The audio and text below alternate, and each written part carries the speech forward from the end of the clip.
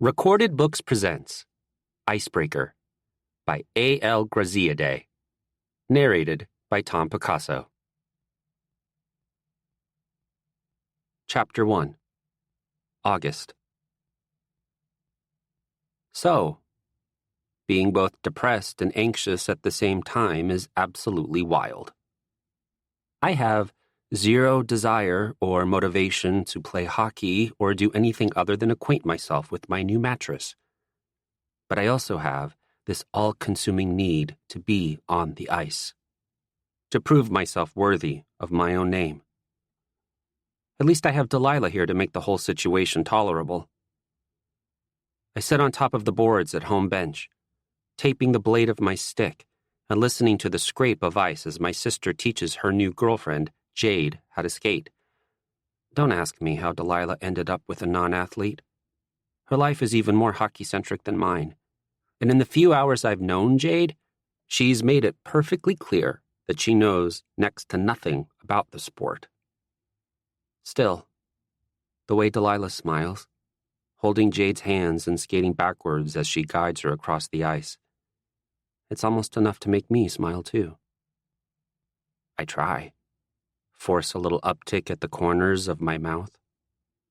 But with banners bearing my name hanging from the rafters, I feel like I'm suffocating under them. Well, not exactly my name. I'm Mickey James III. Hanging from the rafters are two banners that say James and James II above the now retired numbers 7 and 13, waiting for my James III and 17 to join them and complete the trio. At least until I produce Mickey James IV and fourth spawns Mickey James V and so on until there are no numbers left for anyone else and Heartland University is forced to shut down the men's hockey program. Don't let go, Jade says with the barest hint of a southern accent, followed by shrieks of laughter as they both tumble to the ice. Thank God Delilah's wearing shorts under her dress, or I would have had to gouge my own eyes out. I tear the tape off and set the roll next to me on the boards, trading it from my phone and resting my stick across my lap. Obligation forced me up the hill to the arena and into my skates, but apathy overpowers my will to step onto the ice. There's a couple messages from my best friend, Nova, waiting for me when I unlock my phone. Nova. Hey, babe. How's day one going? I look out the floor-to-ceiling windows behind the away goal, the gap in the seats offering a view of Cayuga Lake down the hill, sunlight glinting off it like glass. Heartland's old stone and brick buildings peeking through masses of trees. If I were anyone else, I might be thrilled to be here right now, on this gorgeous campus, days before the start of my freshman year of college. My entire future laid out at my feet. But because I'm me, all I can think to say is, Mickey, kill me now. I will pay to fly you from Paris or wherever the fuck you are just so you can kill me. Nova. Sorry, Your Majesty. You're not that lucky. I narrow my eyes at the Your Majesty. That's a new one. Never should have joined a team called the Royals. I glance up in time to see Delilah haul Jade to her feet. She brushes snow off her leggings, and I notice paint stains on her hands, vibrant blues and reds on her dark skin. That's right. Delilah mentioned she was an artist. Delilah, my total jock of a sister, dating an artist who didn't even know what a celly was until Delilah demonstrated her go-to goal celebration, the dice roll, because she is that kind of hockey jock, 10 minutes ago. It's a side of her I never thought I'd see. Think you're ready for some 2-on-1? I call out, my voice rough with disuse. Jade startles like she forgot I was here, which I can't blame her for, but her shock melts into an easy grin as she holds Delilah's arm for support and stretches her back. Sure, I'll just sit in the net or something, because I can't even stand on ice, apparently. Once you get over the fear of falling, you'll pick it up in no time, Delilah says. She guides Jade back to the bench for a break and leans against the boards next to me. I'm more interested in watching the two of you. Jade says from behind me on the bench. I want to see real hockey players in action. Delilah looks at me, the bangs of her excessively long bubblegum pink hair hanging in her face. I watch her gaze linger on the dark circles under my eyes, her lips pressing together in a thin line. She probably thinks I'll collapse as soon as my skates touch the ice, but really, this is just how I look all the time now. Ever since the NHL entry draft ended in June, and the focus shifted over to next year's prospects, over to me and Jason Caulfield. Everyone's projected top 2. With my anxiety at its peak, sleep's been pretty hard to come by. But I don't like the concerned look she's giving me. I slide off the boards and out to center ice just to get away from it. The smell of a hockey rink is pretty much universal. I close my eyes and breathe in the cold, clean, hockey-scented air, and I could be at any arena in the world. KeyBank Center, where I was pretty much raised back in Buffalo. USA Hockey Arena in Michigan, my home for the past 2 years. Heartland's Giancarlo Alumni Arena is probably twice the size of USA Hockey Arena, with alternating sections of black and purple seats and 2 levels and an honest-to-God overhead jumbotron with 4 screens for replays and live gameplay. I've played in NHL arenas before, but only for special games. This will be my first season having a home rink as nice as this. Everything's okay. Everything is going according to plan. I have no reason for sleepless nights, no reason to be so damn miserable all the time. As soon as the thought crosses my mind, laughter echoes from down the tunnel to the locker room, like a challenge I have to brace myself for. My new captains step out of the tunnel first, seniors named Luca Cicero and Maverick Kovacis, known as Zero and Covey, according to the team group chat I got put in against my will over the summer. I half expect the entire rest of the team to come barreling out behind them, but only one other follows. The world narrows to a pinpoint as he steps into view. And for the first time in my life, I truly understand how it feels to be stuck between fight or flight. Jason Caulfield. I must have committed some heinous crime in a past life to be punished like this. Stuck on a team with my greatest rival, the biggest threat to my number 1 draft spot, my primary source of heart-wrenching anxiety. The captains stop at the bench to talk to Delilah and Jade for a minute, giving them hugs and asking about their summers. Jason steps past them, taking it in with pure wide-eyed awe on his face. When his eyes lock on me at center ice, the soft curve of his smile sharpens into something wolfish. I've never worried much for my draft spot. I figured as long as I kept playing my game, I'd be safe. But in this moment, with Jason looking at me like he's ready to devour my every hope and dream, I start to sweat. This is going to be a long year. Last time I shared ice with Jason Caulfield, the national team development program and I routed his Green Bay Gamblers 6-1. I put up a hat trick, and he scored the only Gambler's goal. He must still be holding a grudge, because he won't get off my ass now. I pick up a loose puck at the benches, and he's in my space a split second later. I turn to put my body between him and the puck, and he pushes a fist into my back, reaching for the poke check. I turn again, pulling the puck along the boards back in the direction I came from. He recovers pretty quick, but my speed is one of my greatest assets. I make the pass to Delilah at the blue line, and Jason shoves me before taking off to back check. The next time, he doesn't bother with the puck and just slams me into the boards. The glass rattles, and I hear Jade's gasp from the bench. I bite down on my mouth guard and trap the puck between the boards with my skate to keep it out of his reach, but I mean, he's more interested in being an asshole than playing hockey at this point anyway. "When's the last time you smiled?" he says. I shove my hip into him and get enough space to kick the puck out to Zero. Jason doesn't let up. chirping me whenever he's in earshot and throwing his body into me every chance he gets. Delilah bumps my shoulder as I catch my breath after one particularly rough hit.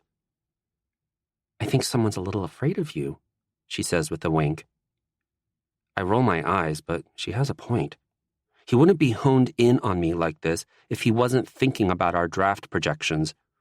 So I put up with his antagonism even when he makes a jab at my size and says, "You gotta buy kid skates or what?" That one almost gets me. It's not like I'm that short. Perfectly average, actually. Okay, maybe a few inches below average for a non-athlete. Most hockey players have something like 8 inches on me. But Jason only has 6, so it's not like he's the tallest guy on the ice either. He gets around me and puts the puck top shelf, right through one of the holes in the corner of the shooting target, and when he looks at me, his smile is small and cocky, his stick resting across his hips as he glides on one foot back to the rest of us. Delilah's on the bench with Jade now, explaining the game to her as it plays out in front of them. Might as well give her a lesson in chirping. "Who taught you how to tape a twig?" I ask. Jason's got a single strip of black tape along the bottom edge of the blade and white tape from middle to toe. It's the most atrocious tape job I've ever seen. He plants the butt of his stick on the ice and practically cradles the blade, drawing a finger along the black strip. This gives me enough grip to catch a pass while also being thin enough to give me a better feel for the puck. He jabs at the white tip. This grips the puck right before it comes off the shot and gives it a wicked spin. I raise an eyebrow at him. "Makes you look like a duster." The corner of his mouth twitches and my heart stutters like I'm in danger. Makes me play like a first overall draft pick. I let out this quiet little chuckle and shake my head, looking away from him. He's absolutely delusional. "So, that's what gets a reaction out of you, huh, Your Grace?" Jason tilts his chin up, sliding closer. "A challenge to your birthright?" My eyes narrow at the title. First Nova, now him? Does he not realize he's a royal now too? "Trust me," I drawl. "You're no challenge." He gets in my space, towering over me so I have to look up at him. He's taken his piercings out for hockey, but I've seen enough pictures of him off the ice to know exactly where they'd go. Black hoops in his nose and lip. The silver chain of a necklace glitters against his dark brown skin, and even though he's sneering at me, he's got dimples that make me want to punch myself in the face. I refuse to give him ground, even with my heart racing and palms sweating in my gloves. Before he gets a word out, Zero skates up and says, "This is hockey time, boys. You can make out later." Jason backs away from me so quickly, there's no way he sees how my cheeks flush. He gets even more aggressive with his checks after that, and I'm just glad we all decided to gear up for this. It takes all my power to keep my expression neutral. I'm doing a pretty good job at it until Jason clips me on the shoulder after a goal and almost sends me sprawling. I barely keep my feet under me, and that's about as much as I can take. "What's your deal?" I ask. I manage to keep my voice just as dead as he expects it to be, but I twist my grip on my stick, heart pounding. "Mad you're not the best player on your team anymore?" Jason tilts his head to the side, putting all his weight on one foot and casually slouching his shoulders. "Nah. Just thinking about how much you don't deserve to be here." I pull my head back, screwing my face up in confusion. What's that supposed to mean? I mean, there's hundreds of other guys that'll never get to be here because you're taking up their space with a scholarship you don't need, exposure you don't need. You have no reason to be here. I scoff. Okay, buddy. I am officially done with this. I turn to head off the ice. But Jason hooks gloved fingers under my practice jersey and tugs me back to him. It feels like I'm about to combust. I grip my stick so hard my knuckles ache. I worked for this too, I snap. He laughs, but it's this bitter, angry sound. I've never dropped the gloves for a fight before, but man, I am so beyond tempted right now. Yeah, he snaps back. You had to work real hard with a name like that. I shove him, a full-on cross-check to the chest with all my weight behind it. He barely budges. He pushes his fingers through the cage of my helmet and yanks my head toward him. I keep my stick across his chest, but he pulls me close enough I can smell his sweat, see it on his face.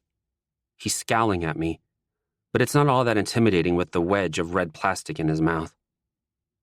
The sound of skates on ice cut through the adrenaline pulsing in my head as Zero and Covey pull up next to us. Jason and I keep our eyes on each other when they get their arms between us and push us apart. Jason doesn't let go of my cage until he absolutely has to, almost pulling my helmet clear off my head. You superstars need some privacy? Zero asks. 'Cause it looks like some kinky-ass shit is about to go down here. Or some serious maiming, Covey adds. Zero looks at him and tilts his head, shrugging one shoulder. They're interchangeable for some people. He turns back to us and shakes his head like he's got to reactivate his captaincy. He holds an authoritative hand out in front of him. The point is, you two need to drop this ego garbage. Your draft projections mean nothing on this ice, in these jerseys. Capite? Jason rolls his shoulders back, standing at his full height so he's looking down his nose at me. Just getting to know each other. Save the getting to know each other for when you've got a few drinks in you. Zero heads back towards center ice and motions for us to follow with another head tilt. I don't move until Jason does, skating past me with one final knock of his arm into mine. I roll my eyes and follow them, watching Jason in front of me the whole way. Even after all that, he skates with this kind of grace that can almost rival Mom and my sister Nicolette. And they're both goddamn Olympic figure skaters with about a dozen medals between them. Jason belongs on the ice. He loves hockey.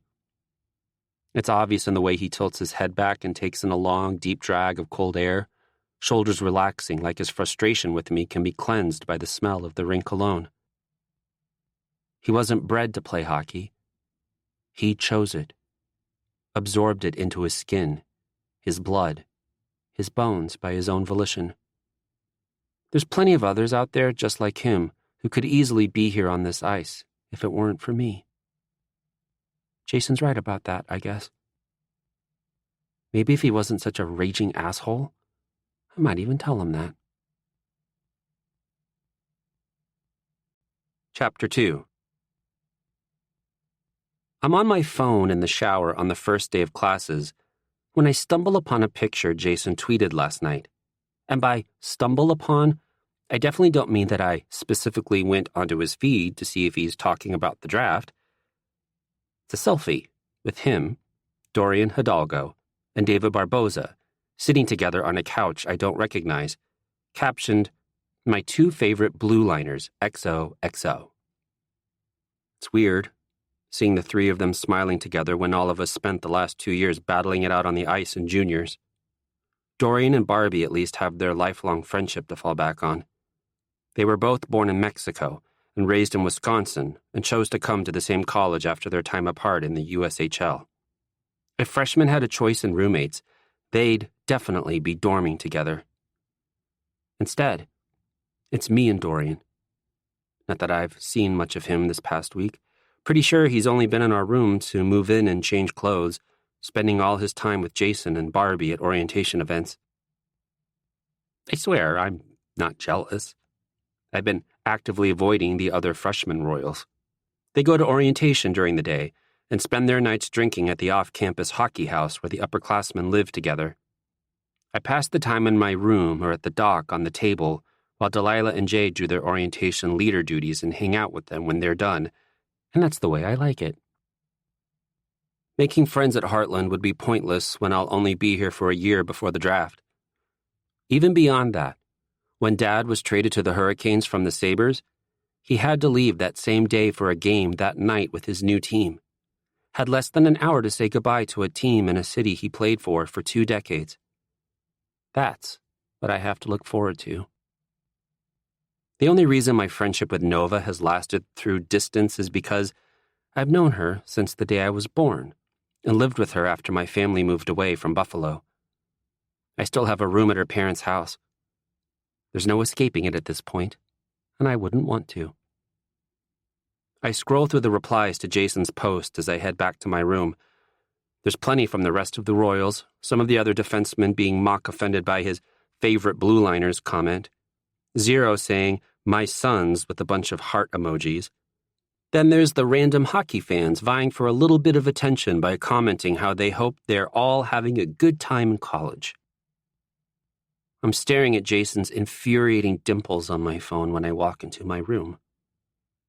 Jason and Dorian are sitting on Dorian's bed, a laptop open with angry-sounding music screaming from the speakers. I jump so high, I almost fling my phone into the sun, but they're too caught up in their conversation to notice. They look like budding best friends with their all-black clothes and tattoos. "Dude, I am so relieved," Dorian says. "I thought I'd be missing out on shows here." "Yeah, looks like they don't got a barricade either," Jason says, squinting at the screen through black-rimmed glasses. "We can get right up in their faces." "I've never been to a venue like that. All the ones back home, the stages were shoulder height and barricaded with this huge gap." "Once you experience a place like this, those other ones won't even be worth it to you." Jason nods his head in my direction. "Your Grace?" I clench the towel tighter around my waist. "That gotten old yet?" He shrugs. "It's fitting. Zero wants to call you terzo, but you gotta earn it first. It's Italian for third, apparently." Right. I was Jamesy on my last team. At least Zero's a little more creative, turning that pretentious little third at the end of my name into something decent sounding. Still, I roll my eyes. "He Google Translate that?" "His grandma's from Italy. You'd know that if you ever joined us for team bonding. He never shuts up about it." I glance at him. His words are light and carefree, but the pinched look on his face says he'd rather shave with a power sander than keep talking to me. "Wait, didn't your mom skate for Italy?" Dorian asks. "Do you know Italian?" I nod slowly, and they both look at me like they're expecting me to go into some Italian soliloquy or something. I keep my mouth shut and duck behind my dresser for some privacy as I get dressed. I'll be changing in front of these guys daily once practices start, but something about being in my room instead of the locker room makes it feel, I don't know, weird. Yeah, this is Dorian's room too, but I've had it to myself while he's been spending his nights at the hockey house, so it almost feels like he's intruding. "Okay," Dorian says, drawing it out for a few seconds. The bed creaks, and I hear the snap of his laptop closing. It takes a moment for the music to die, and he's quick to fill the quiet. "Terzo's a pretty sick nickname, though. Better than Hildy. Like, I don't get it. There's not even an L there. Please, if you like me even a little, just call me Dorian." "For the record," Jason says, "I suggested Dollface." Dorian snorts. "That one's actually not bad. I gotta head out, though, man. First ever college class is physics. Resta por mi." That's what you get for majoring in astronomy. Dorian clenches his hands in front of himself and pulls a face that makes the tendons in his neck pop out. "I just love space so much," he says through his teeth. He heads for the door with his backpack slung over one shoulder. "Why can't I skip the math and just look at the stars?" There's a panorama of the Milky Way breaking up all the metal bands and hockey posters above Dorian's bed. I've seen it every day for the past week and never realized it was anything more than aesthetic. I spent 2 years with the same players in Michigan, but don't have a single one of them saved in my phone or added on social media. Honestly, that doesn't bother me as much as the thought of not knowing a single personal thing about my own roommate, of wasting my 1 year of college. It's not until Dorian gets all the way to the door that I realize Jason's not following him. "What?" I ask when we're alone. Jason sighs, long and loud and tortured. We got algebra together, apparently. Zero and Covey are forcing me to walk with you. I blink at him. What is this, the buddy system? Why? He gives me a look as blank as my own, and I can't hold up against it. I turn to the mirror and comb my fingers through my hair in a vain attempt to tame my curls and stick a pen behind my ear. I head out the door without warning and let it close on Jason just to buy myself a few extra steps alone. He seems unaffected when he catches up, falling into step beside me. Delilah and I are taking this algebra class together. We both suck at math, so it's not like it's going to help either of us, but it's better than suffering alone. Now, it's going to be pure torture. I'd gotten used to campus being pretty quiet with just the freshmen and fall athletes here for the most part. Now, we have to squeeze past other people crowding the narrow, curving paths from the dorms. Heartland's small for a D1 school, but there's still enough people screaming at the sight of one another and laughing and hugging like they've been apart for years that it gives me a headache. Seniors are gathered on the hill outside the Summer Student Center in their black robes and ridiculous costume sunglasses, drinking alcohol out of their class mugs and heckling the freshmen. I keep my head down after spotting Zero and Covey doubled over in laughter, already wasted at 10 in the morning. We're past most of the noise and starting up the hill to the Stratton Science and Math Hall when Jason finally speaks up. So, what are you majoring in? You know what sucks the most about this? I know he doesn't really want to know. His voice is so dead. He doesn't even glance in my direction as he asks. I know he's only here because our drunk captains want us to stop being so hostile before practice starts. But that doesn't stop my heart from stuttering or my palms from sweating at the weight of his attention. Nothing, I say. So, what? Undecided for now? Testing the waters? I look at him. He's got a tight grip on his backpack straps, chewing hard on his gum. There's this heavy feeling in my chest, like I know exactly what he's getting at. Not here for a degree, I say slowly, keeping my eyes on him the whole time. He reacts exactly like I expect him to, finally looking at me with disdain all over his face. Should have gone CHL then. Why bother coming to college if the NHL is such a sure thing? He kind of has a point. Playing in the CHL would let me focus solely on hockey instead of wasting time on classes and homework. But Heartland is a James family tradition. I didn't have much choice. I adjust the pen behind my ear and turn my eyes back to the sidewalk. My face is starting to feel hot, and not just from the late August sun. I could ask the same of you. The NHL has never been a given for me. I scoff. You've been a top prospect for years. It's a given. James. He says my name like it causes him physical pain, all strained and raspy. I already had one career-threatening injury. One bad hit's all it'll take for me to lose this. Then there's the fact that less than 1% of men's college hockey players and 2% of NHL players are black. I haven't been set up for superstardom like you. I take a deep breath and let it out heavily through my nose. I can't argue with that. You realize, like, half our team's been drafted, right? Jason goes on. I wonder how he would have gone about flipping out on me if I'd answered that first question differently. Because this was obviously his plan from the start. Hell, Dorian went second round to the Kings, and he's still declaring astronomy. You might as well have a backup plan for when that legacy blows up in your face. One bad attitude can sink an entire team. No one's going to risk that for your name.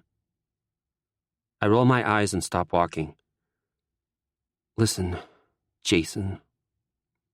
He faces me with his arms crossed and eyebrows pinched. We don't have to do this, I continue, voice hoarse.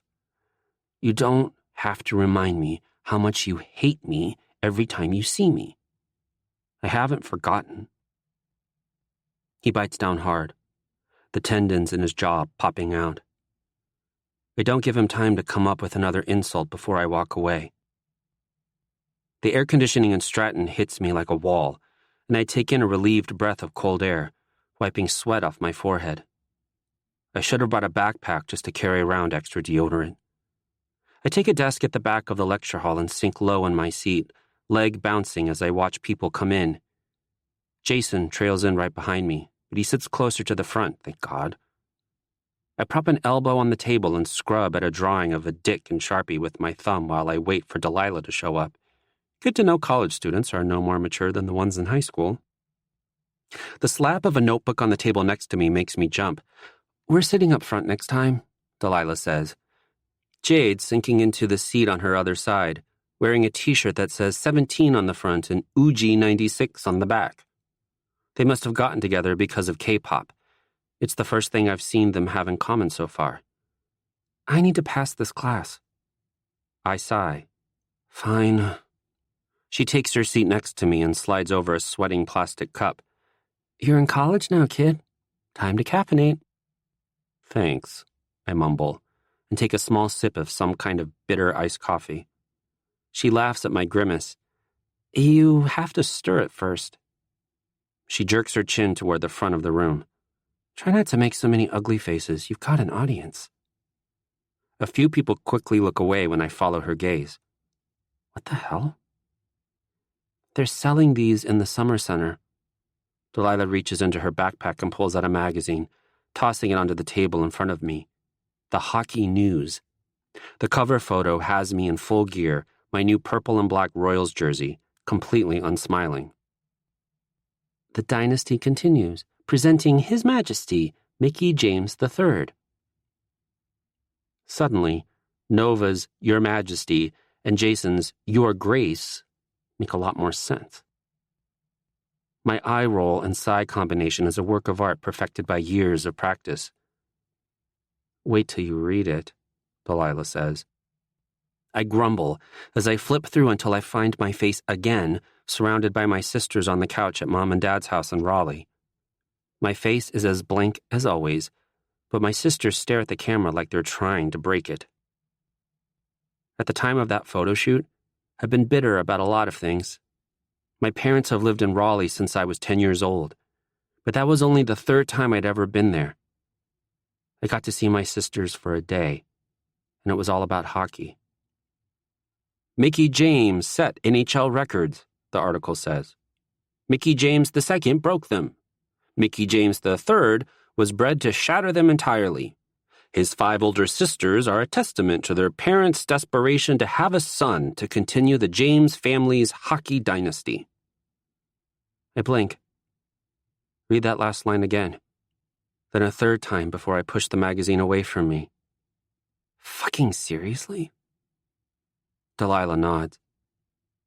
That's the only mention of any of us. I mean, they do say Bailey and me are at Heartland too, but they don't talk about Michaela's SID job or Nicolette's medals or Bailey's lacrosse championship or Madison's coaching. Or your Patty Kazmaier. Delilah was literally named NCAA Women's Hockey's MVP last season. This is the Hockey News. They should probably mention something like that. Delilah shakes her head. Nothing we do matters. We only exist because Mom and Dad were desperate for a child with a Y chromosome. Jade tisks from her other side, stirring her own iced coffee with a metal straw. That is an inaccurate indicator of gender, and you know it. Speaking from their perspective, Delilah amends. The two of them start talking about a gender studies class they're in together, and I drag the magazine back to me and give it a rage read while waiting for the professor to show up. I skim through comparisons of Dad and me, how we were both too young for the draft coming out of high school, spending a year at Heartland in the meantime. Of course it has to bring up my height because the hockey media is so obsessed with how tiny and adorable they think I am.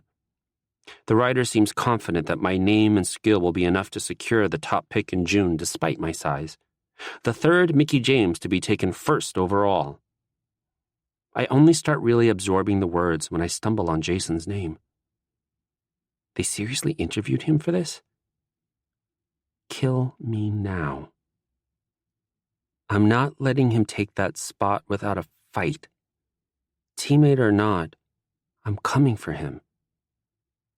This dickhead, I mutter. What, you scared? Delilah says. She raises her hands in mock surrender when I glare at her. He's sitting right there.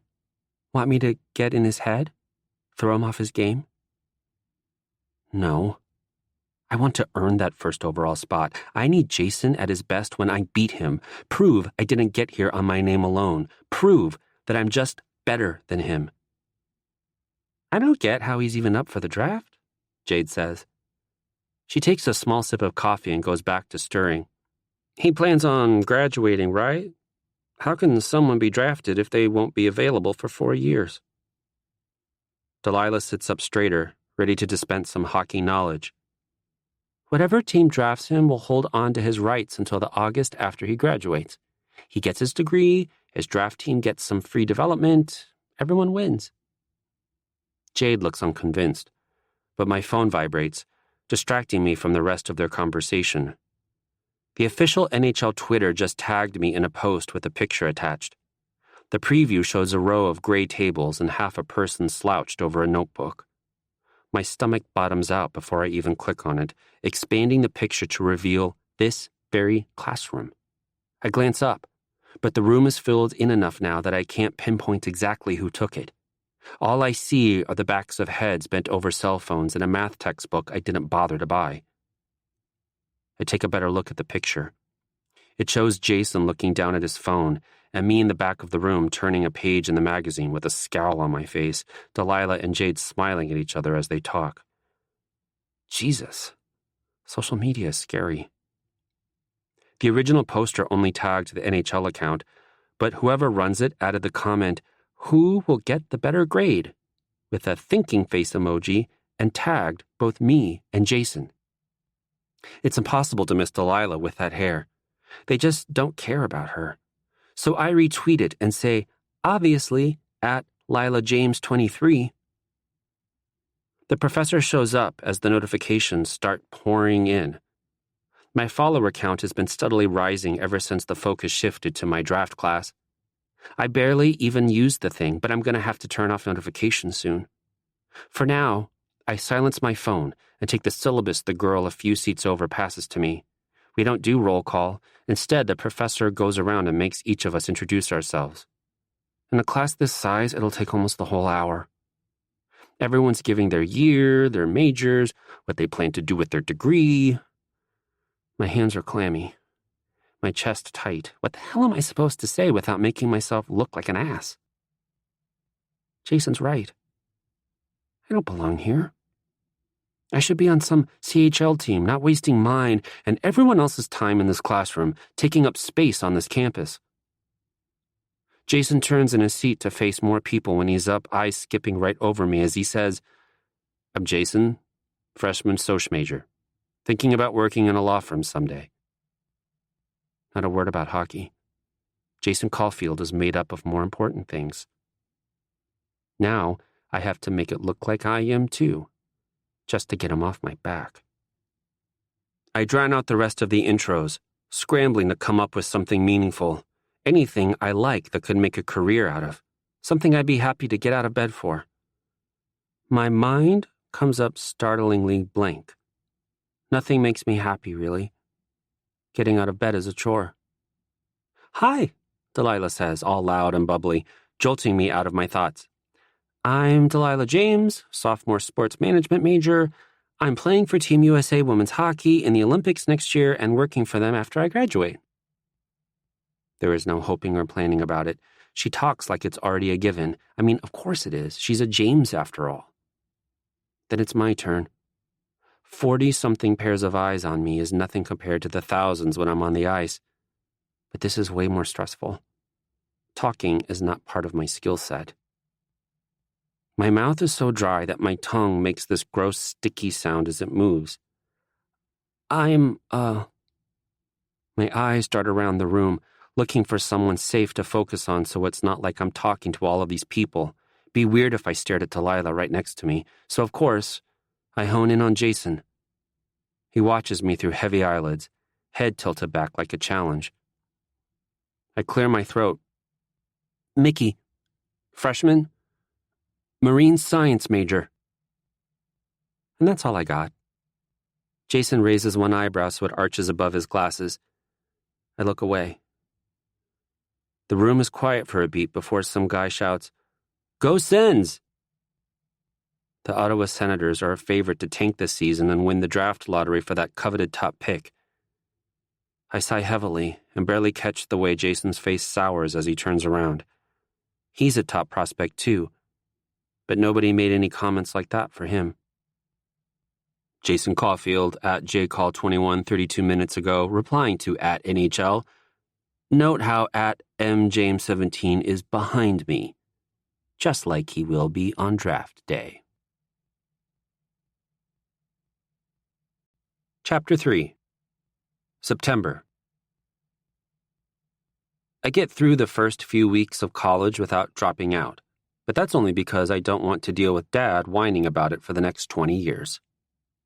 We got team lifting in the morning, followed by team breakfast in the players' lounge.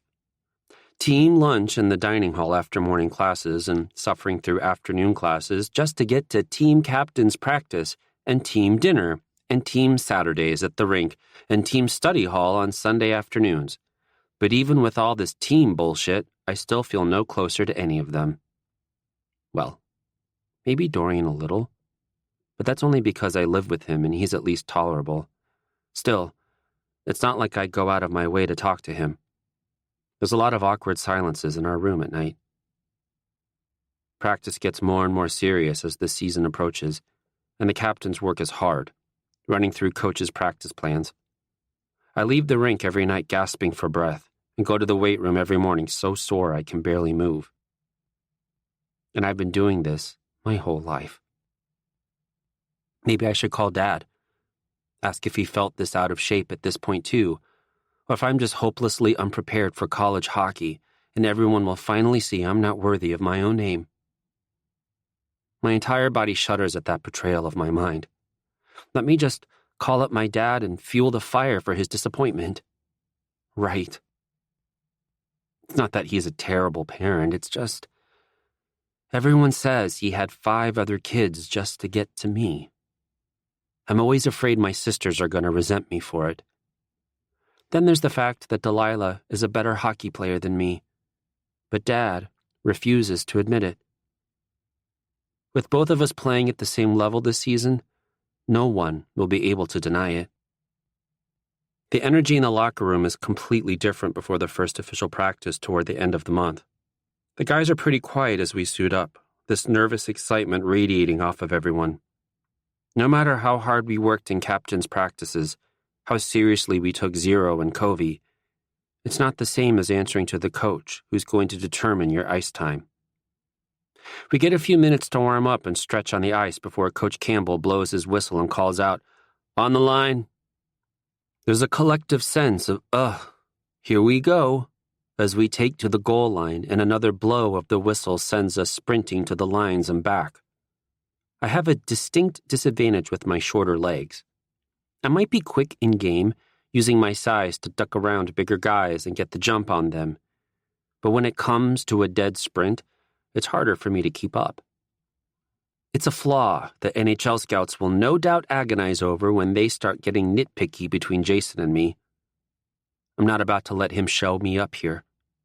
I push myself to the point of collapse, the taste of iron in the back of my throat, but I still end up a couple strides behind him.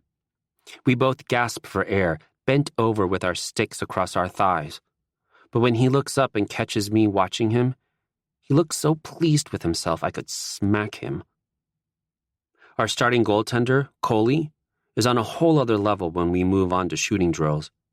He was pretty good during captain's practices, but under the scrutiny of his Olympic gold medalist goalie coach, he stepped it up. His reflexes are so quick it's mildly frightening, and he makes it look so easy, I'm half tempted to put on the pads and try it for myself.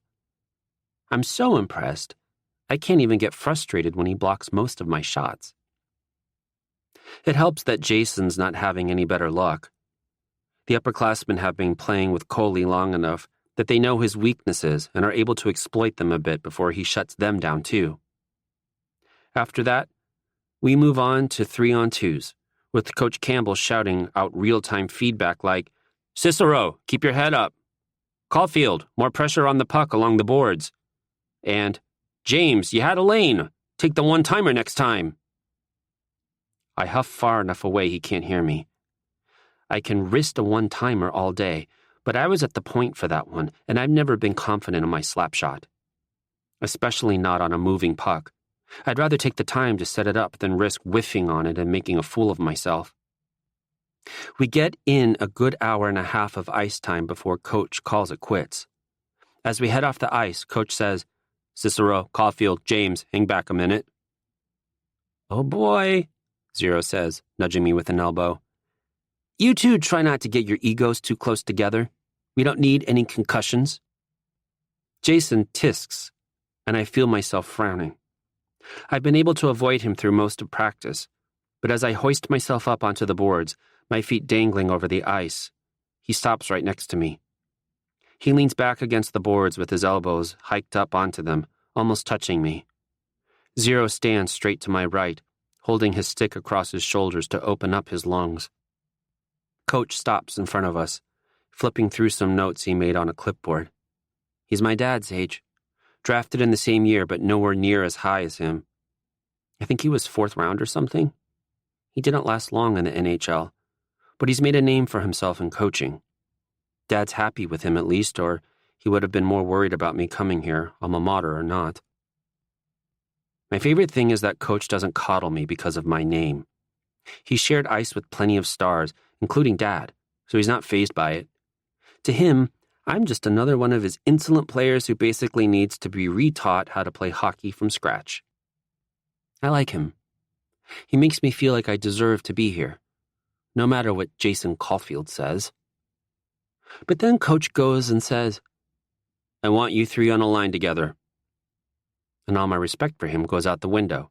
Before I can voice my concerns, he adds, "Cicero, left wing, Caulfield, center, James, right wing."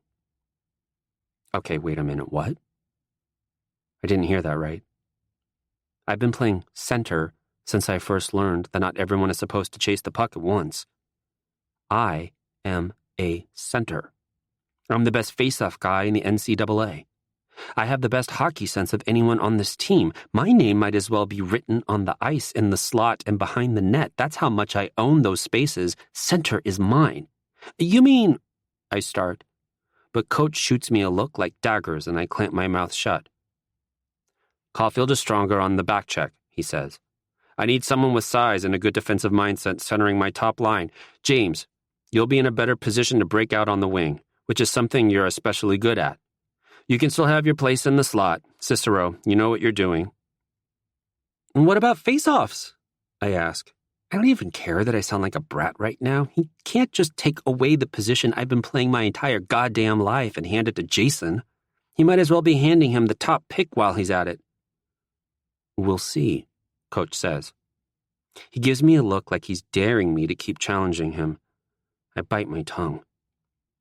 Coach goes on to giving us our roles on power plays and penalty kills, and I'm on the second PK unit like, what the hell? I twist my grip around my stick and refuse to look Coach in the eye. I can practically feel the smugness radiating off Jason. "I need someone with size," he said, like teams haven't been relying on me in spite of my size my entire life. As if I'm not the NHL's top prospect at 5'5". That's unheard of. But here he is acting like he knows better than NHL Central Scouting. It eats at me for the rest of the day and well into the next. What gives Coach Campbell the right to decide where I play, how I play? He didn't even make it 5 seasons in the NHL. His team is nothing more than a stepping stone for me. Now I know what people mean when they say their blood is boiling. We might as well be walking through drills at practice the next day, but my face burns and sweat prickles my forehead. Rage goes through me in waves. I have never been this angry in my life. I keep as much ice between me and Jason as possible, but he's determined to make my life hell. It's probably 20 minutes into practice when he shoulders into me between drills and taps my skate with his stick. "Serious question," he says. "How long's your twig?" 38, right? "Yes," I deadpan. "Sure. Of course I use a stick sized for actual children. If I play along, he'll get bored and leave me alone. That's how it works, right?" Except he smiles, leans back so his weight's on one foot, all casual and cocky. "I'm thinking about shortening mine a bit." He tilts his head and looks at me out of the corner of his eye, his smile turning vicious. "Might help me out at center." Hatred surges through my chest, a flash of heat that has me seeing red. I lash out before I can think better of it, the satisfying crack of Jason's stick breaking under mine almost enough to calm me down. He wanted it shortened. Well, now it's fucking shortened. He keeps down at the snapped shaft in his hands, the other half on the ice at his feet. Someone shouting, "Hey, hey, hey!" as the team closes in around us, but all I see is Jason. He slowly lifts his eyes to me. His lip curls a second before he throws down what's left of his stick and shoves me so hard into the boards my breath wheezes out of me. His hands twist in my jersey and pin me back against the glass. I reach up, heart thundering, and grab him by his cage, pulling down hard enough to break his neck. "You little shit," he snarls. "Fuck you," I snap. Someone tries to pull him off me, but both of us tighten our grips, not even really fighting, just pushing and pulling and raging and hating until arms loop under his armpits and haul him back, both of us holding on until we can't anymore. The guys fill in the space between us, holding us back, forcing us to glare at a distance. I know Jason hates me. He's made it perfectly clear from the moment we met. But I've never seen it like this, written so obviously on his face. The tendons in his neck popping out, his whole body straining like he's ready to lunge as soon as someone gives him some slack. There's a flash of something hot and dangerous through my chest. I feel my eyes widen, my heart stutter. Jason makes being violently pissed off look good. I shove down the thought as Zero pushes through the team and stands between us, red-faced and fuming. "The fuck is your problem?" he shouts at both of us. Neither of us answer. "Forget you're on a team now?" He looks back and forth like he's waiting for one of us to speak up just so he can cut us off and yell some more. He'd make a good coach. I glance past the crowd of my teammates to see the real coaching staff gathered at center ice, arms crossed as they watch their captain handle this. Jason drops the sneer, but keeps his eyes narrowed and focused on me. Zero scoffs with disgust. "I can't believe I have to share a line with a couple of children. Get off my ice." There's a moment of disquieting silence. A lack of sound fully out of place in an arena this size. Jason keeps looking at me with a murderous intensity. I do everything in my power to return with apathy. I get more satisfaction out of seeing him turn away first than I ever have from anything else. He shrugs the arms off him and grabs for the broken halves of his stick. I let him get a few strides ahead of me before following, keeping my eyes down as we passed the coaches. They let us go without a word, apparently trusting Zero's judgment. We keep our backs to each other as we strip off our gear in the locker room. The sound of him losing that smooth, quiet cockiness and throwing his gear into his stall is the most soothing thing I've ever heard. Nova Vinter. Mickey. Have you ever hated someone so much you want to suffocate them with your own tongue? Nova. Do you not remember 8th grade? Mickey. Fair point. Nova. Who's earned your hate, lust this time? Mickey. You act like it's a common thing. Nova. You hate everyone, MJ, so it's an every-time thing. Mickey. Whatever, just promise not to laugh. Nova. Oh, this is gonna be good. Mickey. I regret this already.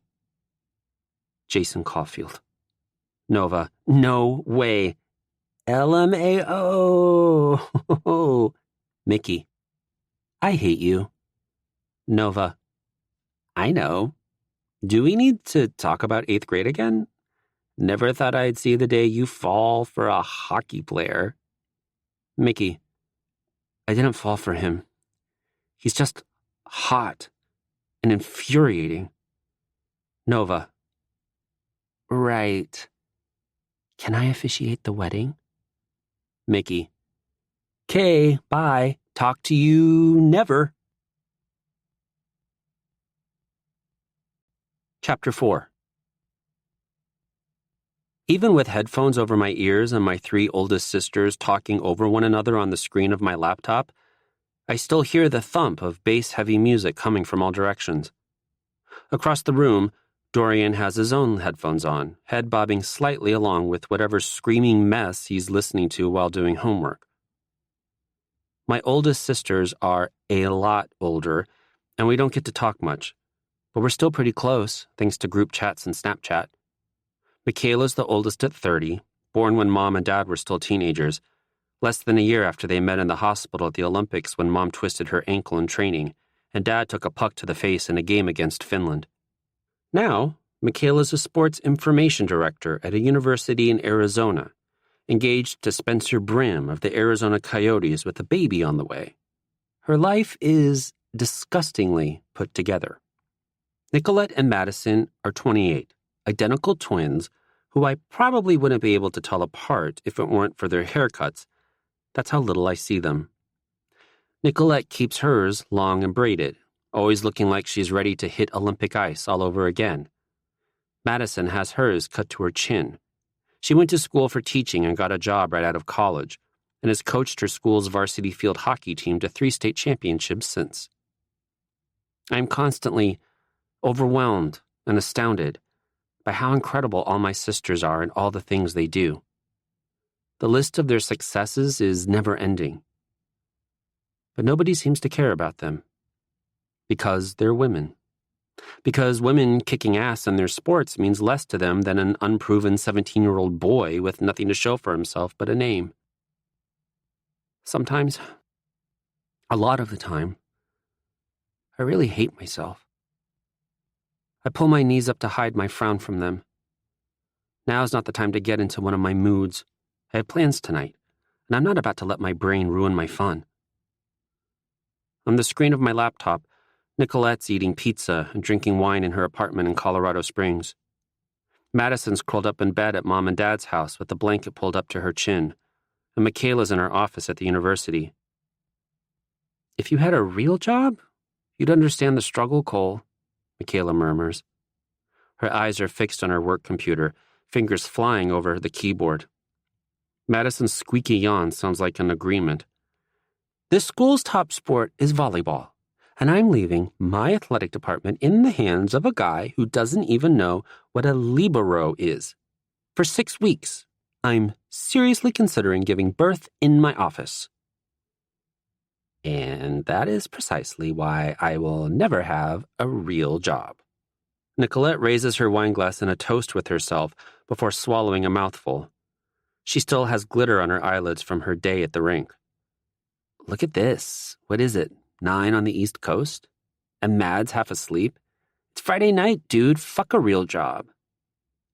And you're drinking wine alone, Madison says, voice as sweet and soft as always.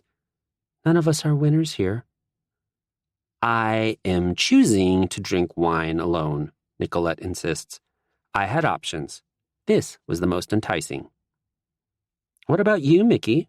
Michaela asks. Aren't you supposed to be at a party with Bailey and Lila? I'm waiting for them to get here so we can walk together, I say. Is that what you're wearing? Nicolette leans in closer to her screen, squinting at me with a slight curl to her lip. I look down at my plain gray t-shirt and jeans. What's wrong with what I'm wearing? Boring, Nicolette says, drawing out the vowels. How are you going to pull college girls looking like that? Nicolette, Madison scolds her. I'm not trying to pull anyone, I say. Ah, right, Nicolette rolls her eyes. Hockey over everything. No distractions. There's a knock on the door, loud and sharp. Before either Dorian or I can get up to answer it, the door opens, and my other sisters, Bailey and Delilah, come striding in like they own the place, Jade following behind them. Bailey's cheeks are red and her hair is a disaster. She's been pre-gaming hard. The smell of alcohol wafts in after her as she takes one look at me and goes straight to my closet without a word, pulling out shirts and dropping them on the floor.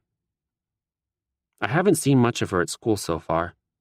She's a thesis-ing senior with 2 boyfriends, Sydney and Kareem, who spent their summer in Europe with USA Lacrosse, so she's been busy catching up with them while she's not working. But I was in Buffalo with her for a couple weeks over the summer, helping her run a youth lacrosse camp, so I've seen more of her than any of my other sisters recently. Delilah and Jade cram themselves onto my bed on either side of me, and Delilah unplugs my headphones when she sees who I'm talking to. I hand the computer off to her and climb out of bed to monitor the mess Bailey's making of my closet. She yanks a black and red flannel off its hanger and shrugs it on over her black tank top, then digs right back in. She's my only sister who's shorter than me, so the sleeves of my shirt hang to her fingertips. "What are you doing?" I ask over her shoulder. Behind me, it sounds like Jade and Dorian are talking about the band posters on his wall, and Delilah is complaining about one of her professors to Michaela, who took the same major as her. "Finding you something to wear that doesn't make you look like a slob," Bailey says. After all that digging and throwing clothes all over my room, she finally settles on a plain white V-neck t-shirt. Seriously, how is that any better than what I've got on? She shoves it in my arms before opening the dresser drawers until she finds my jeans. "We're supposed to stay in tonight?" Dorian says hesitantly, like he's afraid to get on their bad side. "Just tell Zero we took him to the Lax house." Delilah snickers, and Jade gives her an elbow to the ribs like she knows all about the hockey-lacrosse rivalry. Delilah doesn't even flinch, just puts an arm across her shoulders. "He'll love that." "Or don't," I mumble. Bailey throws my tightest pair of black jeans at me and motions for me to change before collapsing over Delilah's and Jade's laps to join the video chat. I miss having us all together in the same room. Such a rare thing. Even being able to hear all their voices at once makes my heart squeeze. I throw on the new outfit plus a hoodie for the walk, and Bailey tumbles off the bed to comb her hands through my hair until it meets her drunken standards. She and Delilah blow kisses at our older sisters, while Jade waves, and I give Dorian the briefest of glances before saying, "Love you guys, bye," closing the laptop and rushing out of the room. I know I'll hear about that display of humanity later. We walk the 2 miles to the men's lacrosse house off campus. Bailey's arm linked through mine while Delilah gives Jade a piggyback ride the whole way. "Sports really are good for something," Jade cheers, pumping a fist over her head. I can't help but smile at them. Even with Jade's lack of a sports background, they're so ridiculously perfect for each other it makes me want to puke. "How are you going to survive the night surrounded by jocks?" Bailey asks. She leans her head on my shoulder, and even though her legs and words are steady now, she'll be struggling with another drink or two. "I'm dating a James," Jade says. "I have to survive a lifetime surrounded by you sports fiends." None of us can argue with that. As soon as we get to the driveway of the Lax house, there's the sound of muffled music and shouting. The smell of weed gets stronger the closer we get, until we find 6 people leaning over the railing on the back porch, passing a vape pen back and forth. A few of them look over their shoulders at the creak of our footsteps on the rickety wood. One of them calls out Bailey's name long and slow. "Save some for me," she says just before we go in the house. We step right into a mass of bodies, people yelling and laughing in every room, the smell of liquor almost overwhelming. The bass makes the air vibrate around us. The music is so loud. One of the lamps is blown out, giving the living room this low-light, dingy club feel. The whole house is packed with both the men's and women's lacrosse teams and some of their friends. Delilah and Jade push their way toward the kitchen, but Bailey sticks with me, introducing me to her teammates and the guys. I've met some of them around campus, and they slap me on the back and offer me drinks. They have my sister on a pedestal as the captain of the women's team and a 2-time Tewaaraton award winner. So hockey fans or not, I'm nothing more than Bailey's brother to them. I have this light feeling in my chest, a rare happiness that comes from seeing one of my sisters be given the respect and recognition she deserves. After a couple hours, I end up squished between Delilah and Jade on a couch that sinks so low we might as well be on the floor. It smells like it's been soaked in alcohol and scrubbed down at least a dozen times over the years. I run a finger along the rim of an unopened beer can while one of my sister's boyfriends, Sydney, leans forward to spread a deck of cards face down around a Black Panther collector's cup, explaining the King's Cup house rules. Bailey and Kareem whisper to each other behind his back, all smiles and hard eyes. The three of them are squeezed onto the love seat across from us, and a bunch more people are on the floor around the table, a few lucky ones snagging an armchair for themselves. This isn't even half the people at this party. But even with this crowd, I can't stop looking over at Bailey, Sid, and Kareem. They've been together since their freshman year, and they're still going strong. Not Bailey and Sydney and Bailey and Kareem. Bailey, Sydney, Kareem. Sid and Kareem show each other just as much affection as they do with Bailey. It's so natural and easy with them, and that's the reason they're the only ones I've come out to besides Nova. Not even Delilah knows I'm bi. Sid and Kareem got lucky with the Royals. Lax bro and hockey culture are notoriously homophobic, but the entire Heartland Athletics department is super vocal in their support of "you can play" and puts up a zero-tolerance policy for any kind of bigotry. Almost makes me feel like I could be open about myself one day. Except, when the hockey media caught wind of Bailey's polyam relationship, it was the most they'd ever talked about her. Everything she's done on the lacrosse field, all her awards and championships, meant nothing. It was only a matter of time before Delilah got outed too. She got a single sentence in an article about college hockey when she led the NCAA in points last season. But when they found out she's a lesbian, suddenly people knew who she was. Bailey and Delilah, the James family scandals. For now. When Dad jumped in to defend them, it was the closest I've ever felt to him. I crack open my beer and take a gulp. Then I lower my head and watch Kareem lean forward to whisper in Sid's ear while Delilah and Jade flirt back and forth over my head and take another one. I swear I'm not jealous. I pretty much have a girlfriend, kind of. I mean, Nova and I promised to marry each other if we're still single by 30. It'll never happen, what with Nova being a supermodel with actual celebrities sending her roses and taking her to dinner in different countries every week. But she's my favorite person in the world. I don't deserve her, and I'd be beyond lucky to have her. I take out my phone and send Nova a picture of the table covered in face-down cards and beer cans as one of Bailey's teammates, Marcy, flips over an 8. "Mate," she says, and immediately looks at me. "Mickey James." Everyone in the room's got something to say about that. I just lift my drink and reach across the table for a cheers with my new mate. Marcy's a sophomore attacker who won Rookie of the Year last year and will probably take over Bailey's captaincy when she graduates. She's a damn good lacrosse player, and she's got dimples when she smiles at me. See? No need to be jealous.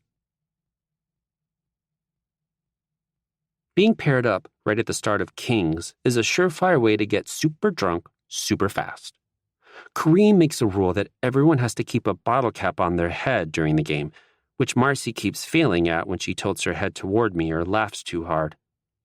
Then Sid makes another rule where we have to say hashtag in front of everything we say, which I just don't want to do, so we both are continuously chugging our drinks. Marcy ends up on the couch next to me at some point, probably around the time Jade climbs into Delilah's lap. She's got her arm draped over my shoulder and her head bent against mine. I turn to say something to her, putting our faces close enough we're breathing each other's air. That's when the back door bursts open and Zero shouts from the other room, "Attention, Lax bros and bras!" Zero, as in Luca Cicero, as in my captain. "You have something that belongs to the men's hockey team," Zero says. "Please, do return it." "Kill me," I mutter, as the clomping of footsteps finds its way into the den. Zero and Covey stand in the archway, taking in the sight of me with the girl practically in my lap. They look like total opposites, what with Zero in his standard floral print, this time on a button-down and the brim of his snapback, and Covey in his blue polo and gray chinos. "Come on," Zero snaps his fingers at me like I'm a dog. "Andiamo! You've consorted with the enemy long enough." I glare at him. I should tell him no, stay right here where I am. But I can't hide from the team forever. After what happened at practice today, it'd be better to face the drama now than let it simmer until the season starts. I push myself off the couch and brace for a second as the rush of my drinks finally hits me. My whole body thrums as I stalk toward my captains. They grin at me like they've accomplished some impossible feat and lead me outside, away from my sisters, away from Marcy, away from a night I was actually enjoying. Covey shoves a bottle of water at me on the back porch. "Sober up, Majesty. You've got a long night ahead of you." I take the bottle. My stomach is rolling, and my tongue tastes like whiskey vomit. At least I'm walking in a straight line. I think. "Are you hazing me?" I ask as we start down the hill back toward the main road. Zero looks straight up aghast at that. "You think we'd risk suspension with a team this good? We've made Frozen Four 3 seasons in a row. This is my last chance at a championship, and I am not throwing it away over some hazing scandal." "We don't haze. We bond," Covey adds. "And you've missed all our team bonding." "I'm not social," I say. Covey gives this kind of bewildered laugh, short and high-pitched. "Which is why we just pulled you out of the Lax house, where Marcy was literally on top of you." I roll my eyes. Whatever. Zero closes his eyes and shakes his head as we pass under a streetlight. "Look, we've got a lot of talent on this team, but that won't matter if one of our best players isn't on board with the rest of us." "Is it because of the royalty garbage? If it makes you that uncomfortable, we'll stop." "That's not it," I say quickly. His niceness makes me feel, I don't know, guilty, I guess. "Then what is it? We can't fix it if you don't tell us." I kick a rock down the hill. There's a perfect view of the lake from here. Hell, there's a perfect view of the lake from most places on and around campus. Part of me wishes I could stay here and get a degree, just so I can keep seeing this every day. "Caller?" Covey asks in a way that says they know. They've just been waiting for me to say it. "No," I say firmly. "No way am I admitting Jason's antagonism gets to me. It's not anything you can control. It's just, sometimes I need a break from hockey. Can't get that hanging around hockey players all the time." Feels like the wrong thing to say. This is why I usually don't talk. Nothing I say is ever right. Zero hums. I'm gonna let you in on a little secret, Mickey. We're more than just hockey players. I'm also a psych student and a volunteer firefighter in the summer. Maverick here? He writes Dragon Age fan fiction. Bro, Covey says. And already has a job lined up with a game developer after graduation. And a bunch of us are also huge nerds who play D&D once a month. I'm a halfling barbarian, Covey says, tilting his chin up proudly. If you spent any time with us, you'd know all this. Because we hardly talk about hockey outside of practice. We need breaks too. Covey sucks air through his teeth with an exaggerated wince. Yeah, about that. Tonight might be a little hockey-centric just because I got some things to work out. Great, I mumble. The hockey house is right on the lake. So close, I can hear the water against the shoreline as we head through the front door. It's nicer than the Lax house, with an actual entryway and an arch that opens to a living room with a big sectional and one of those curved TVs. The floor looks like wood, but feels more like plastic when I take off my shoes. There are so many sneakers piled at the door, I doubt I'll be able to find mine when I leave.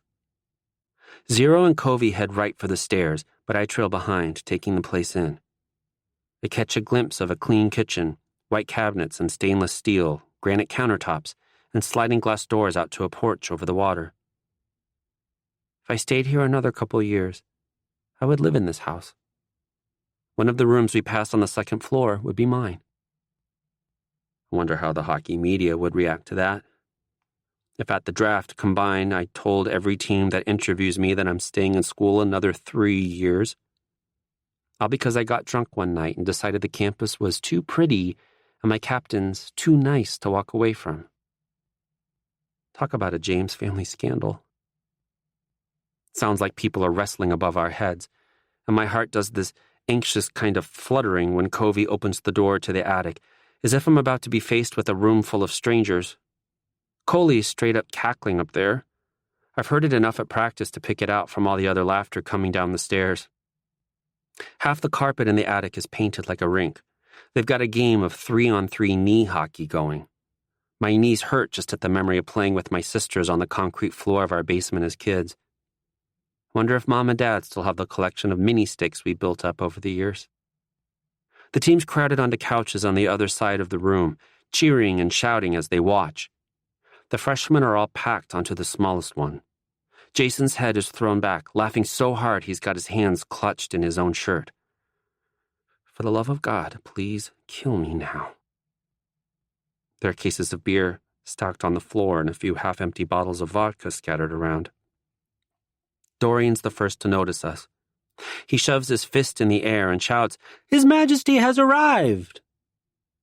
My face gets hot when they all look at me and start cheering. Doesn't help when I catch a glimpse of Jason's dimples before his smile vanishes at the sight of me. "Put him on the rink," someone shouts. The knee hockey game is ended with our interruption. A few of the guys who were playing lie breathless on the floor while the rest of them go for the alcohol. "He's used to being that close to the ground." They all laugh again. I roll my eyes. Zero shoves my shoulder and says, "Join the rest of the rooks on the shitty couch, if it pleases your Majesty." Jason keeps his eyes on me as I make my way over, a hint of that burning rage from earlier sparking in them while I try to keep my expression blank. My eyes feel too wide and my mouth is dry. My heart still doing that sick butterfly thing like a 10-year-old faced with his first real crush. I blame the alcohol. I sit on the arm of the couch and try not to act too surprised when Dorian leans over and punches me in the shoulder.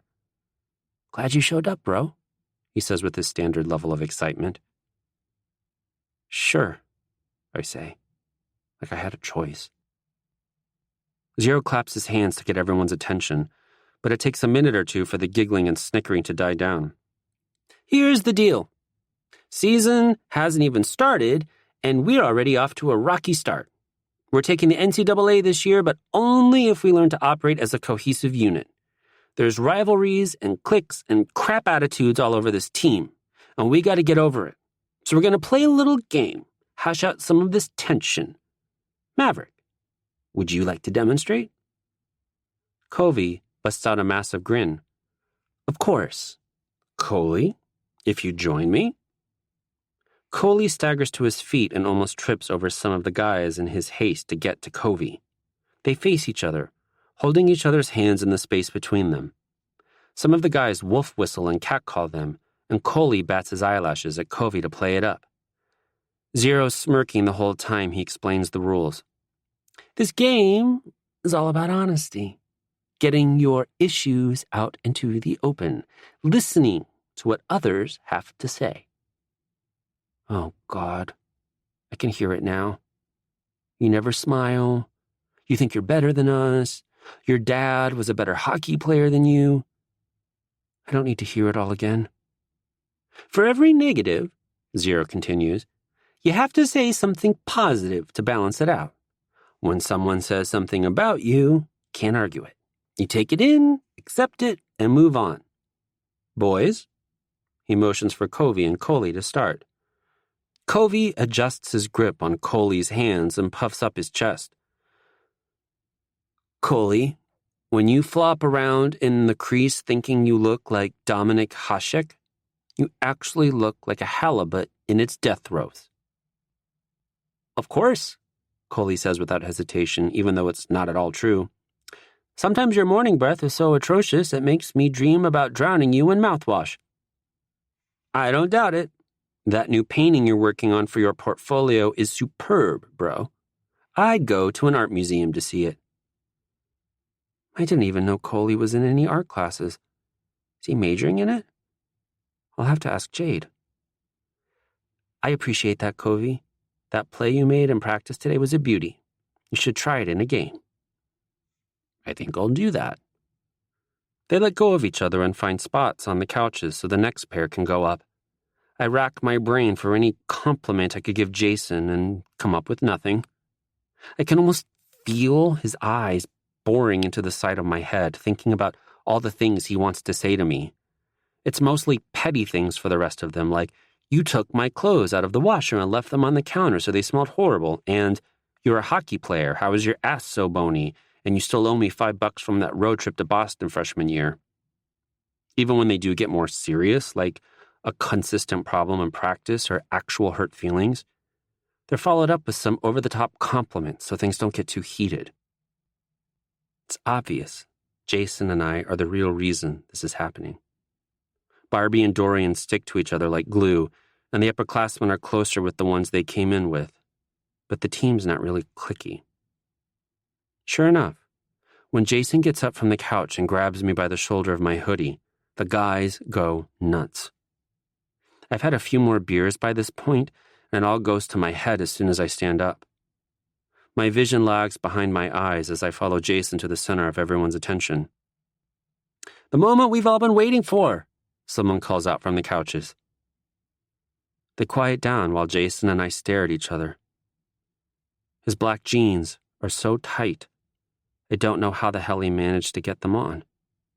He's cut the sleeves off his band tee, so I get a good look at his skin through the open sides of his shirt, the bold black tattoo along his rib cage. A dead-looking tree rising from overgrown black shrubbery. The shadows of more dead trees in the background, crows rising from the branches. It looks like scenery from a horror movie, but it's also kind of hot. That, on top of the black hoops in his nose and bottom lip, the black-rimmed glasses, the stretched ears, and, oh my God, my mouth is dry and he is literally watching me check him out. I avert my eyes down to the floor between us, clear my throat, and try to build up some saliva in my mouth. And that's when Jason's hands come forward, palms up, inviting me to hold them. He's got calluses on his palms, right below his fingers. His fingers are long enough they could probably wrap all the way around my wrist, and the veins in his forearms stick out, drawing my eyes right up to the curve of his biceps, and this is not the time. His hands are warm, his grip strong, and I finally reach for them. God, I hope he can't feel me shaking. Your Grace, he says. I look up at his face. Your slap shot is the most pathetic thing I've ever seen in hockey. Okay, yeah, I can't argue with that. I lick my lips. Try not to let my voice croak too much when I say, right. Jason, your hesitation to go for loose pucks along the boards is going to lose us games. His eyes narrow. I've hit a sore spot right out of the gate. Of course, he says through his teeth, like he has to keep himself from snapping it at me. Delilah is a way better hockey player than you. I scoff. That's the truest thing anyone has said tonight. Obviously, you're weak on the backhand. Sure. You skate like you're trying to chop the ice with your blades. Totally. You're way too overconfident in your stick handling skills. You have the worst case of little man syndrome I've ever seen. You chew your gum too loud. You're soulless. You're an asshole. We rattle off one jab after the other, barely pausing to catch our breaths, hardly taking in each other's words before throwing our own back. By the time we get all our hatred out, our hands are sweaty, and we're both breathing like we've been hurling fists instead of insults. Jason is glaring with narrowed eyes that are probably a mirror of my own. The rest of the team is quiet around us. There was none of the laughter or goading like there was when everyone else was up here. If it weren't for the pop of beer cans opening, I probably would have forgotten they're even here. Someone clears their throat, but Jason and I only have eyes for each other. You guys owe each other like 30 compliments now, Zero says. Jason swallows. I watch his throat move with it as he adjusts his grip on my hands. I almost try to pull away, to wipe the sweat on my jeans, to make this less awkward. But he's not letting go. My hoodie's not doing me any favors, trapping the heat that flushes my body every time I acknowledge the fact that I'm holding Jason Caulfield's hands. I just hope they all blame anger for how red my cheeks must be. Neither of us says anything for a minute. I'm not about to go first. He started with the insults. He can start this too. Jason shifts his weight from foot to foot. You got a decent wrister, I guess.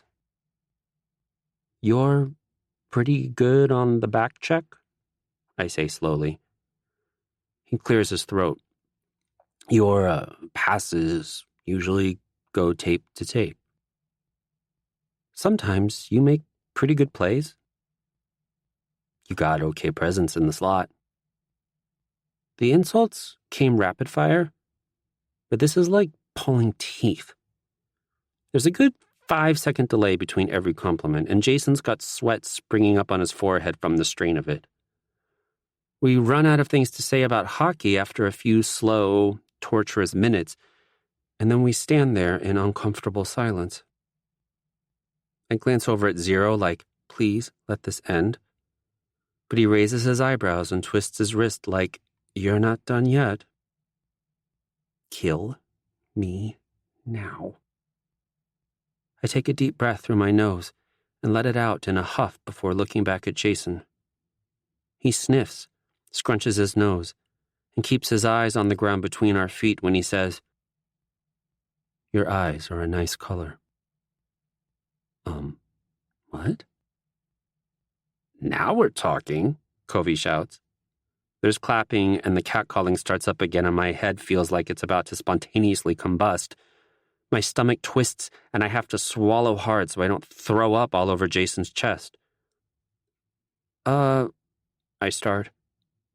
How am I supposed to follow that up without giving myself away?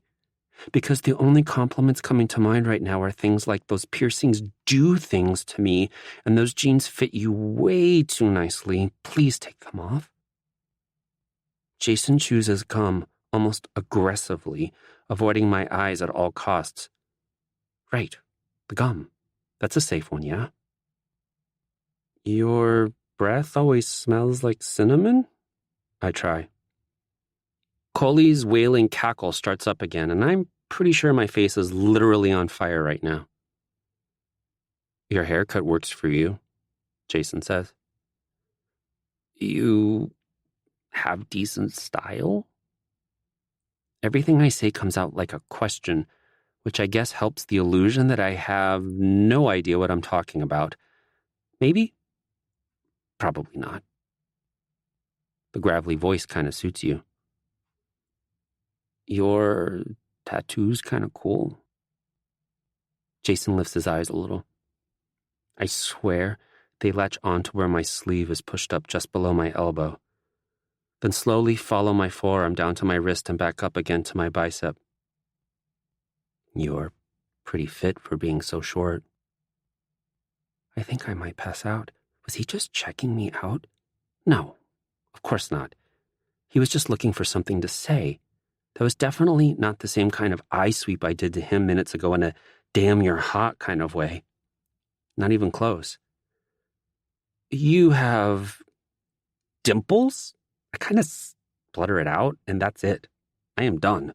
I pull my hands out of Jason's and scrub them against my jeans. He's quick to turn away from me, and I keep my face turned toward the ground in the vainest attempt to hide my blushing ever. The guys cheer and clap for us like we've reached some kind of stunning breakthrough. Zero holds out shots for both of us, and I toss mine back as soon as it's in my hand, then hold the glass out for another. Zero pours it with a proud smile on his face. I find an empty spot on a couch away from the other freshmen and drink in hopes of forgetting this ever happened. Honestly, I would have rather been hazed. Chapter 5. I'm stuck here for the night, so I might as well have some fun. Dorian and Barbie end up on the couch with me, crowding me so close between them I can hardly move my arms. My vision lags as I look around the room at my teammates, laughing and drinking. I dance. Someone dances with me. I think it's Barbie, judging by how tall he feels against my back. For a second, I'm sure Coley is going to suffocate. He's laughing so hard. We all stare at Dorian when he shouts, "Hey, listen, guys, listen! Rude-ass bitches! Anyway, space! Don't give me that look, bro! Fucking space! Think about this. The universe is never ending, yeah? That's terrifying. But it's gotta be never ending because if it ended, what would be on the other side? Scary, right?" And I say, "No, you know what's scarier than space? The ocean, dude. It's what, like 70% of the planet, but we've barely seen 5% of it. There could be sea monsters everywhere and we wouldn't even know it." "Speaking of the ocean," Coley says, "you know how salt water burns your eyes and sweat? But our tears are salty, so why don't they burn our eyes too? Wicker, you're pre-med. I need answers." I play a few games of knee hockey, giving it just as much effort as I put in on the ice. I stand up and fall on Dorian and Barbie, and everyone laughs. I think I might be happy. I don't fall asleep on a couch with Jason. But that's where I wake up. We're facing opposite directions with our legs tangled together, his toes digging painfully into my inner thigh. His face is buried in the back cushions, hands tucked into his armpits. The upperclassmen must have all found their way down to their rooms because it's only freshmen and sophomores on the floor and couches up here. Dorian and Barbie are on the same couch I shared with them most of the night, Dorian curled into a ball to make up for Barbie's size. Everyone else is still asleep. Someone's snoring. My tongue feels thick and dry, and my stomach rolls as I slowly push myself upright. Jason shifts when I try to move my legs, so I stop. I'm not ready to face the awkwardness when he wakes up. My head must have been wrapped in a blanket and bludgeoned repeatedly with the way it throbs. The raging hangover still doesn't cover up the aching in my knees from the knee hockey. But the most concerning thing is the fact that I am half naked, tangled up on a couch with Jason Caulfield. And I really have to pee. I find my t-shirt and hoodie in a pile on the floor a few feet away. My jeans bite painfully into my hips as I try to get up again, careful not to jostle Jason too much, stopping whenever he stirs. How much time am I missing? Did I stumble over to this couch after falling on Dorian and Barbie? Or was I still up for hours after that? It's the last thing I remember, but I don't even know what time it was at that point. As much as I love to drink, I don't ever black out like this. I hate it. I hate not knowing. What'd I say? How much did I embarrass myself? What kind of secrets did I give up? As soon as I get free from Jason's legs and my bare feet touch the floor, he startles awake with a sharp breath and a hard kick to my hip. I hiss at the pain and slap his foot away while he looks at me with bleary eyes. He blinks a few times and I drop my face into my hands, rubbing my temples. This whole house is spinning. "Morning, Jesus," Jason says, voice all sleep rough. I turn my head and give him a what the hell look. He rolls his eyes. "Come on. You don't remember that?" You climbed on the back of the couch, claimed to be Jesus, and demanded to be crucified just so you could rise again. Then you passed out. Okay, first of all, I need to stop drinking, but also, if I passed out on this couch, that means I was here first. So Jason chose to share it with me. Well, shit. I clear my throat, reach for one of the full bottles of water littering the floor. I'm way too white to be Jesus. That you are. Jason sits up and stretches his arms above his head. I chug my water and keep my eyes fixed on the wall. You're also way more tolerable drunk. My face burns. I don't know if it's humiliation or anger or maybe a little bit of both. I stagger to my feet and go for the rest of my clothes. It takes 5 tries to get my head in the right hole of my t-shirt. Good news is you've earned the right to terzo, Jason adds when I stay silent. His voice is a little softer, like he actually feels bad for insulting me for once. No more your grace, then? I ask roughly. He shrugs. He stretched himself out on the couch now, one hand behind his head, the other resting on his stomach. I try not to look at him directly. I still like it, he says. But terzo looks good on you. Okay, yep, he's definitely still drunk. Or maybe sleepiness makes him weird, because this is not normal Jason Caulfield behavior. I pull on my hoodie and shove both hands through my hair as I look around for my socks. They may be a lost cause.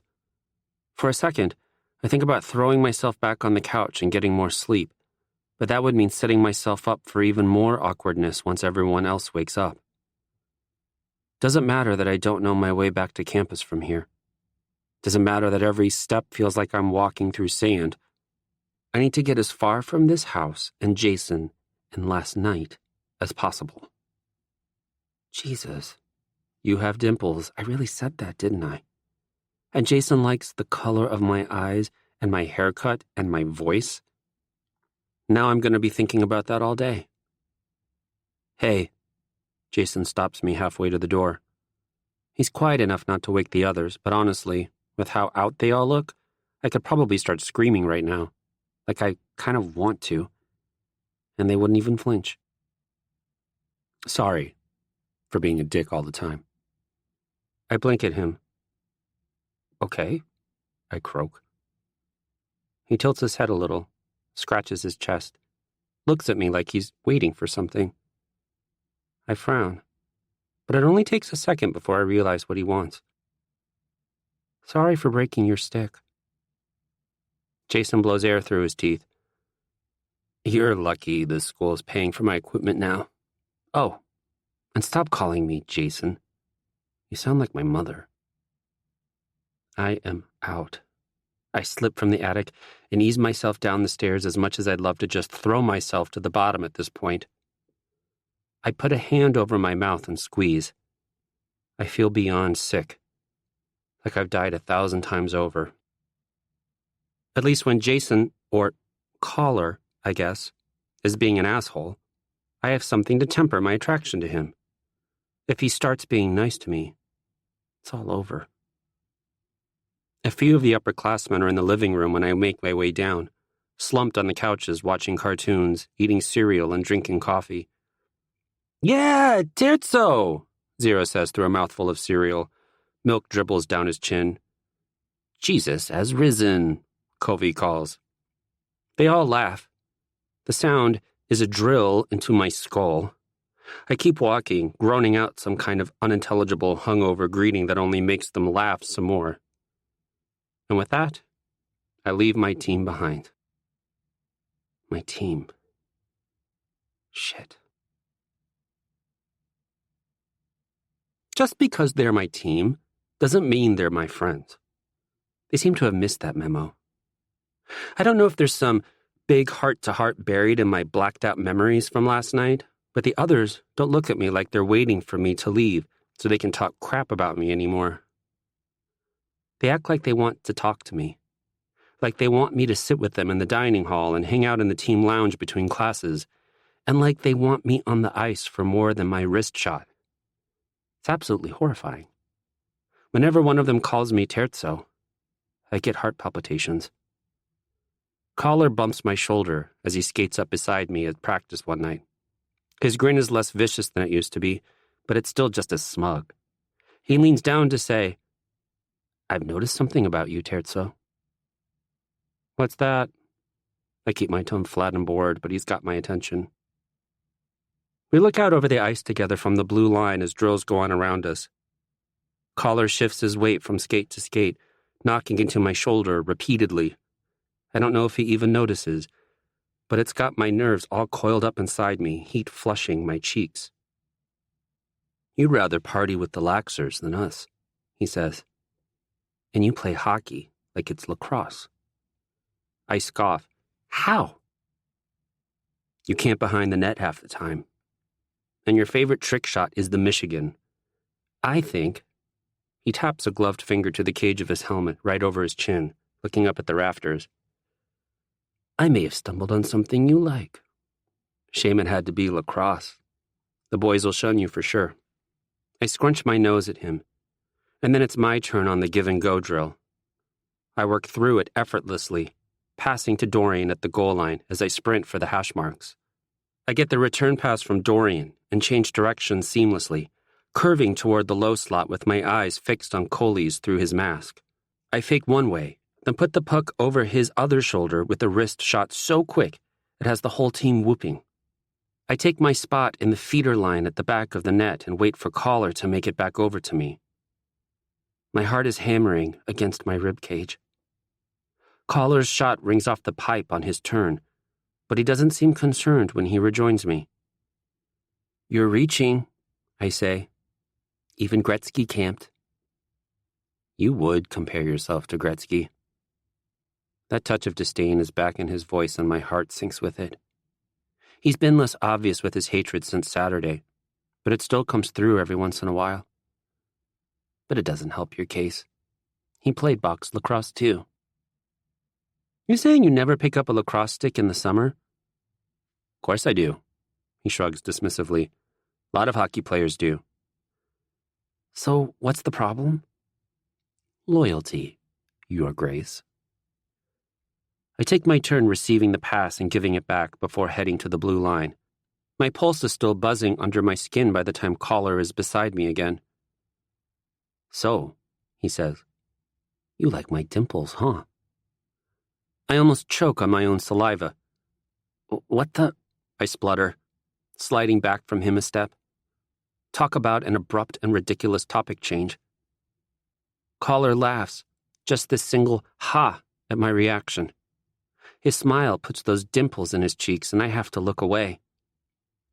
That game is made to embarrass people into getting over themselves. All that blushing proves you've got a soul at least. Do I? I keep my voice level, scrambling to reassemble whatever's left of my dignity. It's very small and tarnished beyond repair, but yeah, it's there. He slings a stick across his shoulders and drapes his arms over it. I put mine butt down on the ice, hands clutching the blade, and rest my chin on my gloves. We stare at each other. Collar chews on his mouth guard, half of it wrapped around his cheek like a fishhook. He's one of the few royals who chooses to wear one, probably because of that bad concussion that almost ended his playing career a few years ago. Even with all those insults I threw at him the other day, the caution he plays with now is really his only flaw as a hockey player. He's still got grit and can take a check as well as anybody. But he doesn't like to risk a check from behind and go for loose pucks along the boards unless an opponent gets there first, especially by the benches. Not that I really blame him. When you take a hit from behind so bad, the sound of your head ringing off the stanchion can be heard throughout the arena, fracturing a vertebra and putting you out for months. It'd be more concerning if you didn't have some lingering fear. Collar takes in a long breath, shoulders rising with it, and opens his mouth to speak. "Will you two dusters stop making hard eyes at each other and shoot some goddamn puck?" someone calls from the goal line. The others join in the chirping until Coach can get them back under control. I use the distraction to put some distance between me and Caller. I swear, the air between us was starting to feel dangerously electric for a second there, but I know it's all in my head. A few forced compliments aren't going to make him suddenly fall in love with me. There's still barely restrained malice behind every look and word he has for me. But I catch him looking at me again a few minutes later. Chapter 6. October. The first week of October officially brings the coaches into our daily lives. Our strength and conditioning coach takes stock of our progress in the weight room in the morning. We start having all our meals in the players' lounge with the assistant coaches to make sure we're sticking to the nutrition plan and not gorging on bacon and home fries. Coley's goalie coach, Coach Hine, sticks her head into our classes throughout the day to see if we actually go to them. The temperature outside has been creeping steadily downward all week, to the point where it's not a relief to step into the cold arena anymore. Still, October is my favorite month of the year, not only because it's the start of the hockey season. The woods are turning red and orange, and the air smells like Halloween. I have a meeting with Coach a few days before our opening exhibition to go over progress and lay out expectations, and he tells me I need to put in more effort in the weight room. I have to restrain myself from rolling my eyes. Not like Dad's been telling me the same thing every single phone call or anything. I just don't see any room to improve there. I'm plenty strong for someone my size. Then Caller skates up to me at practice one day and says, "You know, I can bench 100 pounds more than you." I narrow my eyes at him. What's he been talking to Coach or something? Conspiring against me? NHL Network, Caller explains when I say nothing. Their latest comparison. I squeeze my fingers around my stick and make a point of looking up at him, then down at myself like, hello? He's twice my size. Of course he can lift more. I mean, duh? Caller laughs, all dimples and crinkly eyes, and I just about melt into the ice. It's nice, making him laugh. He can make any emotion look good, but this is my favorite. As much as I brush it off to his face, though, it still gets under my skin. Dad and Coach pointing it out is one thing. Once the NHL Network and the hottest guy I've ever seen latch on to it, it's enough to get me out of bed on Sunday morning, the only day I have to recover, to go to the gym. I add more weight to the barbell and lie down on the bench, curling my fingers around the bar. The gym is quiet. Even those people who basically live off protein shakes and post daily locker room mirror pics don't want to be here this early on a Sunday. The student worker is falling asleep behind her desk. I close my eyes and take a few deep breaths. And when I open them again, just as I'm about to lift, Caller steps into view above me. He looks down at me and frowns. I relax my grip on the bar, but the rest of me stays tense. I know you're not about to lift without a spotter, he says. He moves to help me lift the bar from the rack, like he actually cares about my safety or something. I let myself be crushed under the barbell before admitting it, but he's right. Lifting alone was a bad idea, especially with the added weight. I keep my eyes on the ceiling past Caller's head and try to keep the strain off my face as I go through the set. Why are you here? He asks. Why not? I say on a heavy exhale. I'm here most Sundays this time. You never put in these extra hours. I finish my reps. I let him help me replace the bar on the rack. My arms are jelly. I rest my hands on my chest to let them recover. My heart pounds on my fingertips, and I stay focused on the ceiling as I catch my breath. Caller keeps his hands on the bar, leaning over my face, looking down at me, waiting. He's probably expecting me to ignore him, which is probably why I don't. You know why. Caller's eyes on me are heavy. I'm distinctly aware of the rise and fall of my own chest, the sweat on my skin showing through the cut-off sides of my shirt, the goosebumps rising on my arms when one of the oscillating fans blows over me. I feel more present in my body than I have in weeks, with him looking down at me. His eyebrows are thick, jaw and cheekbones sharp. The hoops in his nose and lip are just as eye-catching as the holes in his earlobes. His face is schooled and calm now, but I've seen how intensely expressive he can be in glances at practice and across campus. I get a whiff of that cinnamon gum he's always chewing, and I swear he could drop the weights right on my throat, and I wouldn't even notice. When I finally look at his eyes, he is not looking at my face. There's this split second where I swear he's actually full-on checking me out, taking advantage of me being laid out like this. But then his eyes are locked on mine, and he's looking at me so blankly. I must have imagined it. Wishful thinking and all that. "Why do you hate it so much?" he asks. I don't need to ask what he's talking about. I tear my eyes off him and look back at the ceiling. I don't.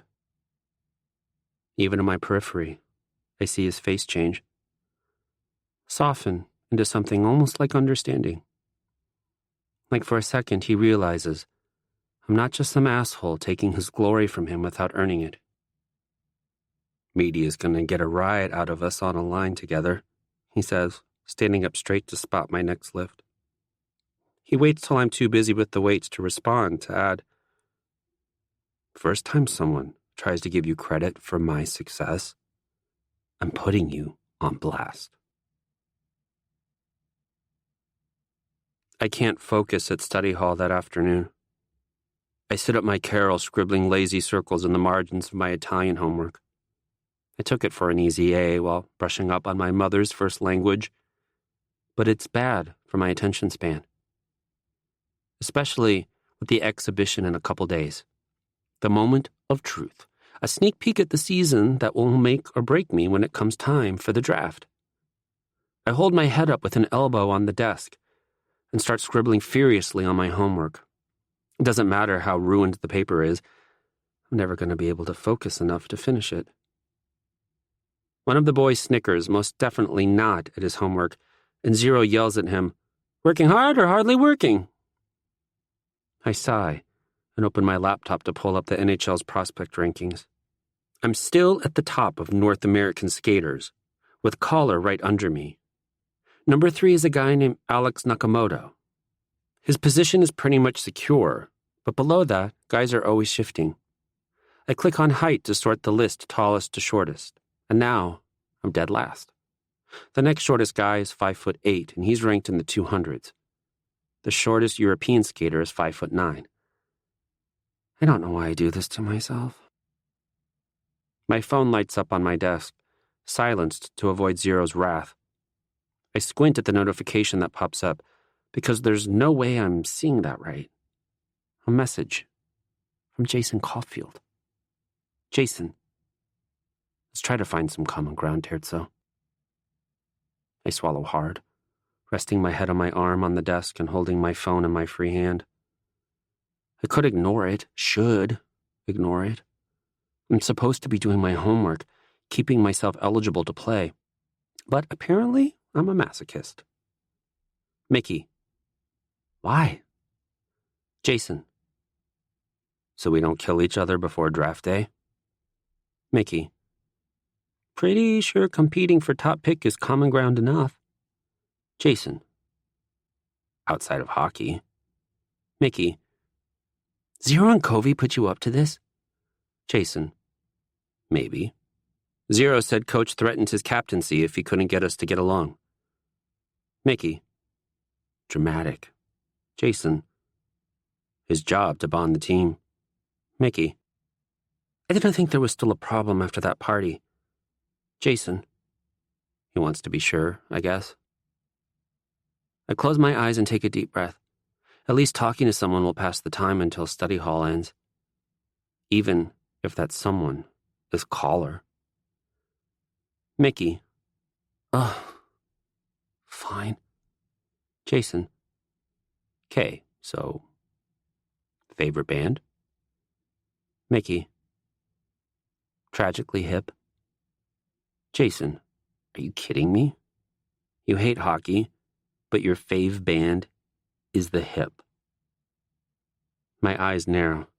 Just because they're Canadian and have some songs about hockey and they're a staple in arenas and just about every NHL team honored Gord Downie when he died does not mean I wouldn't be able to like them and hate hockey at the same time. Why is he so convinced I hate it anyway?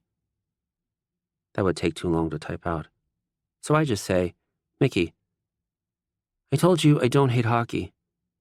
What's yours, I guess? Jason. The Amity Affliction. Mickey, never heard of him. Jason. Because you're uncultured obs. Your turn. Mickey. Color? Jason. Black. Duh. Mickey. Blue. Jason. Movie? Don't say miracle, or I will end you. Mickey. IDK, Spider-Man with Tom Holland? Jason. Now we're talking. Thor Ragnarok. Mickey. TV show. Jason. I don't watch much TV, but FMA. Brotherhood. Damn it. That's my favorite too. But I don't want to admit that to him. I kind of want to stop liking it altogether. First, he takes my hockey position, and now my favorite show too. I'll never watch it again if it means separating myself from him. Mickey. IDK, I mostly just watch HGTV. Jason. What's your middle name? Mickey. You really think we're going to have the same middle name? Jason. No.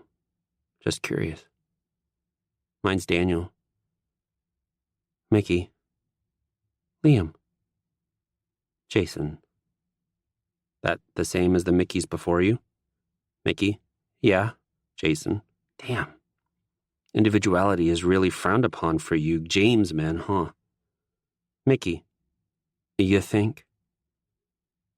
I stare at my phone until it relocks itself. Then I stare at my reflection on the black screen. He doesn't respond. I guess it's technically my turn to ask a question, but I don't know how to get to know people, I guess. How to make friends or what to do with them after. I have Nova, yeah, but that's because we were forced into each other's lives as infants and I lived down the hall from her throughout puberty. We couldn't get rid of each other if we tried at this point. But I mean, it's not like Caller's trying to be my friend here. And I'm not trying to be his. We just have to get along for Zero's sake. Chapter 7. My entire world narrows down to hockey on the day of our exhibition.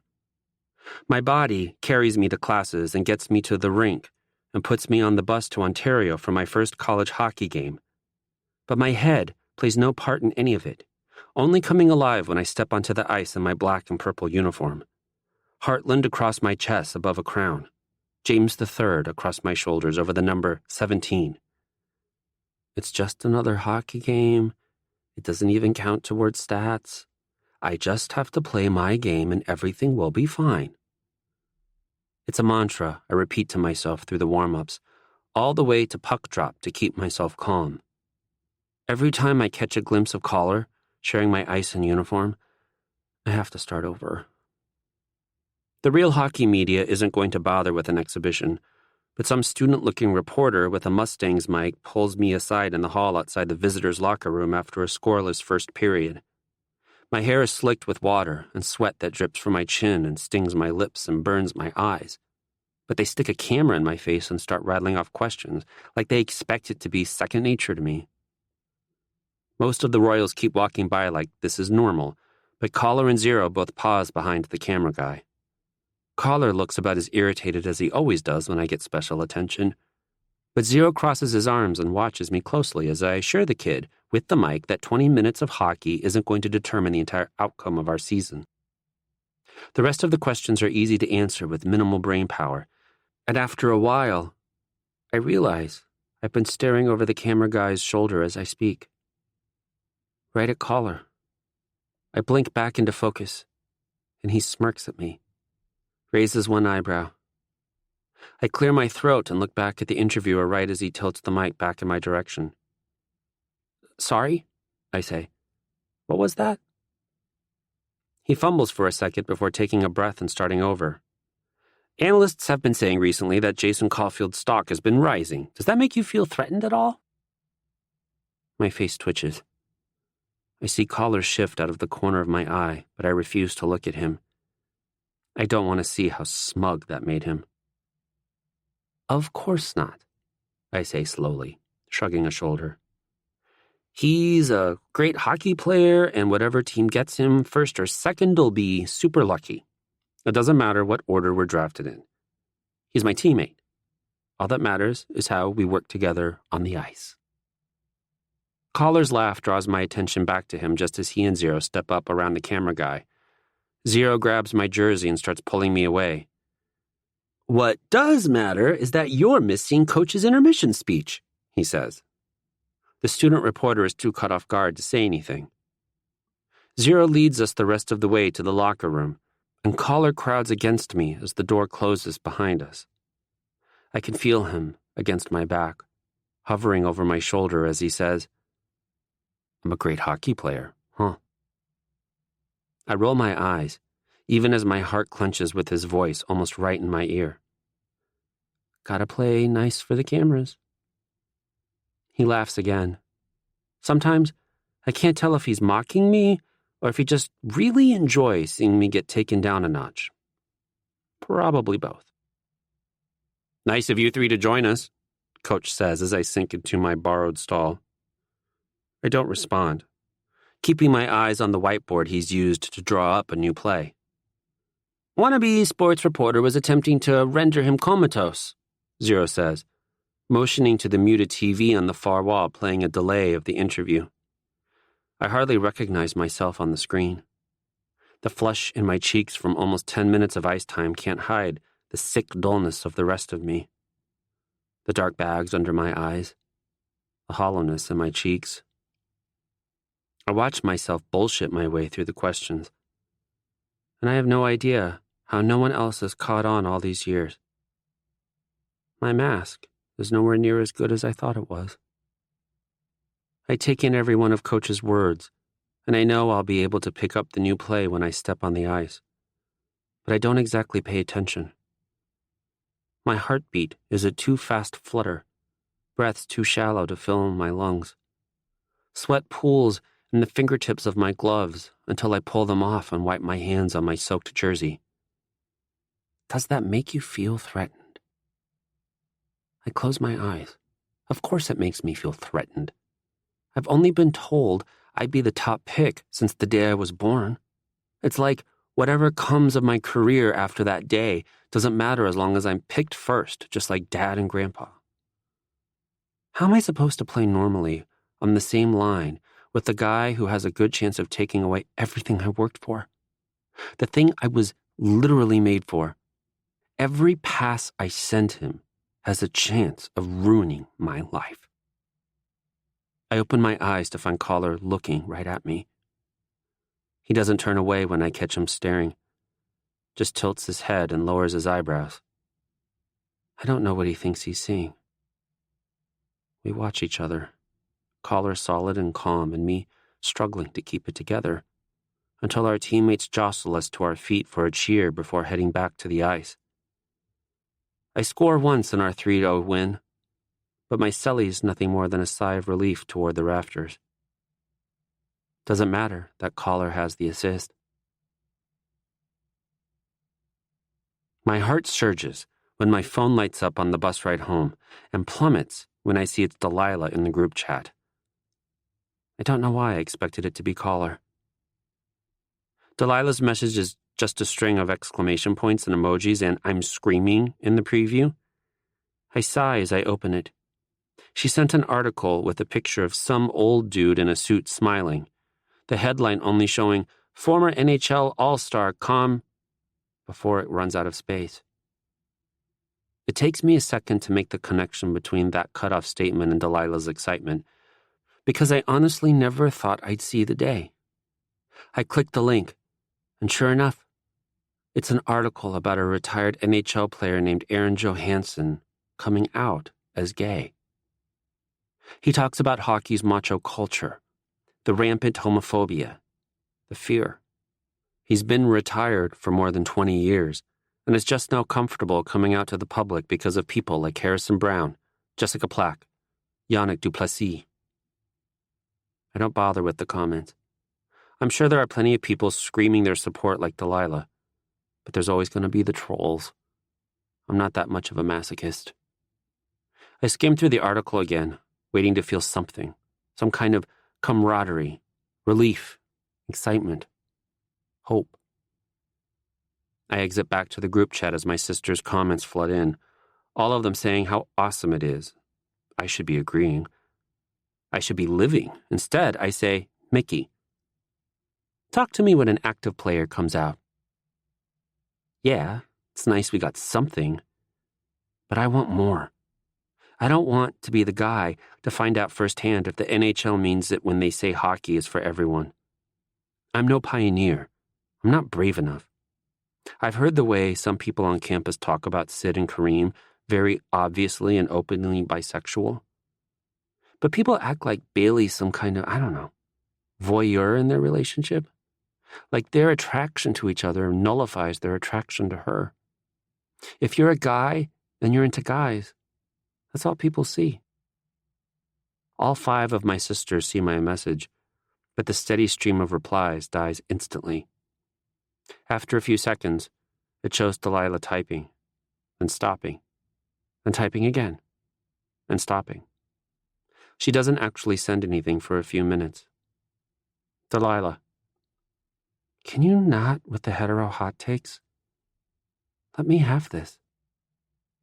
For a second, I consider sending back, I am bisexual, you jackass. How haven't you noticed? I am so obvious. But instead, I back out of the chat and go to share the article on Twitter. Huge step for men's hockey, I say, because, objectively, I know it is. Collar's the first one to like it. Chapter 8. We open our regular season with a trip to Colorado. I am at peak anxiety right now. I keep trying to tell myself that this pinnacle season is just like any other season of hockey I've played in my life. Being on a different rink in a different jersey doesn't make a difference. It's still hockey, and I'm still one of the best young hockey players out there. But so is Collar. I can't let him be better than me this season. I sit between Dorian and Barbie on the flight to Denver. Technically, I'm supposed to have the aisle seat, but since I'm apparently so freaking small, they stuck me in the middle. The plane is mostly quiet aside from a few whispered conversations, and Collar is asleep across the aisle, slouched in his seat with his hands folded on his stomach, head tilted back, mouth hanging open. Next to him, Zero highlights a line in his textbook. I've got a short paper due by midnight, my laptop open in my lap, and dozens of research pages I keep clicking through without a real plan of action.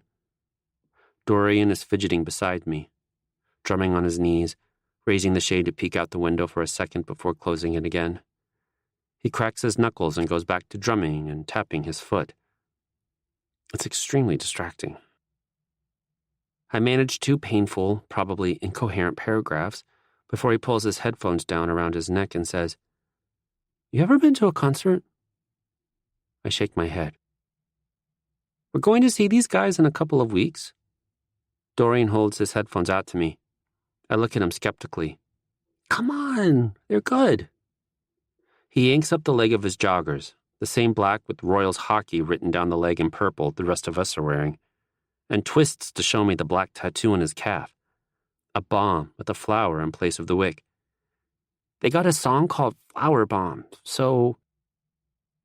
He settles back in his seat while I put the headphones over my ears. When he hits play on the phone, I swear, my eardrums rupture. There is a man, literally, screaming at me. I pull the headphones away from my ears and glare at Dorian until he grins and apologizes. Barbie huffs a laugh. "You listen to this shit too, Barbie? I ask him once the music is turned down enough that my ears aren't bleeding from it. Excuse you? Dorian scoffs. Shit? Barbie shrugs. He's got his hat pulled down over his eyes, voice sleepy. Hard to avoid it with Dory and Collar around. It grows on you. It grows on you, Dorian mocks him. As if you didn't fanboy when you realized it was Aaron screaming in the background of Beltsville. I prefer my pop punk and banda. Thank you. Dorian plays a bunch of songs by the same band, translating the screaming and growling into spoken words for me. It's a lot more meaningful than I expected, more hopeful than the screaming makes it out to be. It's downright relatable. I can see the appeal.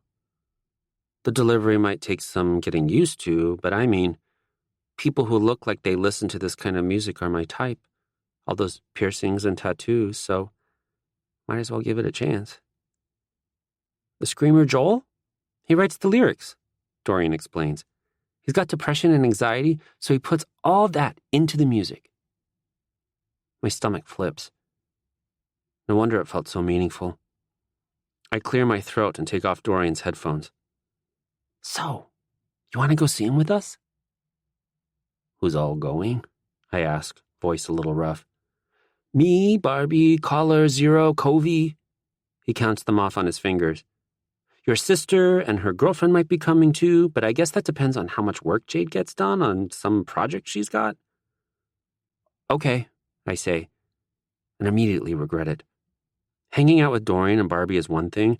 Barbie's always in our room anyway, so that's basically like hanging out already. But Collar? At a concert? As soon as I agree to it, I know I'm going to back out at the last second. Tell them I don't feel good or I got a big assignment or something. Nice, Dorian says. I'll send you some of their songs so you can get to know them better. More fun when you can sing along. I get a message full of video links from him later that night, lying in a hotel bed wide awake while Coley snores across the room. I put earbuds in and turn the music up just enough to drown him out. Each song hits closer and closer to home, like I could have written these lyrics myself.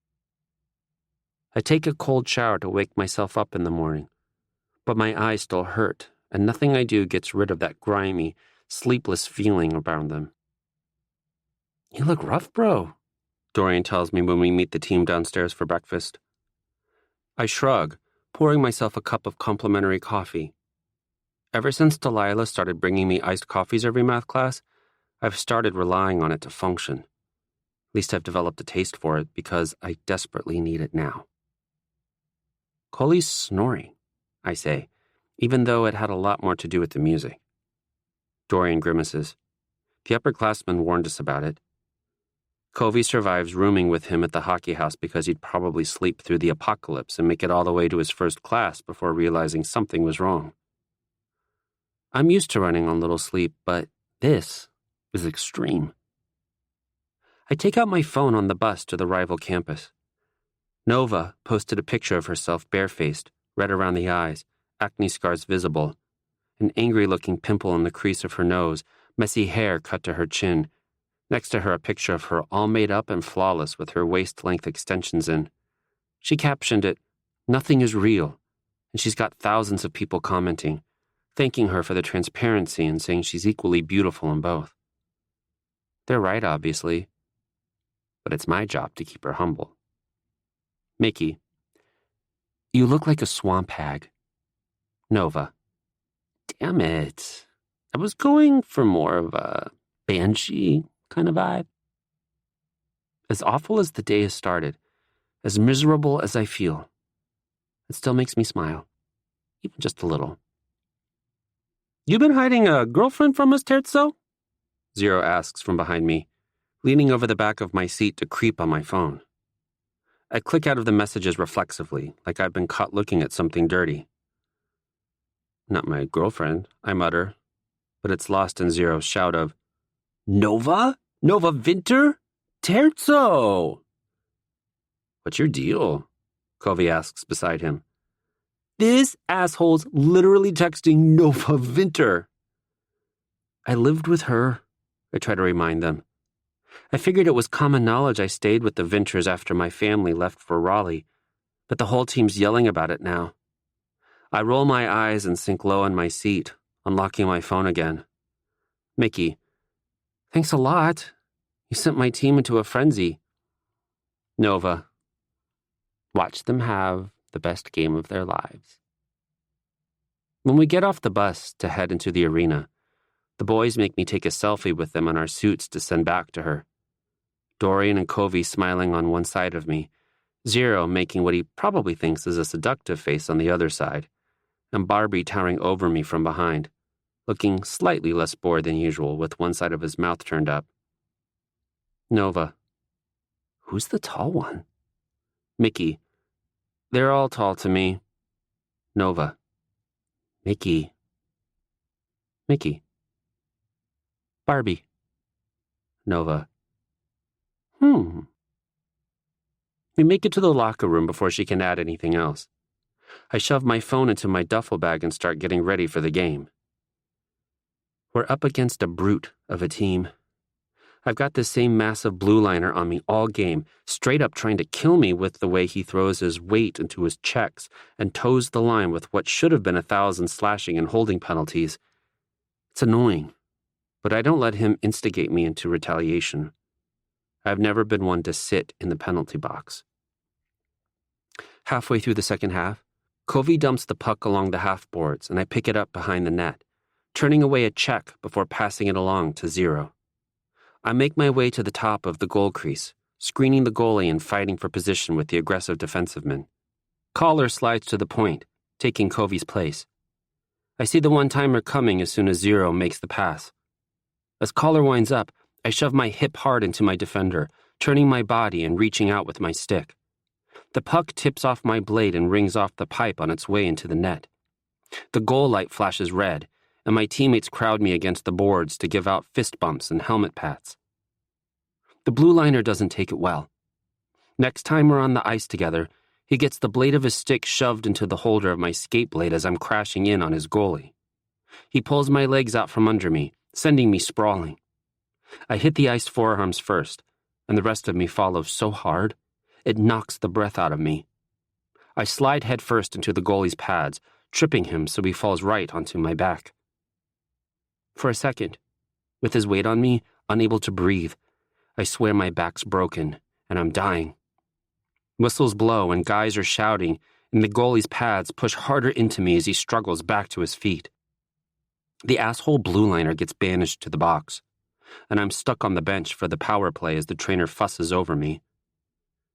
We win the game 5-1, and all I want to do is get to the next hotel and crash for the night. But the boys have other plans. We have an early team dinner at a restaurant with high tables and bar stools with no back support, then head to a plaza with a movie theater and what looks like a closed-down department store holding a haunted house for the season. I'd rather go to the movies and sit in a comfortable chair for a few hours, but most of the team and coaches head for the haunted house instead. Dorian doesn't give me much of a choice when he says, "I'm hiding behind you, Terzo.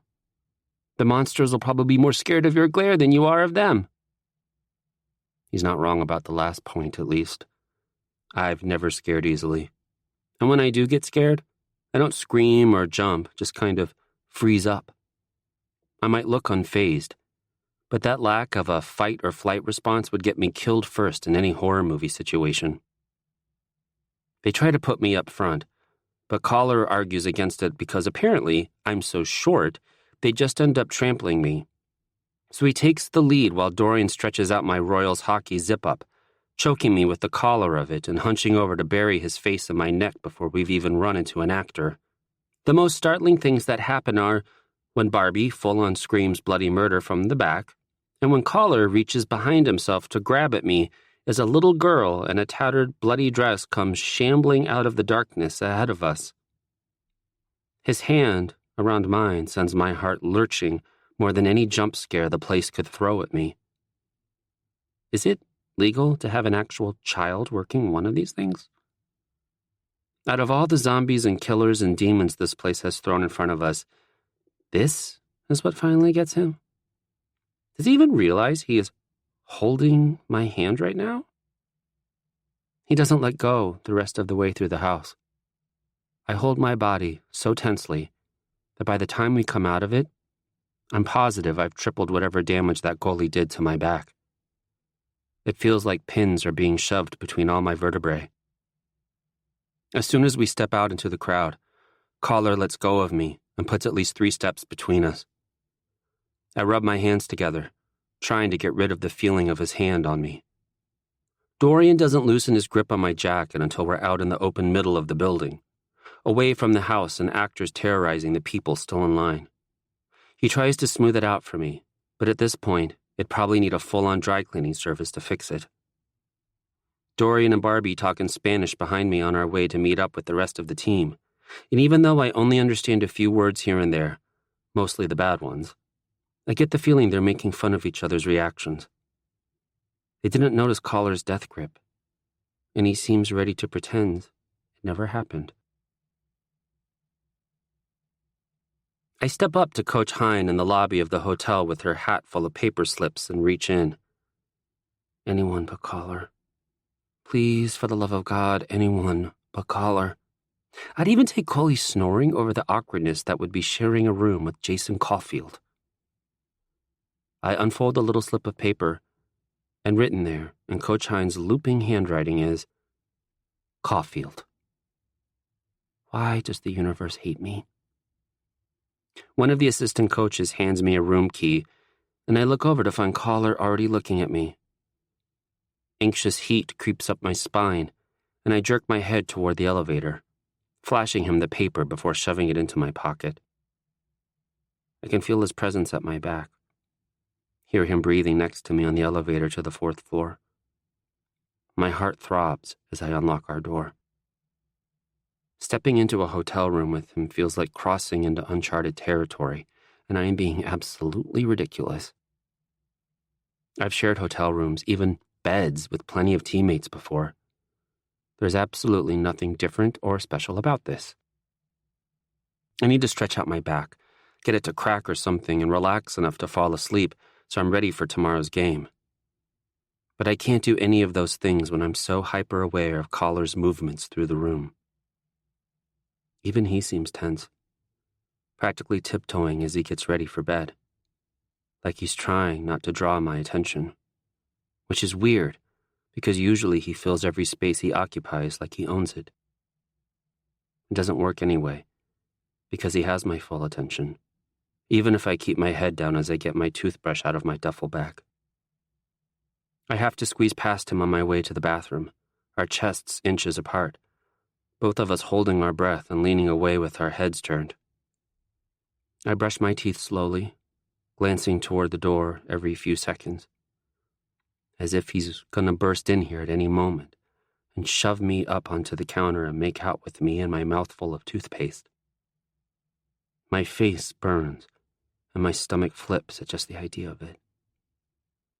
I splash cold water on my face until my heart slows back to normal and my stomach settles, then head back into the room with my eyes on the floor. I wait for him to take his turn in the bathroom before pulling off my shirt and changing into gym shorts. I'm in bed with my laptop open, pretending to read for an assignment by the time he comes out. God, this is the most uncomfortable hotel stay ever, and I once had to room with an NTDP teammate a night after hooking up with his twin sister. Collar settles into his bed and opens his own laptop, popping in headphones without a word to me. Still, the weirdly tense silence is better than the bloodbath this would have been if we'd roomed together even a couple weeks ago. Sitting hunched over my computer doesn't help the stiffness in my back. I pull it into my lap and lean against the headboard, but it's not much better. I've been holding my body too tensely since that collision on the ice, and I know there's nothing actually wrong with it. But if I don't crack my spine in the next 5 seconds, I'm going to lose it. I set aside my laptop, sit up straight, and twist, using my hands on my hips to pull myself farther. It doesn't work. So I push my fists into the small of my back and arch it. Still nothing. I feel like I'm 80 years old. Need help? I freeze with my back arched and my face strained. Sure, I'm hearing things. But when I relax and glance over at Collar, he's looking at me. I blink. Huh? I spent enough time at the chiropractor to pick up some tricks, he says. I just kind of stare at him for a second. What, is he planning to break my back or something? Put me out of the draft running? He raises an eyebrow. Okay, I say. Collar pushes aside his laptop and untangles himself from the blankets, motioning to the floor between our beds. Lie down. I get out of bed slowly, my heart rate picking up like something a lot more monumental than having my back cracked is about to happen. I wipe my hands on my shorts and swallow hard before lying on my stomach on the rough carpet, folding my arms under my head and burying my face in them so he can't see the flush in my cheeks. Put your arms down. Shit. Okay. I straighten my arms by my sides and lay the side of my face on the floor. I keep my eyes open. Is that weird? Would it be weirder to close them? God, I hope I don't have any back knee going on. I hold my breath at the first touch of his hands on my skin. He rubs circles between my shoulder blades with the heels of his hands, then pushes down. The entire upper half of my spine pops like bubble wrap. I close my eyes and straight up groan. My eyes shoot open. Collar hesitates. Kill me now. But then he moves his hands and does the same to my lower back. I manage to hold it in this time. It feels like his fingertips linger on my skin for a moment before he stands up, but that's definitely my imagination. Better? He asks as I push myself to my knees. I stretch, the pins and needles feeling in my spine gone for the moment. Yeah. My voice is strained. Thanks. I stand up, but he doesn't go back to bed. We face each other, crammed into a space the width of a bedside table for what feels like minutes, but is really probably only a second and a half before Collar clears his throat. He scratches his jaw. I'm leeching off my brother's Netflix. I was gonna fall asleep to Spider-Man if you wanna. He trails off and avoids looking at me. I swallow again. What is happening right now? Tom Holland version? He rolls his eyes, smirking. Are there any others? I ease onto the edge of his mattress and keep my arms crossed, legs hanging off so I'm not fully in bed with him. He unplugs his headphones so the sound plays from his laptop and sets it up between us. He actually gets into the bed, under the blankets and everything. You need the screen tilted? He asks. No, I say, even though the movie is shadowed when he hits play. I really should go to my own bed. This isn't comfortable. It's probably undoing all the work he just did on my back, and it's just plain weird. You can get in the bed, he says after a few minutes. It's big enough. I hesitate for a second, before slowly pulling my legs up, keeping them angled away from him. Arms still crossed and my back straight against the headboard. I'm not even paying attention to the movie, really. I've seen it so many times. I could probably act the whole thing out on my own. I'm paying much more attention to Collar, with one of his arms behind his head and the other hand resting on his chest. That's why I see it when Zero sends him a mirror selfie in a white hotel bathrobe and slippers, a towel around his head, and his foot propped on the edge of the bathtub, throwing up a backwards peace sign. Collar's grinning as he types something back. Didn't realize you and Zero were so close, I blurt out. He doesn't stop typing, unfazed by my nosiness. That's 'cause you don't pay attention to anything other than yourself, he says, but there's no heat in his voice. Why, though? He's a senior. He locks his phone and sets it on his chest. His dad coached my squirt team, taught me how to skate. Of course. They're both from Boston, both have a slight New England accent after years playing hockey away from their hometowns. I hate being reminded that he didn't even lace up a pair of skates until he was 9 years old. That he's been playing hockey for less than 9 years and is just as good as me. Maybe even better.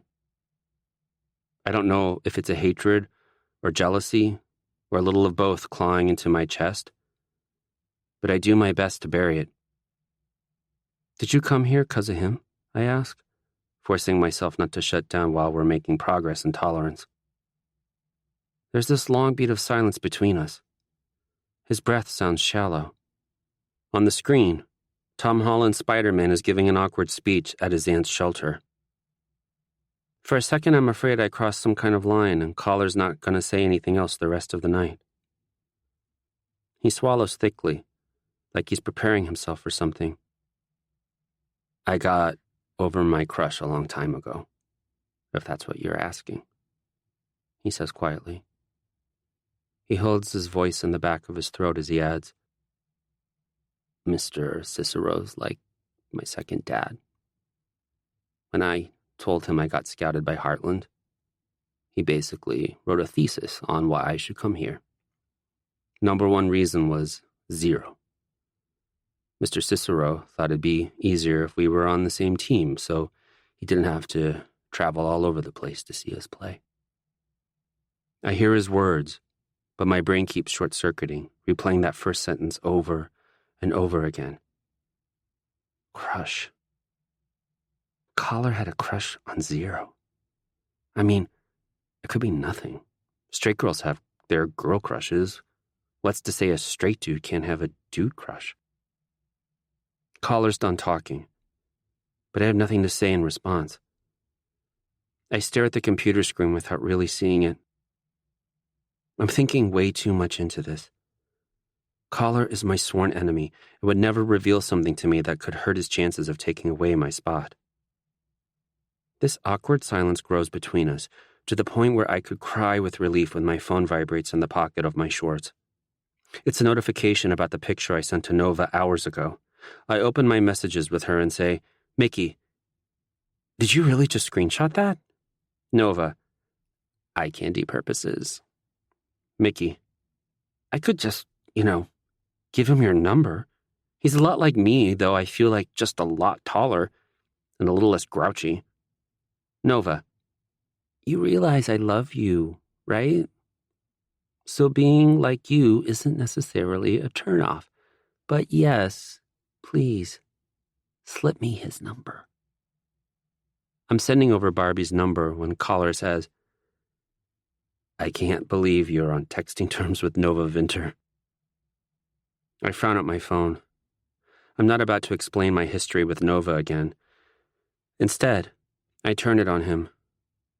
What, you're not friends with any of your exes? That's not what I meant, but yes, I am. Then what did you mean? She's famous. Some people would say the same about us, right? Collar makes a face. Hockey's not popular enough to consider us famous. Famous with hockey fans? Barely counts. I roll my eyes and go back to messaging Nova. She's in Australia for the week on location for a show she's guest starring on. I kind of get why people are surprised by our friendship. I mean, she's way out of my league, but I've seen her in all her worst, most embarrassing moments. We shared all our firsts together. I was there when she got the call that she'd landed the spread that got her where she is now. She almost strangled me to death with how tightly she hugged me. I miss her. God, I miss her. He might come visit on spring break, Collar says. My ex I'm still friends with. I stop in the middle of my message to Nova. Did I hear that right? I mean, I wasn't really paying attention, but I'm pretty sure he said he. Is he, trying to come out to me right now? There's no way. I turn my head and look at him. He just raises an eyebrow and waits for me to break the silence. I close my mouth and swallow, holding eye contact with him longer than I ever have before. Are you? Am I what, Mickey? The sound of my name in his voice is almost enough to make me jump him right there. It's the first time I've ever heard him say my first name, and he makes it sound rough, seductive, infuriating. Are you gay? I breathe. It feels wrong to ask it so bluntly, but I'm pretty sure he wants me to ask. He's been leading this conversation here from the beginning. His eyes rove over my face, hesitating over my lips before he meets my stare again. What would you do if I said yes? There is no way. No way he'd give me that kind of ammunition against him. No way he would ever look at me like that. Like, if I leaned in just a little, he'd kiss the living daylights out of me. When have I ever given him the impression that I'd be into it anyway? I mean, I'm obvious, but am I that obvious? Do not look at his lips.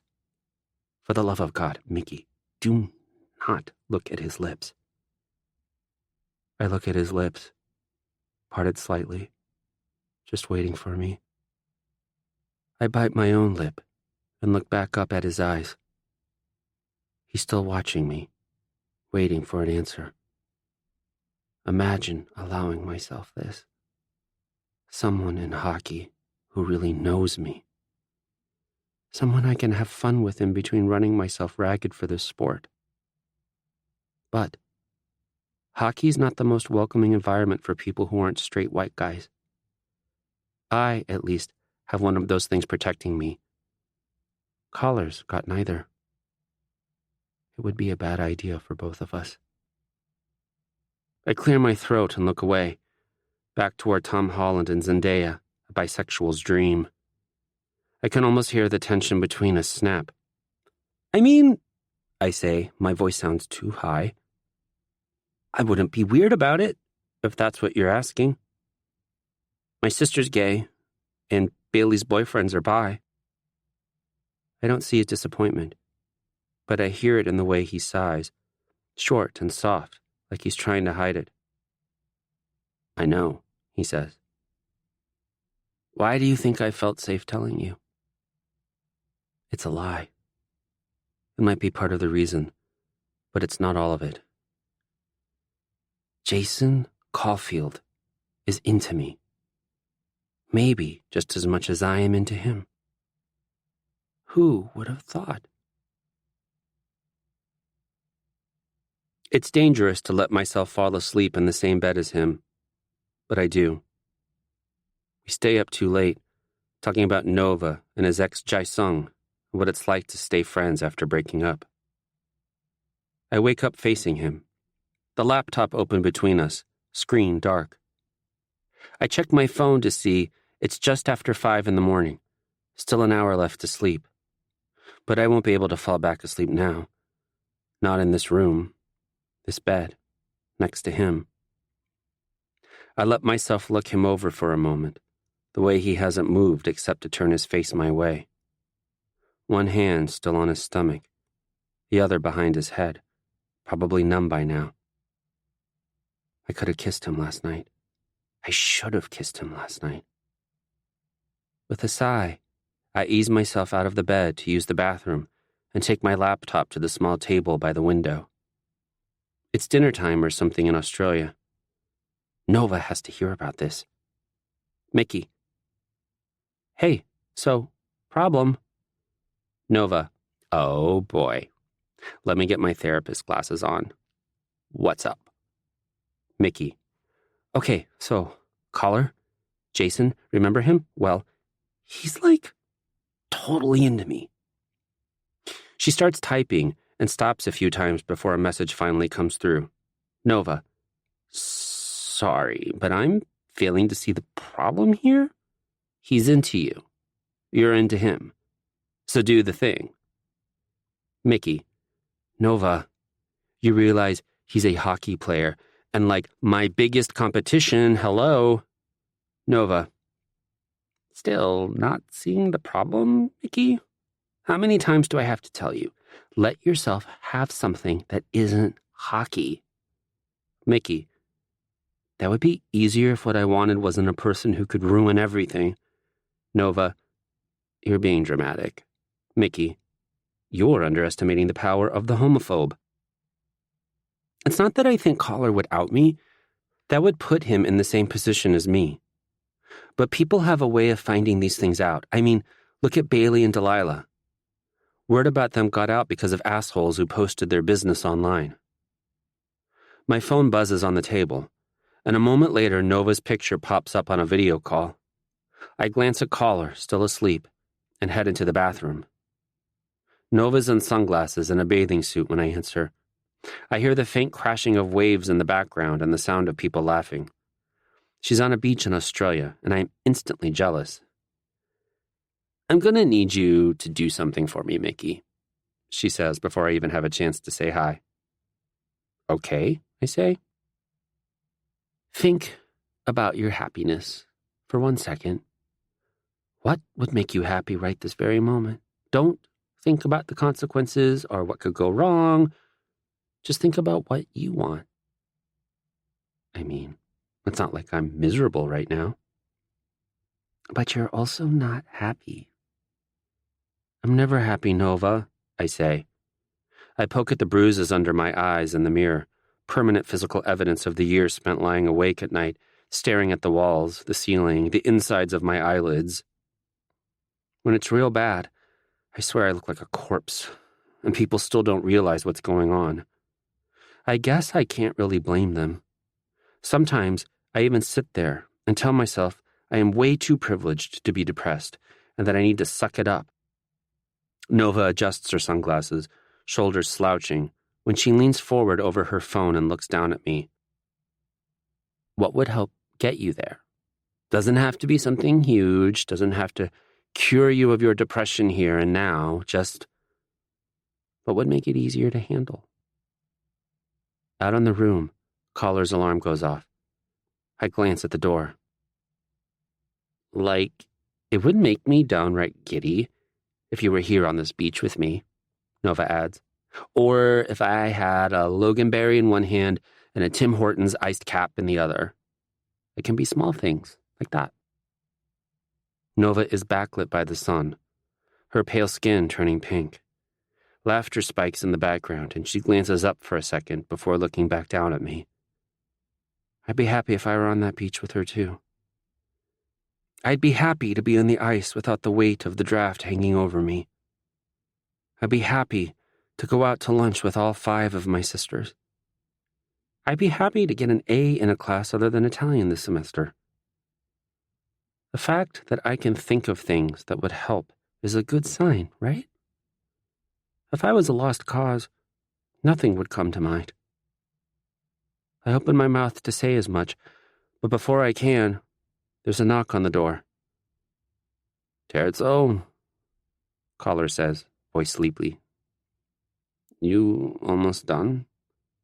Just a second, I answer too quickly, suspiciously.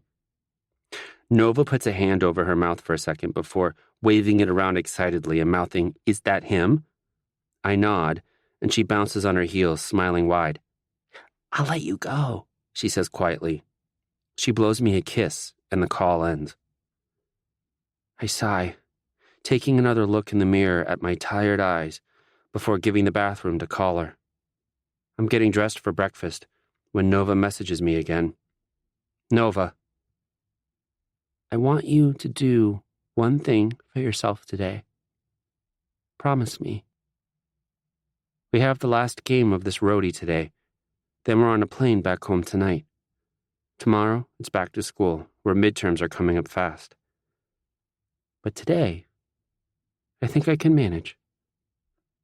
Mickey, I promise. Collar and I work damn good together. Even with our positions switched up, We weave around each other and swap places and know exactly where the other is without planning ahead and barely speaking. Zero adapts to us easily, but opponents can't keep up. I'd honestly hate to play against us. Still, the game is tight, and I have my promise to Nova stuck in my head the whole time. I'm thinking about it when I get slammed into the boards hard enough my bones ache. I'm thinking about it when I deke around a defender and ring a shot off the pipe. Do one thing for myself today. I'm still thinking about it when Covey scores. When he and the other boys on the ice skate by to knock fists against ours on the bench, I'm too busy thinking to even smile. When I was a kid, I was always smiling at the rink. No matter what I was doing, being on the ice made me the happiest kid alive. It was fun. It made me like Dad. Maybe that's the thing I can do for myself today. Have fun on the ice again. Don't treat it like a job or a birthright. Have fun on the ice with the first friends I've made in years. The next time my line goes over the boards, I throw myself into the play with the kind of feverish intensity I used to play with on the pond with my sisters when we were kids. Like it's new and exciting, and I don't know what it means to be a Mickey James yet. I laugh when I strip a guy of the puck with this smooth blindside pickpocket, and he takes 2 strides before realizing it's gone. I smile when Collar offers me a fist bump afterward. I grin and bear it when I block a shot with my ankle that leaves me limping for the rest of that shift. I call out to my teammates on the ice and shout encouragements from the bench. Coach claps me on the shoulder after a shift as I'm spraying water on my face and shakes me a little, yelling in my ear, "Great job, James!" It feels good. It's not perfect. I rip a second shot off the post and have to close my eyes and breathe to keep from internally berating myself. But it's something. "Becoming a man of your people, Your Grace?" Collar asks me as we skate to the face-off dot after a whistle. He grins. I shrug one shoulder. Spend enough time with the peasants, they start to rub off on you. His grin opens up into a full-blown smile, dimples in both cheeks, eyes crinkled. You little shit. I'm carrying the puck into the offensive zone late in the second period, and I know Collar's directly behind me. A defender steps in my path, and I act like I'm going to try to deke around him, but instead, I just leave the puck behind me. A second later, there's the crack of Collar's one-timer. The defender I faked yells, "Shit!" as the puck hits the back of the net. It's not my goal, and Collar's my sworn enemy. But it was a downright beauty of an assist, and I won't be afraid to acknowledge my good work today. I'll have a crisis tomorrow. For now, I turn to where Collar's got his arms up, just as Zero and our blue liners close in on him for hugs and helmet pats. Usually I just offer fist bumps after goals. I've never been a hockey hugger. Now I throw myself into it.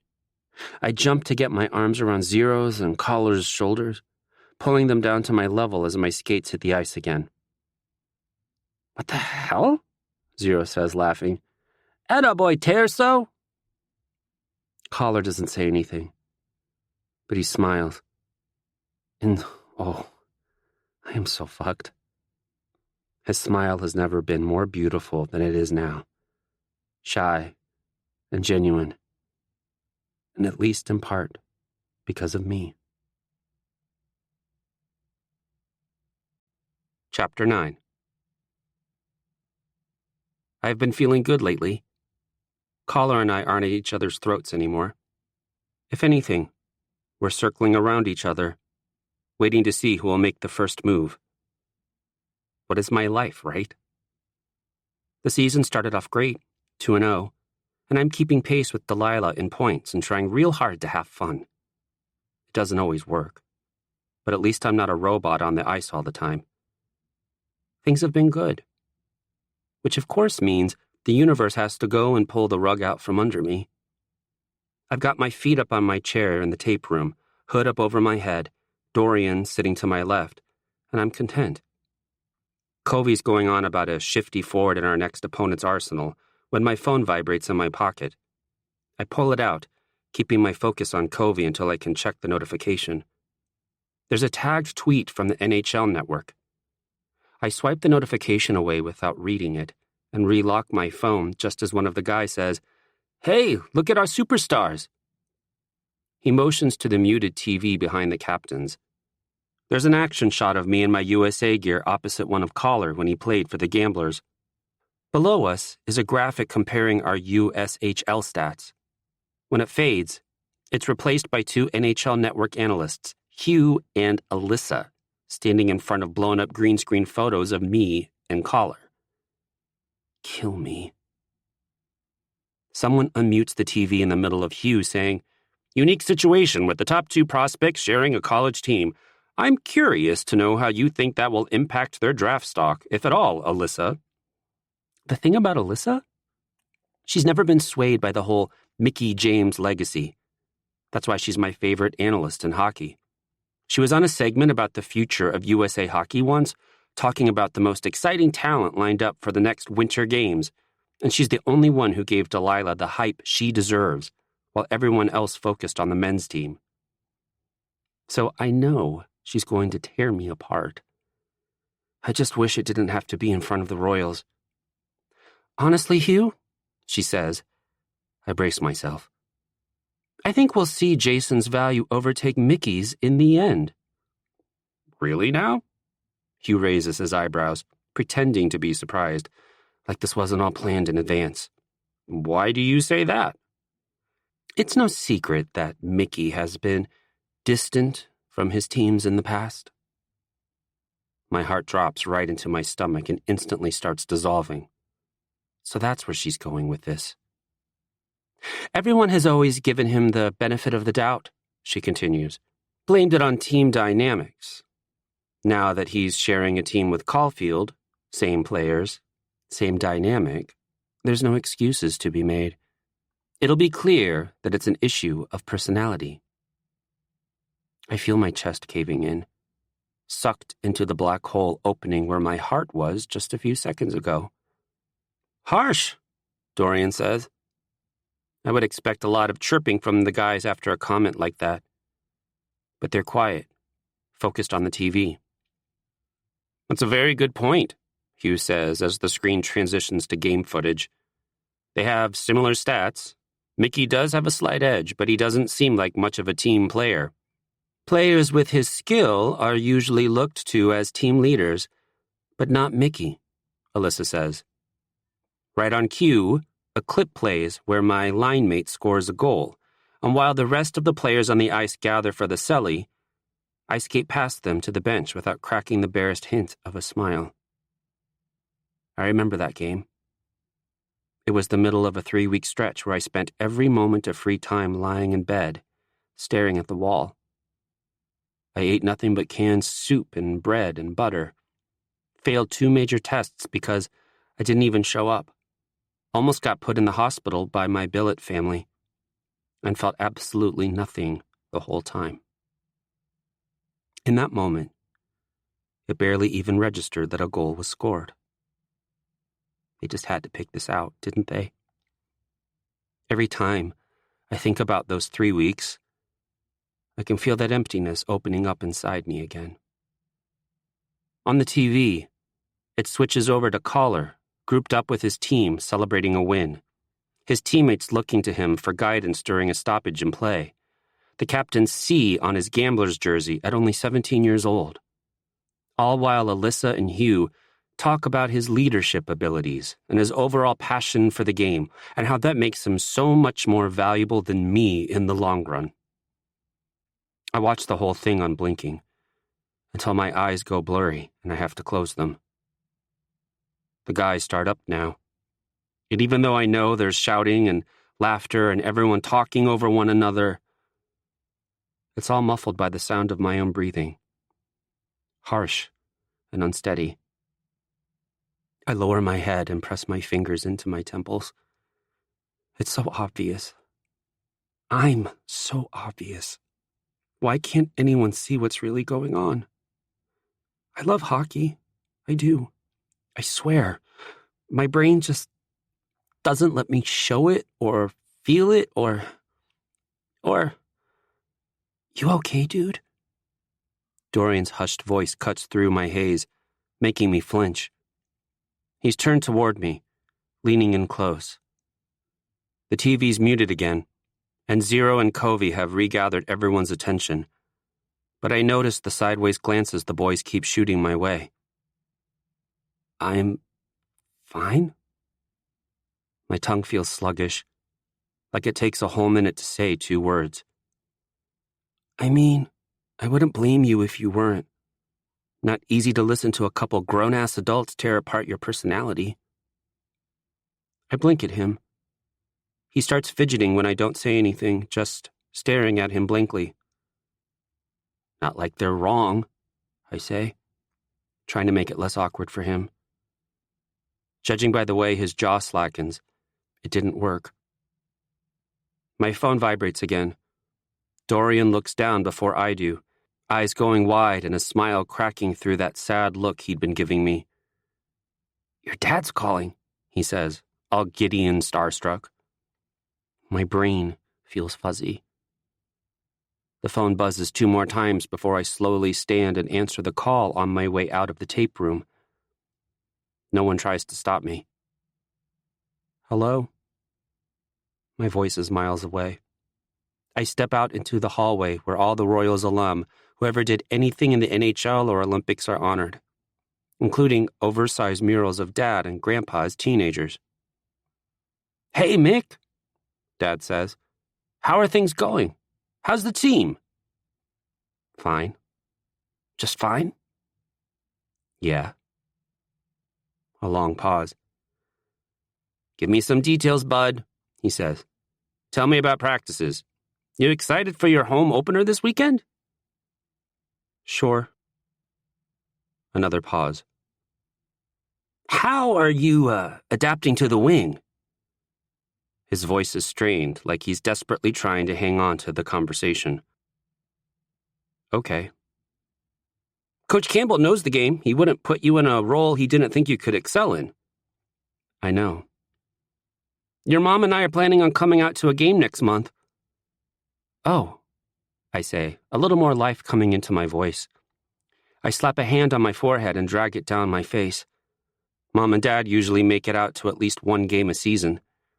You'd think being retired athletes, they'd have the free time to make it to more than that. But they've taken up youth coaching. I try not to let it bother me, but it was Dad who taught me how to skate, how to put on my gear, how to hold a stick. And now, he's too busy to be there to see what came of the work. After Dad, I had youth coaches of my own, and by the time I was 10, he didn't even live in the same state as me anymore. He's spending more time with those kids now than he ever did with me.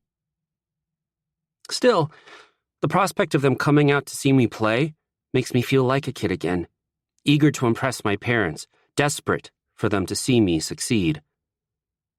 Okay, I say. Anything you want to talk about? He asks. I think about Hugh and Alyssa analyzing my attitude the way they'd analyze a play. How Caller said I'm taking up space and money and exposure I don't need. How the goddamn hockey news treated my sisters like setbacks with me as the destination. No, I say. Okay, bud, well, call me if you need to, all right? Good luck this weekend. I love you. Love you too. My legs take me outside, carry me to the dock, sit me at the edge, hang my feet over the water. I drop my face in my hands and breathe. The sun is setting by the time I come out of it. It's like my vision snaps back into focus, like I've broken through some kind of barrier inside my own head. I start shaking. God damn it. I was doing so good lately, too. My legs are heavy when I push myself to my feet. I rub my thighs to get some life back into them and warm up my hands. I swipe the back of my hand under my nose before heading to the dorm. So, here's a thing that happens when my depression gets especially bad. I start dissociating. I write my name on my algebra midterm Wednesday morning, and the letters make no sense. Like, how does this mess of made-up lines spell out a word that represents my entire existence? I spend the whole hour staring at my name and trying to see myself in it. Delilah bumps me when she stands up and gives me a look over her shoulder as she heads toward the front of the room with her backpack and exam. Jade's waiting for her by the door, and the room is almost empty. Panic surges through my chest when I look down at my blank paper. Shit, I say under my breath, scrambling to get something done. I only manage 2 equations, probably not even right, before Professor Morris calls time. I put my face in my hands and breathe in deep. Kill me. There are 2 other people left in the room, and of course, one of them is Collar. He sets his test on the desk and looks at me. My eyes are heavy with the grimy feeling of unshed tears and lack of sleep. Still, I manage to hold his stare. He tilts his head and gives this curious, narrow-eyed look to the paper clenched in my fist. I'll take that, Mr. James, Professor Morris says. My heart lurches. I give Collar one more look like, mind your damn business, and turn to face my first F of the semester. So, I start once Collar's almost out the door.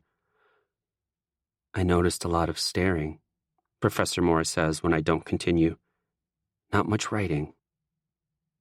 Yeah, I look down at all the white space on my exam paper. I have this brain thing going on, I guess. What kind of brain thing? I can't meet her eyes. She doesn't look mad or annoyed or anything. More like concerned. It's not something I'm used to. I'm not trying to push, she adds. She leans forward and folds her arms on her desk. Are you all right? There's a lump in my throat. Like having this person I've never spoken to care enough to ask if I'm okay has me all choked up. I should lie. I can hardly talk about this with Nova, and I love her. The second I tell a person of authority what I'm dealing with, they'll be checking in on me all the time, and I'll never know peace. I mean, my next breath is watery. I look down at my shoes so she can't see my eyes tear up, like she can't hear it in my voice. Not really? Have you been to the counseling center?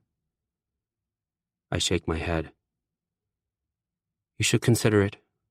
Freshman year is tough, and being an athlete only makes it harder. I shrug one shoulder. There's nothing shameful in seeking help. You can also let your other professors know you're struggling, and they should work to accommodate you better. We're your teachers. We're on your side. Okay. She holds her hand out for my exam. I hesitate for a second before passing it over. She doesn't even look at it, just folds it in half and tears it up. My office hours on Monday are 11 to 1 and 4 to 6. Either of those times work for you? 11, I guess. Why don't you stop by and take your exam then? I'll make sure you stay focused. Sound good? I gape at her for a moment before stammering, yeah, good. Sounds good. Thanks. She gives me this sad smile. Take care of yourself, okay? Okay. Thank you. I almost trip over myself in my hurry to get out. I keep my head down and skirt around people on the paths back to my room, heart palpitations making me feel lightheaded and nauseous all the way. But at least I make it back to my room before breaking down completely, backsliding against the door until I'm sitting on the floor with my face in my hands, sobbing. If I can't make it through a semester of college, How am I ever going to make it in the NHL? Professor Morris gives me the number for the counseling center when I go in to retake my exam. Even offers to walk me there, but no thanks. I have the number typed into my phone later that afternoon, thumb hovering over the call button. But Dorian and Barbie walk in, and I clear it out and don't try again. I went from feeling great, loving hockey, loving the guys on the ice with me, to feeling like I was maybe gonna be okay, to feeling as bad as I have ever felt, all in a matter of days. It's like that single day of contentedness sent my brain into self-destruct mode because it didn't know what was happening. Maybe it's because my grades are so borderline. Maybe it's because I could have kissed Collar and instead I bro-zoned him. Maybe it's because my parents are coming to a game in a couple of weeks.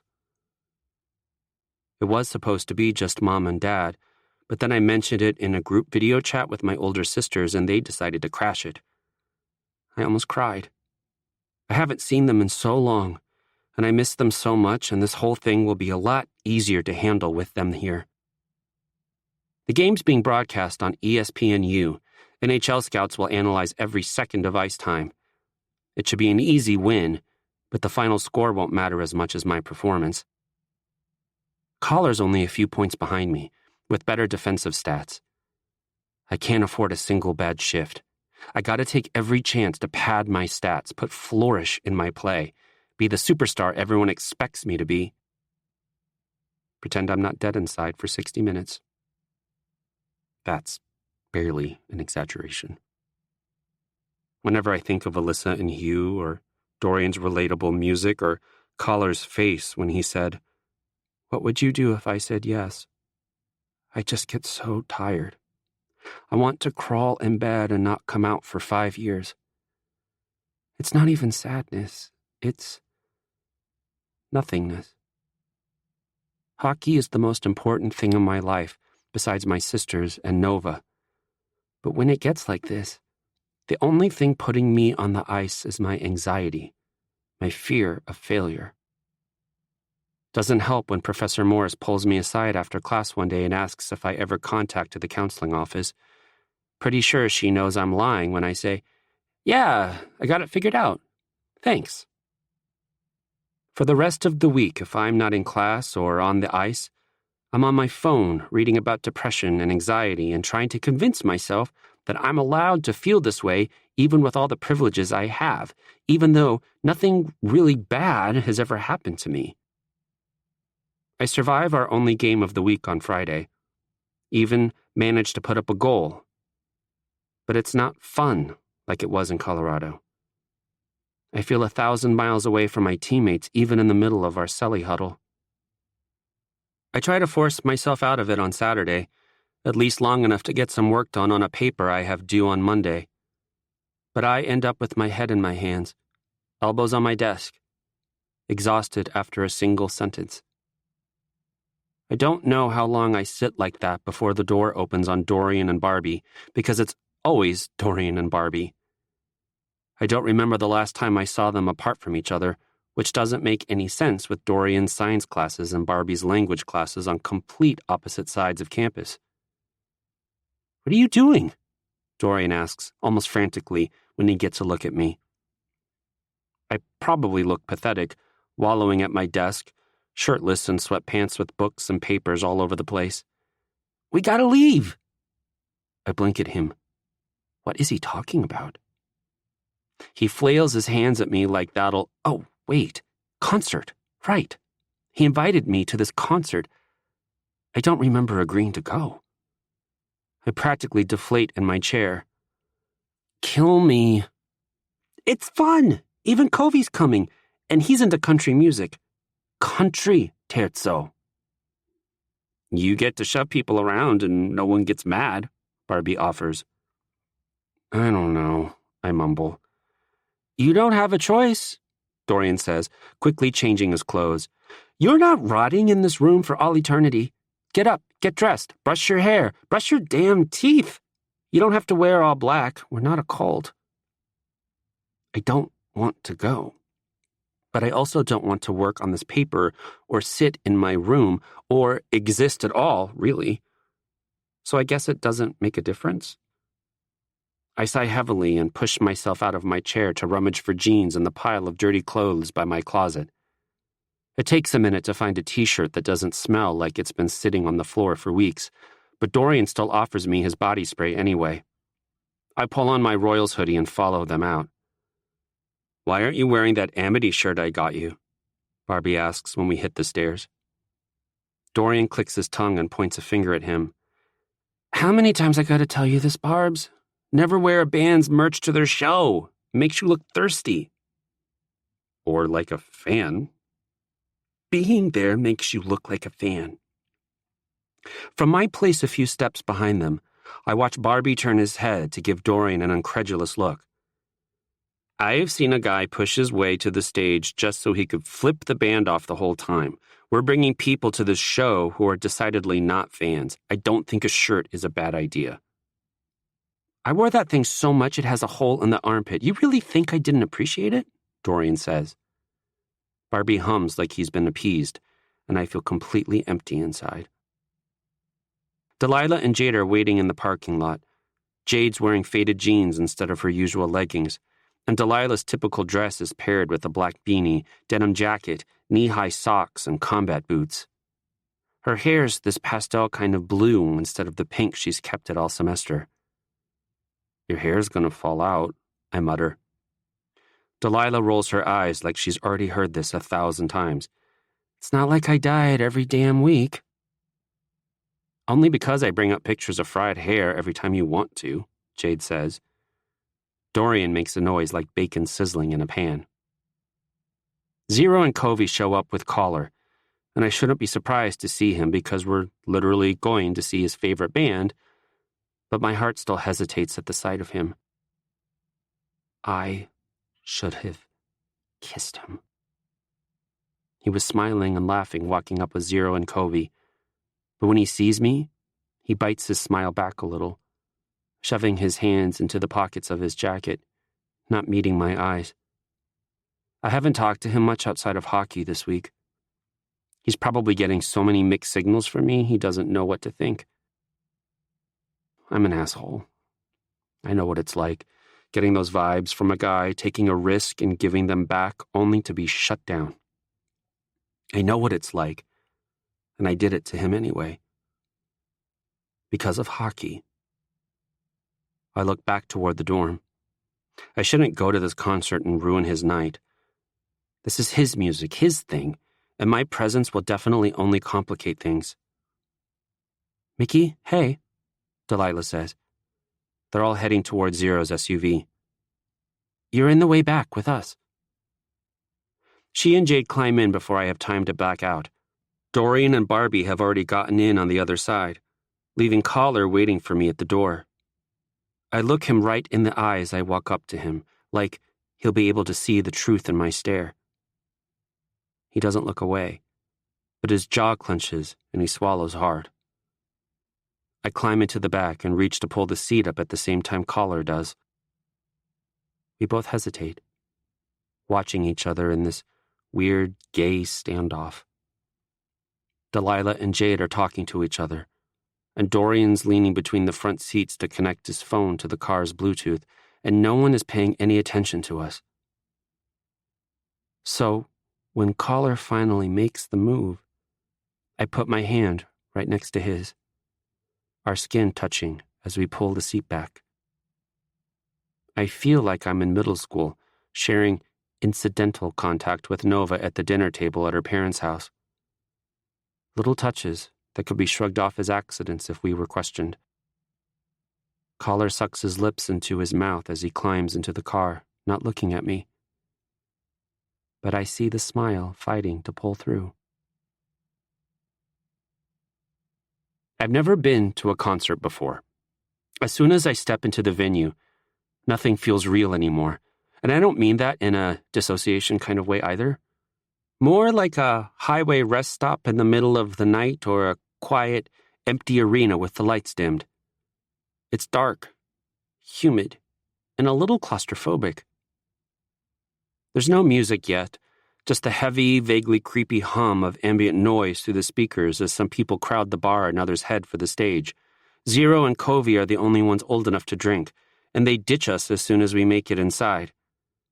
I rub absently at the black X's on my hands, but even if I found a way to get them off, the bartenders would probably take one look at me, assume I'm 12, and kick me out of the show entirely. "I'll settle for nothing but right up front," Dorian says. "Everybody, grab on." He takes Barbie's hand. Barbie takes Jade's. Jade's takes Delilah's. And Delilah takes mine, leaving me with... I look back at Collar, hold up my hand. He looks at it for a second, then at my face. Delilah pulls me and I stagger along with her, hand still out, until Collar lunges forward to grab on before we get lost in the crowd. Dorian leads us toward the stage, squeezing between people and straining our grips on one another to the point where I'm pretty sure all our fingers are going to break before we get to where we're going. I kind of feel like an asshole, forcing my way through a bunch of strangers, but most of them seem unfazed by it. We line up right against the stage, and Collar's hand lingers in mine even as the crowd presses in around us, making me feel smaller than ever. I miss it as soon as he lets go, but he isn't exactly far away. There's no barricade between us and the bands. My face is right at waist level with them. Dorian said the openers were pretty small names, but the crowd still reacts violently is the only word I can think to describe it. I am completely out of my element. The front man's screaming right in my face. I can feel the bass in my chest like my heart is syncing up with it. I'm being literally crushed against the stage from behind, and I even get kicked in the head by a crowd surfer. By the time the first band is done, I feel like I've been to war. "What'd you think, Terzo?" Dorian calls from down the line. His voice sounds muffled. "It's something," I call back. "It's fun," he insists. And he's right. It's different. Takes some getting used to, but I guess it beats sitting in my room wishing I were dead. I even bob my head along with the beat when the next band comes on. It's nowhere near as aggressive as Collar beside me with an arm up, punching the air in time with the words he screams along to. I feel kind of bad taking up space at the front from people who could really get into it, but at least I'm short enough for them to see over me. Not the case for anyone stuck behind Barbie. "Look at Maverick!" Jade shouts. I twist, pushing up on my tiptoes to catch a glimpse of Covey in the middle of a big gap in the crowd, with a bunch of people all shoving one another and swinging their arms around. Covey's polo is drenched, his hair slick across his forehead as he throws his body around like he's on the rink. Zero's along the edge of the gap, cheering him on. I smile, even laugh. And when I face forward again, I find Collar watching me just like I've been watching Covey. He looks away as soon as I notice. After the second band, with the roadies for the main act doing their sound check, Collar puts his forearms on the stage and his head down. The crowd's thinned a little with people going for refills at the bar, so I take the chance to stretch my legs behind me. Delilah and Jade are going back and forth with Dorian and Barbie, but my ears feel stuffed and I can't hear what they're saying. I should swap with Collar. Let him get closer to them so he can talk too, instead of acting like a door between them. I mean, I guess I could talk to him? There's a thought. I lean down next to him, matching him with my arms on the stage. I feel him tense against my shoulder. "Hey," I say, like we haven't been standing next to each other for the past hour and something minutes. Good start. He's quiet for a second, dragging a fingernail through a seam in the floorboards of the stage. "Hey." Okay. Time to put my non-existent conversational skills to the test. "So this is the kind of shit you listen to for fun." I cringe at the same time Collar scoffs. Wow, I am great at this. Might as well keep plowing on. I mean, not that it's shit, just... You know what I mean. Actually, that band was kind of shit, he says. I blink at him. You were literally singing along. Well, yeah. That makes no sense. He shrugs. Maybe not to you, but some of us like to have fun. I say nothing. He didn't mean to, but he hit a nerve. Of course, I like to have fun. It's just that sometimes my brain doesn't want to let me. I expect the conversation to die there, but then he says, we trended on Twitter for 7 minutes on the way here. Got thousands of people arguing over us. No, I'm the one who scoffs. Again? I've got a feeling it's going to be like this till draft day, Terzo. Might as well get used to it. But you're loving it, I mumble. Not really. A loud, steady beat picks up as the drummer starts his check. I lean in closer to hear Collar better. People used to talk about me for my skill. Now, they just want to compare me to you. Somebody actually sat there and said that if you were a few inches taller, these conversations wouldn't even be happening. I roll my eyes. For once, my height's got nothing to do with it. Just, who I am as a person. Lucky for you, I took after my mom. He ignores that, fidgeting with his lip ring in a way that reminds me we're in his element here. The stretched ears might be out of place on an ice rink, but they're pretty much standard here. I've been talking to your sister about you, he says after a moment. Great. I have 5 of them, I say. You'll have to be more specific. He actually laughs. Just this small huff of air through his nose, but still, a laugh, and a slight uptick at the corner of his mouth. You little shit. The one right next to you, Delilah. Okay. He takes a breath to continue, but pauses with his mouth open, like he's rethinking whatever he was going to say. He closes his mouth and swallows before saying, what would your parents have done if you just totally sucked ass at hockey? Okay, that's not what I was expecting. Talking about my parents. What are we, friends? Paid for more ice time? I say. What if you said no? I laugh bitterly. That was never an option. Come on. It's a sport, not life or death. It's more than that for them. What's it to you? He turns toward me, resting his weight on one elbow. You wouldn't be doing this if it weren't for your name. Everyone knows it. So why bother? Because I was bred for this. I hope he remembers that hockey news article, or I just sounded super creepy. I'm serious. Collar twists the collar of my hoodie in his fist and tugs enough for me to feel it. My breath catches in my throat. I look at him, close enough to smell cinnamon gum and coconut lotion above the sweat and alcohol in the air. I want to close the small gap between us, chase those distinctly Collar scents with my mouth. But we're in public, and he's a hockey player, and we're supposed to be rivals. I lick my dry lips, look him right in the eyes. So am I.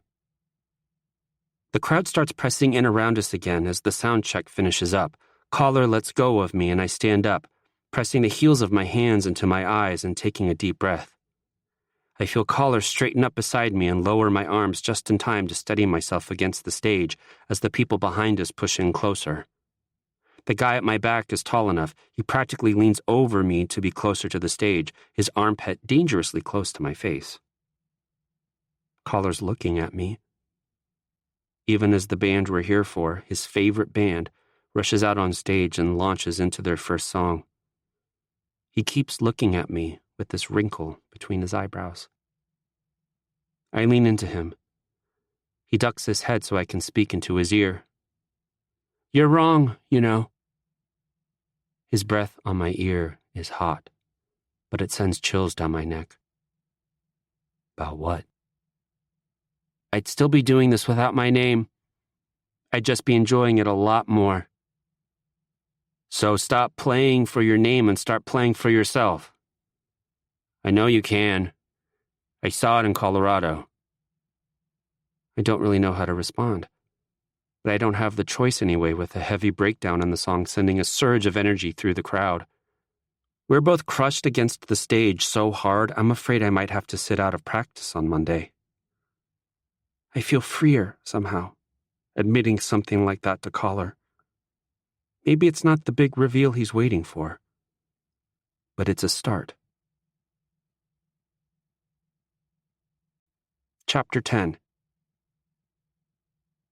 I'm just getting out of the shower when Collar sends me a link to a tweet along with the message, "How dare you?" The tweet shows two candid shots side by side, one of me standing next to a girl in line at the crepe station in the dining hall, and another of Collar and the same girl walking near each other on campus. The tweet itself says, "Same draft spot, same girl? Must be one uncomfortable locker room." I roll my eyes. This is hockey, not Hollywood. I pull on a pair of gym shorts and collapse into my bed as I type up a response. This has become something of a routine the past week since the concert. Collar and I send each other everything we find online about us and our rivalry and laugh about it. Sometimes we even go on Twitter and reply to the posts to try to fan the flames.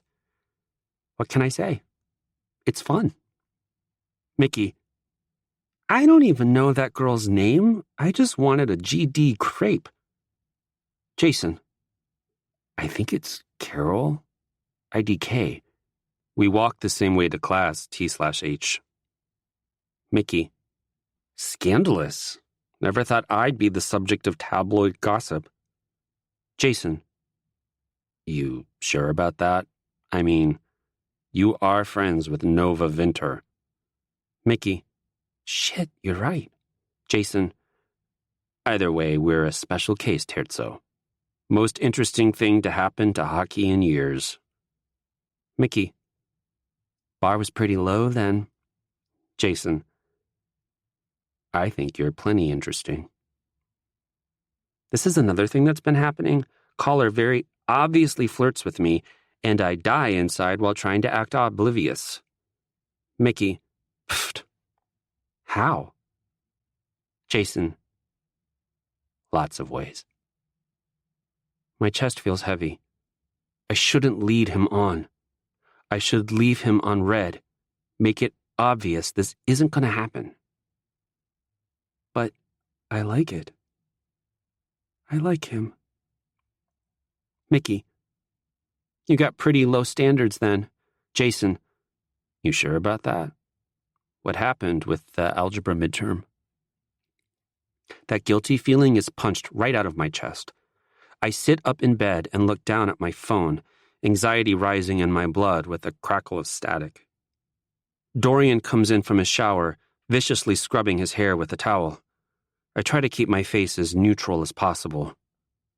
My midterm grades weren't great. I mean, I'm still eligible, but they could be better. Way better. I ended up with a C in algebra, which I was not expecting at all, a C+ in biology, which would sting worse if I actually planned on staying and doing marine science, an A in Italian, naturally, and a D in college writing, leaving me at 2.32. Barely hockey eligible, but safe for now.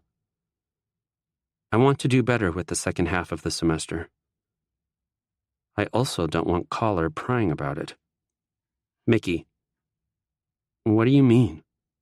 Jason: Not trying to be, invasive or anything, but I know you didn't finish it.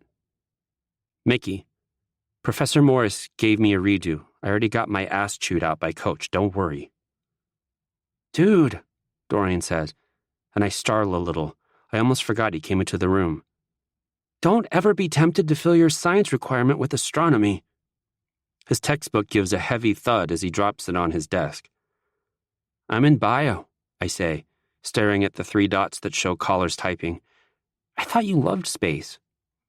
I do, and I love this class, But there's so many upperclassmen in there just to get the credit because they thought it'd be easy and fun. It's annoying. He props his head up with an elbow on the desk and hunches his shoulders over the textbook. I have never seen him this grouchy before. You okay? I ask him. Fine, just tired. There's this pang of familiarity in my gut, but before I can really grasp it, my phone vibrates. Jason.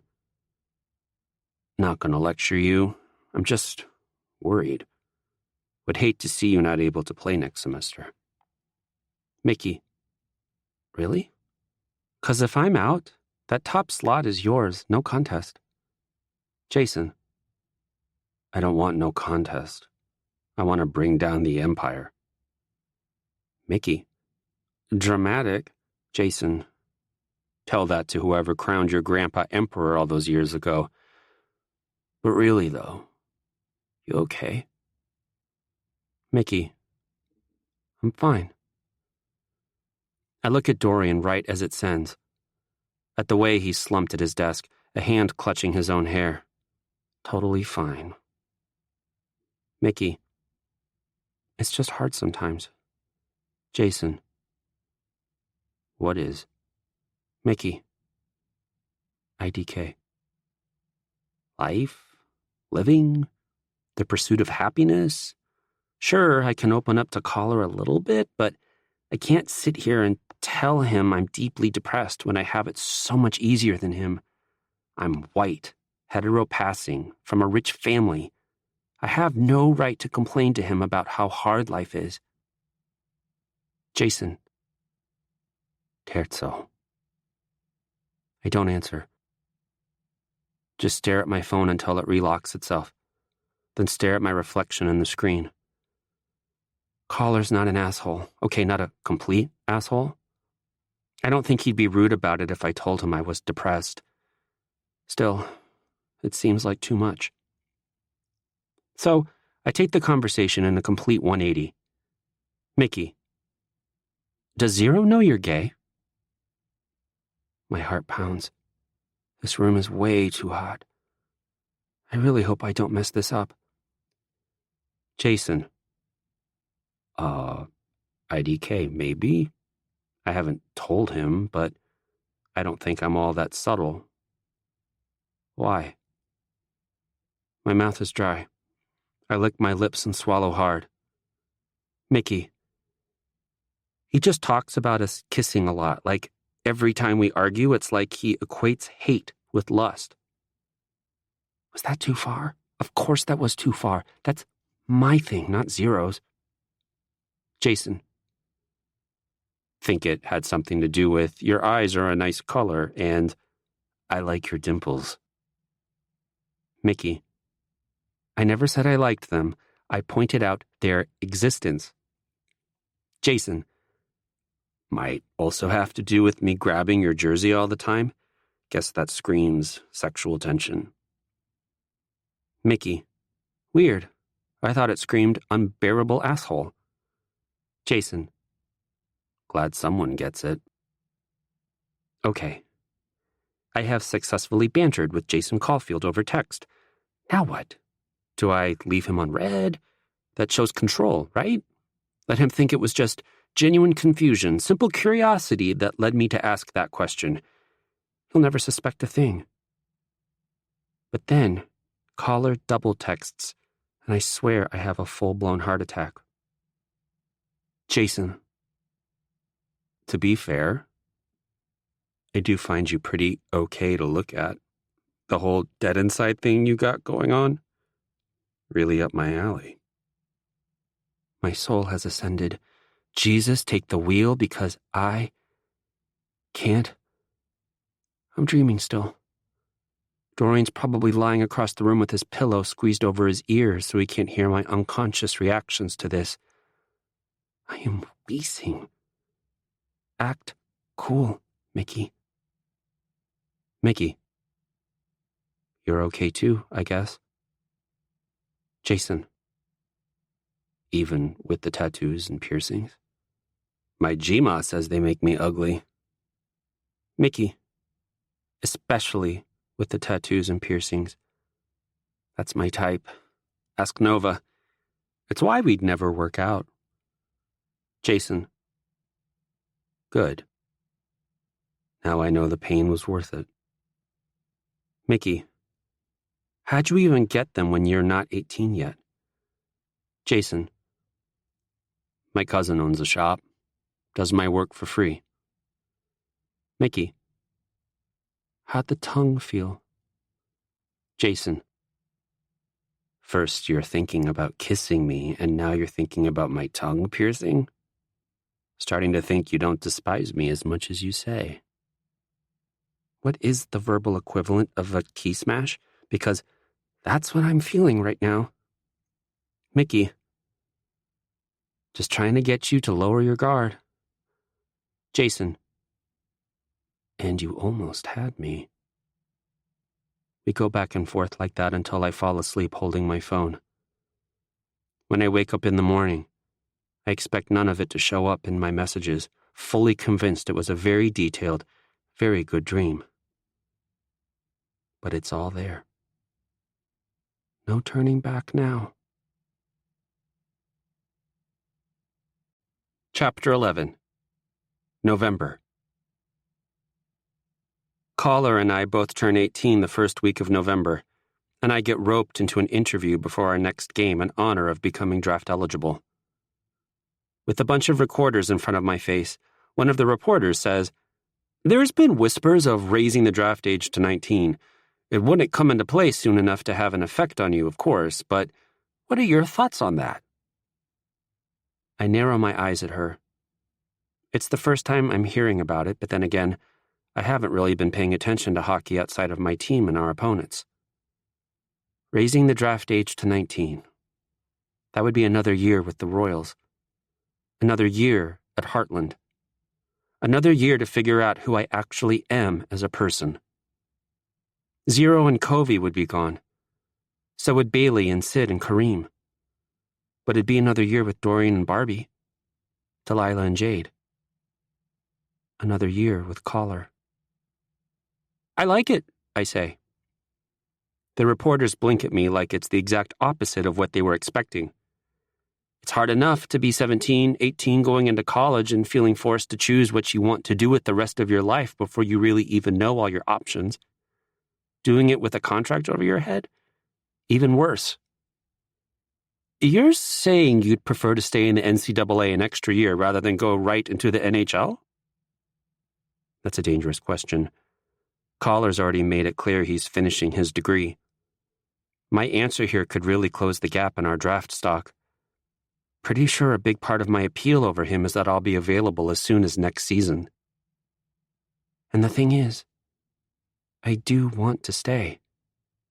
But I also want to start my career in hockey. I want them both at the same time, but that's not possible. I'm saying, I start slowly, carefully. I've already learned a lot more in these past few months at Heartland than I did in 17 years of nothing but hockey. Caller locks his arm around my neck and knocks our helmets together on our way out of the locker room. Like he's proud of me, or something. Now I'm noticing those sideways looks the boys give us whenever we're within 3 feet of each other. Like they're waiting for me to leap into his arms or for him to pin me to the wall or something. My brain's on a constant loop of, "You're pretty okay to look at and right up my alley," and "Wow, the smell of cinnamon is now enough to get me going." I am pathetic. It's gotten to the point where I don't even care about people finding out.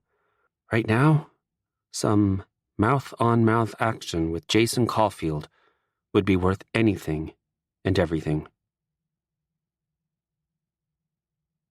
Caller plays even better than usual that game. He pulls off this one play where he's cutting behind to the net and tosses the puck back to me with this sexy-as-hell no-look pass. I almost don't capitalize on it because I'm too busy going ha-hung. I get it together just in time to wrist a one-timer into the back of the net, and I swear I'm swooning as I meet Caller against the boards for the celly.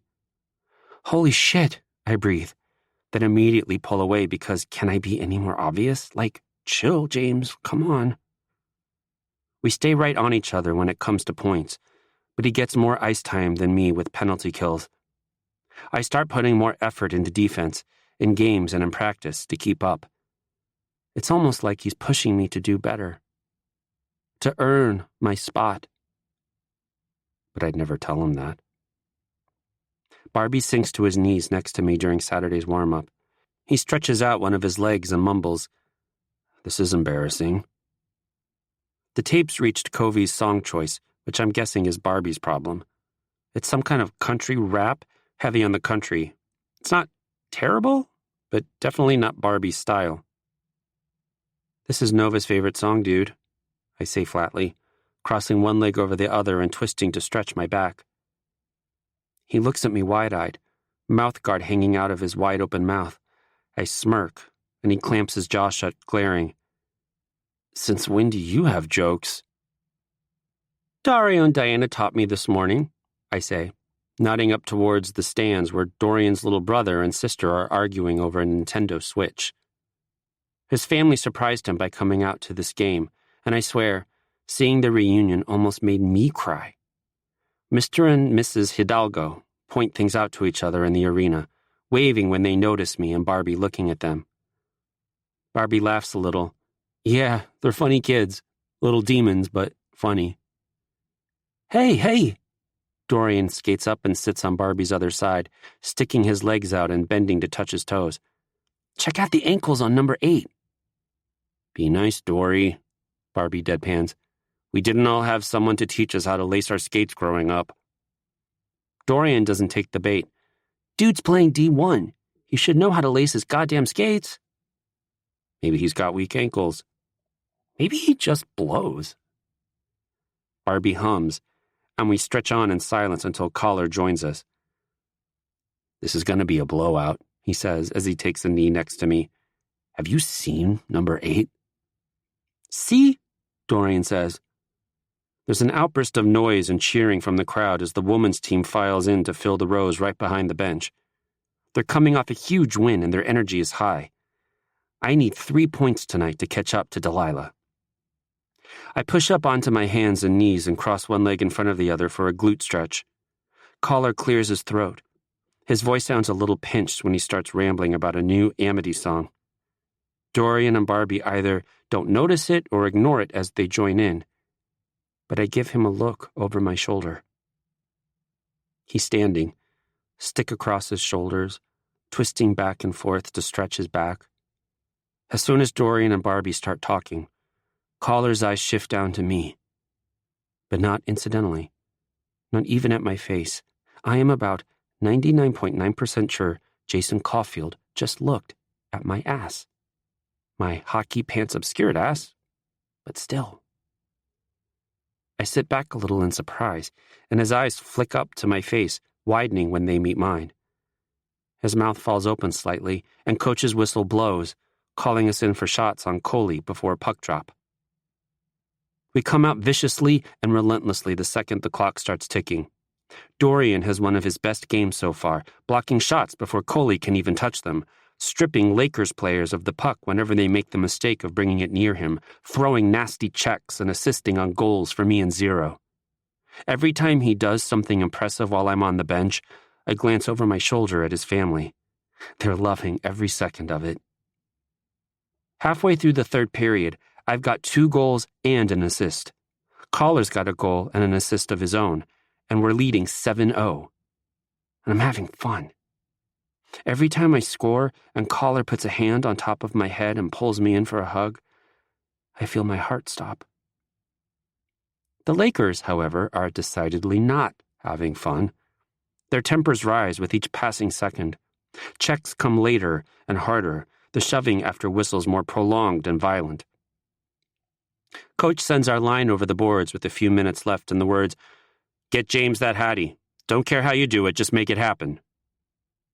Collar and Zero put the puck on my stick every chance they get, passing up clear shots in favor of handing it off to me. I don't need another point. I'm ahead of both Delilah and Collar now, and the Lakers are starting to look homicidal. But my teammates want that hat trick from me badly enough, they'll pass up points of their own to get it for me. Even Collar. my biggest rival. So when a lane opens up, I take the shot, smooth and quick, a laser into the top left corner of the goal.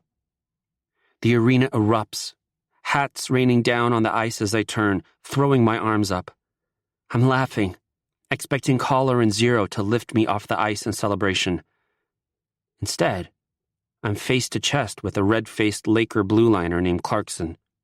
He takes one look at my mid-celly smile and cross-checks me hard enough. I stumble backwards, tripping over someone's leg and collapsing in a heap on the ice. Okay. Ouch. Whistles blow as guys clash above me. I'm sprawled out, breathless, blinking up at Collar with his hands twisted in Clarkson's jersey, the cages of their helmets pressed together as they hurl insults back and forth. I don't think Collar will throw a punch, but God, I'd love to see it. Zero helps me to my feet once a ref pulls him away from the chaos, but I don't hear whatever he says to me. Clarkson shoves his fingers into Collar's cage and shakes him, pushing his head back and refusing to let go even when Collar holds his hands up in surrender. I throw myself at him, surprising him enough to break his hold on Collar. I shove him back another step. "You're kidding, right?" Clarkson says, catching on right away. "I'm not fighting you." I shove him again. "Seriously, I'm not fighting you, James. I get shanked by Gary Bettman." I get close enough that I have to look almost straight up to hold eye contact, saying nothing, just challenging him to back down from a guy damn near a foot shorter than him. "Christ," he huffs. "Fine, all right." He pushes me back out of the scramble in front of the net, the refs distracted as they try to break up 4 other shoving matches. Zero says my name, a warning in his voice. But that doesn't stop me from grabbing Clarkson by the jersey and throwing a punch. It's a reach, but I still manage to get him in the cage and bench myself all in one moment of rage. I pull back my fist and do it again, putting all my weight behind it. I've never been in a fight before. I just want to break Clarkson's teeth in, make him think twice about ever putting his hands on Collar like that again. He barely reacts to my punches, his helmet and my lack of fighting experience protecting him from any damage. But when he takes a swing of his own, I feel it. My helmet absorbs most of it, but it's still enough to stun me for a second, force me to bite down hard on my mouth guard. I feel the rumble of the crowd more than I hear it, like a bass line pounding in my chest. There's a flash of black and white in my periphery, the refs closing in on us, but I can't let them separate us before I make him hurt. I line up another shot to his chin and take 3 more to the side of my head. My face throbs. I taste blood in my mouth. Feels like I took a baseball bat to the skull. The only thing keeping me on my feet is Clarkson's grip on my jersey, my hands twisted into his. I give him another weak shove. "Thanks a lot, James," he says. His voice sounds like it's coming through water. "Now, I'm the asshole that kicked the shit out of the star." "Fuck you," I spit back. "Okay, night-night, little one." He pushes back on me, easing me down to the ice almost gently and throwing his hands up in surrender when the refs descend on him. "A little late, yeah?" he says, as they lead him to the bench. I swear to God, if everyone doesn't stop screaming, my head's gonna explode. I brush off the linesman, reaching to help me up and roll over to my knees, pulling off my helmet. Blood drips onto the ice, falling from just under my eyebrow. Pink drool dangles from my lips. Everything's rolling like I'm 8 shots deep. It's not like I'm used to taking fists to the head. Doesn't help that Clarkson's massive. An arm falls across my shoulders, and Collar kneels in front of me. "Terzo, you legend. You need the trainer." I shake my head. Bad idea. I'm about to puke all over Collar's knees and then he'll never look at my ass again. I reach for his arm and let him help me up. He keeps his arm around my waist as the refs follow us to the benches. "You look like a chihuahua taking on a mastiff," Collar says. like an angry little puppy. Adorable. I can't hold back my grin, even if it hurts. It stays as I step off the ice and stagger down the tunnel toward the training room, slapping my hands against the hands of fans reaching down to me. The adrenaline starts to fade as soon as I get to the trainers, and she starts dabbing at the blood on my face, the cheering muffled by layers of concrete and distance. I just benched myself because a guy was being an asshole to Caller. Not even because he cross-checked me. Because of Caller. Caller, my rival. Caller, who I probably just handed the top pick. I've got stitches above my eyebrow and a wicked bruise on my jaw, but neither of them hurts as much as my head after dealing with Coach's close proximity meltdown after the game. The man can yell. I get a message from Nova once I'm back in my dorm. Nova. That was almost sexy. Mickey. You saying you liked watching me get my ass beat? Nova. Mickey. You've seen the fanfic I read. I can't help but snort at that. Nova strictly reads hurt fic involving her favorite fictional guys. If there's any hint of comfort in it, she's not about it. Sometimes I worry about her. I'm trying to figure out what to send back when the group chat with my sisters pops up. Nicolette. Dude, that was badass. I smile and lie back on my bed, holding the phone over my face. Mickey. Would have been better if I won. Bailey. If you could have won your first fight ever against a guy 20 times your size, you're in the wrong sport. Madison. Wait, what? Fight? What did I miss? Nicolette. Have you not checked Twitter tonight? Little bro's a brawler. Mickey. My face hurts. Delilah. Don't challenge guys a foot taller than you, dumbass. Mickey. 11 inches at most. Michaela. An important distinction. Madison. Explains why Dad's complaining about you not answering your phone. Mickey. Oops, phone's dead. Bailey. You're literally using it right now. Mickey. Oops, no service. Bailey. Just call him. He's probably worried. Mickey. Yeah, about my draft stock. Bailey. You know it's starting to get real old how you whine about him only caring about the draft. Seriously, I would throw myself in front of a Zamboni right now if it didn't feel like I already got hit by one. Mickey. What's annoying is, it's true. Bailey. No, it's literally not. Mickey. Right. Sure. 'Kay. Michaela. Hey, let's talk baby names. Spence suggested Keith. Keith? Can you imagine a newborn named Keith? That's the name of a grown man working in a cubicle. And don't get me started on his girl names. I want gender neutral. I let my phone fall to the floor next to my bed. I don't know why Bailey always feels the need to defend Dad's honor like that. She makes me out to be the bad guy in that relationship, and I don't get it. Maybe because he defended her and Sid and Kareem? Maybe because she's right? Deep down, I know she is. But I'm not ready to let go of 7 years of abandonment issues. I heave a sigh and reach above me for my planner. Yes, an actual real planner where I write in my homework and due dates. I gotta do something to salvage my midterm grade. I've got readings to do for biology and college writing, and a journal entry to write for Italian. My phone vibrates on the floor. I roll off my bed and toss the planner aside, sit down at my desk and open my laptop. But I don't log into my Heartland account, and I don't start any readings. Instead, I go to Twitter to read what random strangers have to say about me. I'm expecting to see things about how I finally showed some team spirit in the form of violent rage and how that's a liability and how maybe I need help off the ice for starters. How I pick fights I have no chance of winning.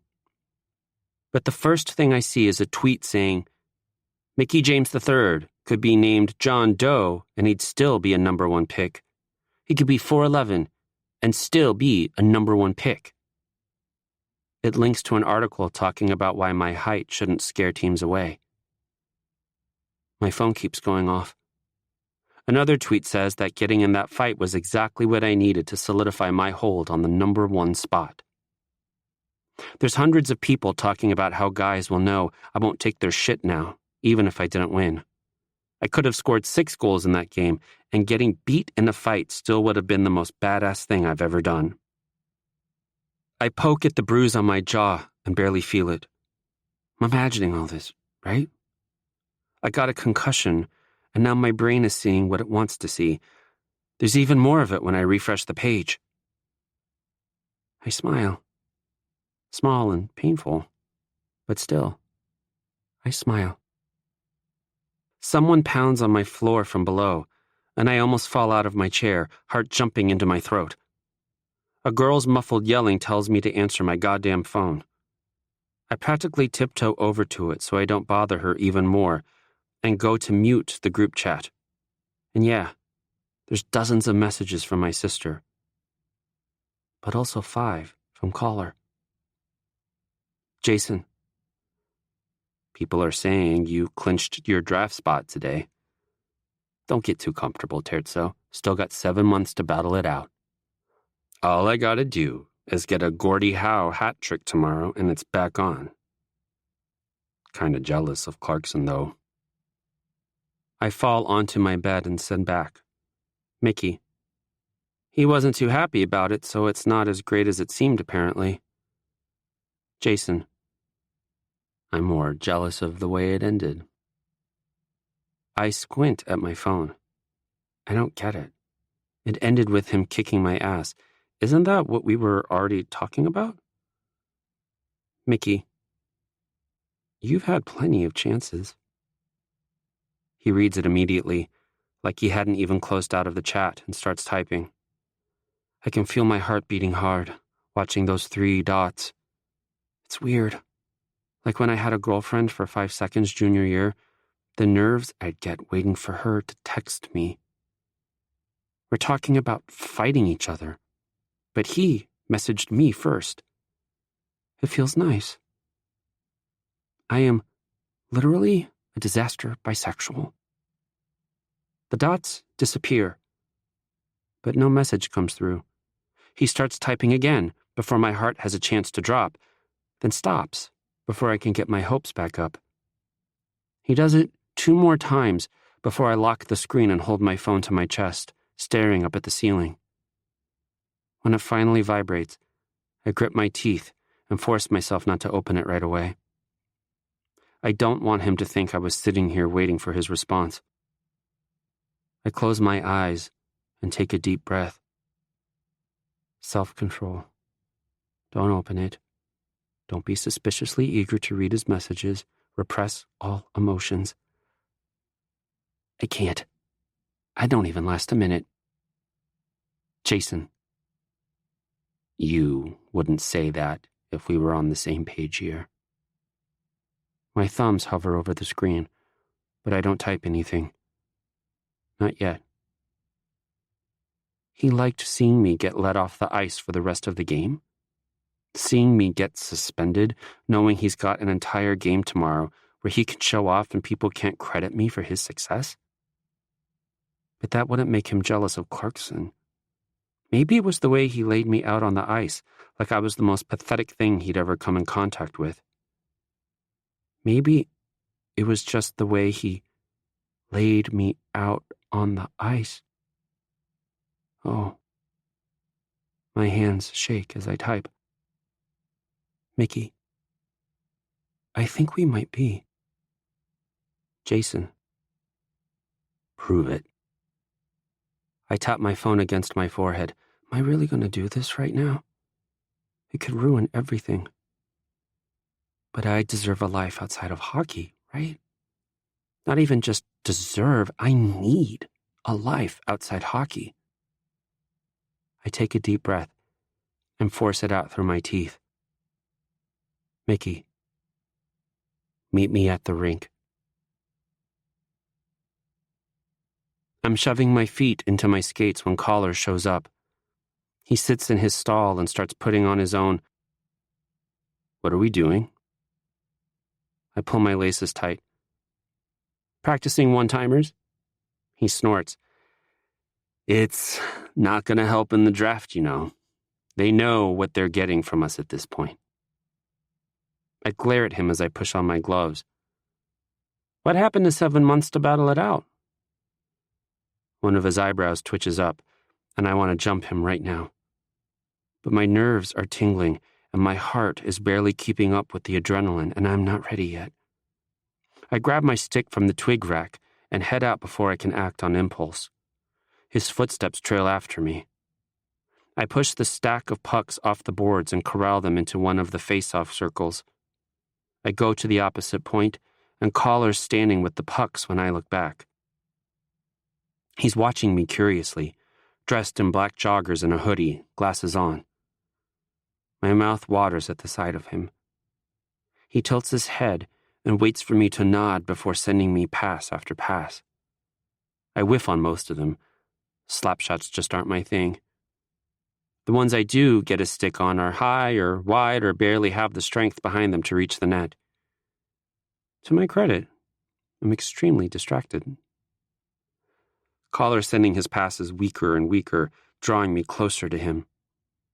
My heart races, and I can hardly breathe, and finally, I'm barely a step away. I look up at him, breathless and electric, and he looks down at me with his head cocked to the side. Those were some of the worst passes I've ever seen from you. I try. My voice shakes. What are we doing here, Terzo? I lick my lips, shift my weight from skate to skate. I don't know, I feel comfortable here, don't have to worry about Dorian and Barbie barging in. I look down at the space between us. I swear my breathing echoes through the entire empty arena. He steps closer, letting his stick drop to the ice. He pulls his right hand out of his glove and reaches up, trailing his fingers across my cheekbone and pushing them back into my hair. Each second lasts longer than the final moments of a tight game. I can smell the cinnamon on his breath, the sweat from inside his gloves. Same page? He asks softly, a slight tremor in his voice.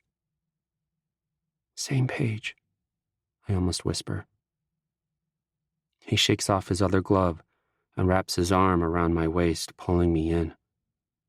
I drop my stick and almost trip over it as I step closer, way too eager. But he doesn't kiss me. He turns us around so my back is to the boards, and I grab hold of his shirt as he guides me until I'm pressed against the glass. And then, his mouth is on mine, his full weight pinning me and both hands pushing into my hair. I feel it everywhere. It takes everything in me to hold myself up. I let go of his shirt to reach for the back of his head and pull him down to my level. His skates scrape against the ice as he struggles for balance, but he doesn't stop kissing me. It hurts, with all the bruises on my face, but the pain is nothing compared to the total ecstasy of his mouth on me. The metal hoop in his lip clacks against my teeth, and it's a little awkward, a little messy, and a lot frantic. But it's easily the best kiss I've ever been given. And I've kissed a lot of people. I don't know if it's the way he has me shaking, gasping, my fingers numb, or if it's just because it's Jason Caulfield. His hands slide down to my hips, slip under my shirt, send chills through my core as they brush against my bare skin. I sigh into his mouth, grab fistfuls of his shirt again to hold steady. My head is fuzzy by the time he pulls away, my breathing ragged. If it weren't for his weight against me, I'd be melting into the ice right now. It's a feeling I could get used to. Before either of us catches our breath or says something stupid, I lean up and kiss him again. Okay, but picking up the pucks together after that is extremely awkward. My legs feel weak, like I just did a whole-ass bag skate or something, and I'm doing my best to stay turned away from Collar. These joggers really don't hide anything. My mouth still feels numb and dry, and my heart rate only slows back to normal when I'm in my sneakers and my skates are put away. I should say something. It'd be weird to walk out without saying anything, right? Like admitting defeat, or maybe saying something would make him all smug, even more than usual. I should act like nothing happened. Don't change anything. Let him think I don't care one way or another. Terzo? Collar's holding the door open, looking back at me. You plan on staying the night here, or what? The collar of his hoodie is stretched out from where I was pulling on it. It's obvious what he was just up to. I feel myself blushing just looking at him and tuck my chin to my chest to hide it as I follow him out. We walk close enough that our arms touch. When he's sure no one's looking, he even slips his hand along the small of my back, sending chills through me. I've got a thread of messages from Dorian demanding I come to the hockey house. Dorian, Terzo! Where are you? Hockey house now! You missed team dinner! Which means my room is empty. My heart's straight up pounding as we get closer to my building. He has to walk past mine to get to his. My window of opportunity is closing. How do you invite a boy back to your dorm room? Last time I hooked up with a guy, it was my senior year lab partner, and we were studying in his room while his parents were outside, so I didn't have to do any of this awkward, propositioning. We walk past the front entrance of my building. My room is toward the back, so it's not totally obvious that I'm stalling. I duck my head farther into my hood when we pass by a group of drunk people singing the alma mater in the parking lot. As soon as they're behind us, I suck it up. Do you... I say at the same time Collar says, Are you going? We stop outside the last door to my building and face each other. I look up at him and wait for him to finish what he was saying. He licks his lips, glances around the parking lot, puts his hands in his pockets and hikes his shoulders up. I can feel his nerves. He doesn't look at me when he finally says, Were you gonna go to the hockey house? Nah, I say. We missed dinner. He swallows. I shift from foot to foot. Were you? I don't think so. The air between us feels dangerously charged. Or maybe that's the anxiety. It's freezing, but my hands sweat in my jacket pockets and my face feels hot. Did you wanna... I trail off, motioning vaguely toward the door with my elbow. Collar looks at me, meets my eyes, doesn't look away. I can't breathe. My whole body shakes, and it's not just from the cold. I don't think I've ever been this nervous when it comes to something like this. Maybe with Nova, but that was because it was the first time. I wasn't even this nervous my first time with a guy. It's not like I have feelings for Collar either. He's just really hot. Collar nods his head. Yeah, he says. His voice cracks and he has to clear his throat. Yeah, okay. We barely make it through the door before Collar's pulling off my shirt and putting his lips against my neck. Okay? He asks when my back hits the mattress. Can I asked with my hands at the waistband of his joggers. Do you want to? He asks with a wrapped condom in his hand. A breathless yes at each progression. He's gentle when he needs to be. Less so when I ask him not to. He kisses me like he means it, holds me close to him. It's enough to rip my empty chest wide open. Nova Winter. Mickey. This just in. Hooking up with a hot guy does not cure depression. Nova. I could have told you that. Mickey. Well, why didn't you? Nova. You never asked? Regret it, though? Mickey. I mean, it literally just happened, like he just left. And it hasn't come back to bite me in the ass yet, so not yet. Nova. Then what's it matter? Nothing's gonna cure your depression, but you can find things that make it easier to handle. If that's Jason Caulfield and you're both into it, then do what you want. Mickey. Who said it was Jason Caulfield? Nova. Mickey. Chapter 12. Caller leaves before Dorian gets back. I can't sleep. I can hear the music coming from Dorian's headphones all the way across the room, and I don't get how he can sleep with it so loud. But it's not the music keeping me up. I don't know what it is. I just feel kind of, lonely, I guess. I'm used to being alone. Not so used to feeling alone like this. A twin-sized mattress should not feel this big. I pull the blankets over my head and close my eyes. I need to sleep. I can't play, but I still have to be at the game tomorrow. Plus, I've got 2 papers to write, and I'm dangerously close to academic probation. Coach and the athletics director don't care who I am. They'll still bench me. I'll have to bust my ass next semester if I want to play through the Frozen Four. Which reminds me, I only have 4 months left with the Royals. 6 at Heartland. Then I'll be alone in whatever city drafts me and determines my entire future. I throw off the blankets and scramble for a clean hoodie from the floor before racing out into the cold, heading for Delilah's building. I slip in behind a resident before the door can close and lock on me and take the stairs 2 at a time to the 2nd floor.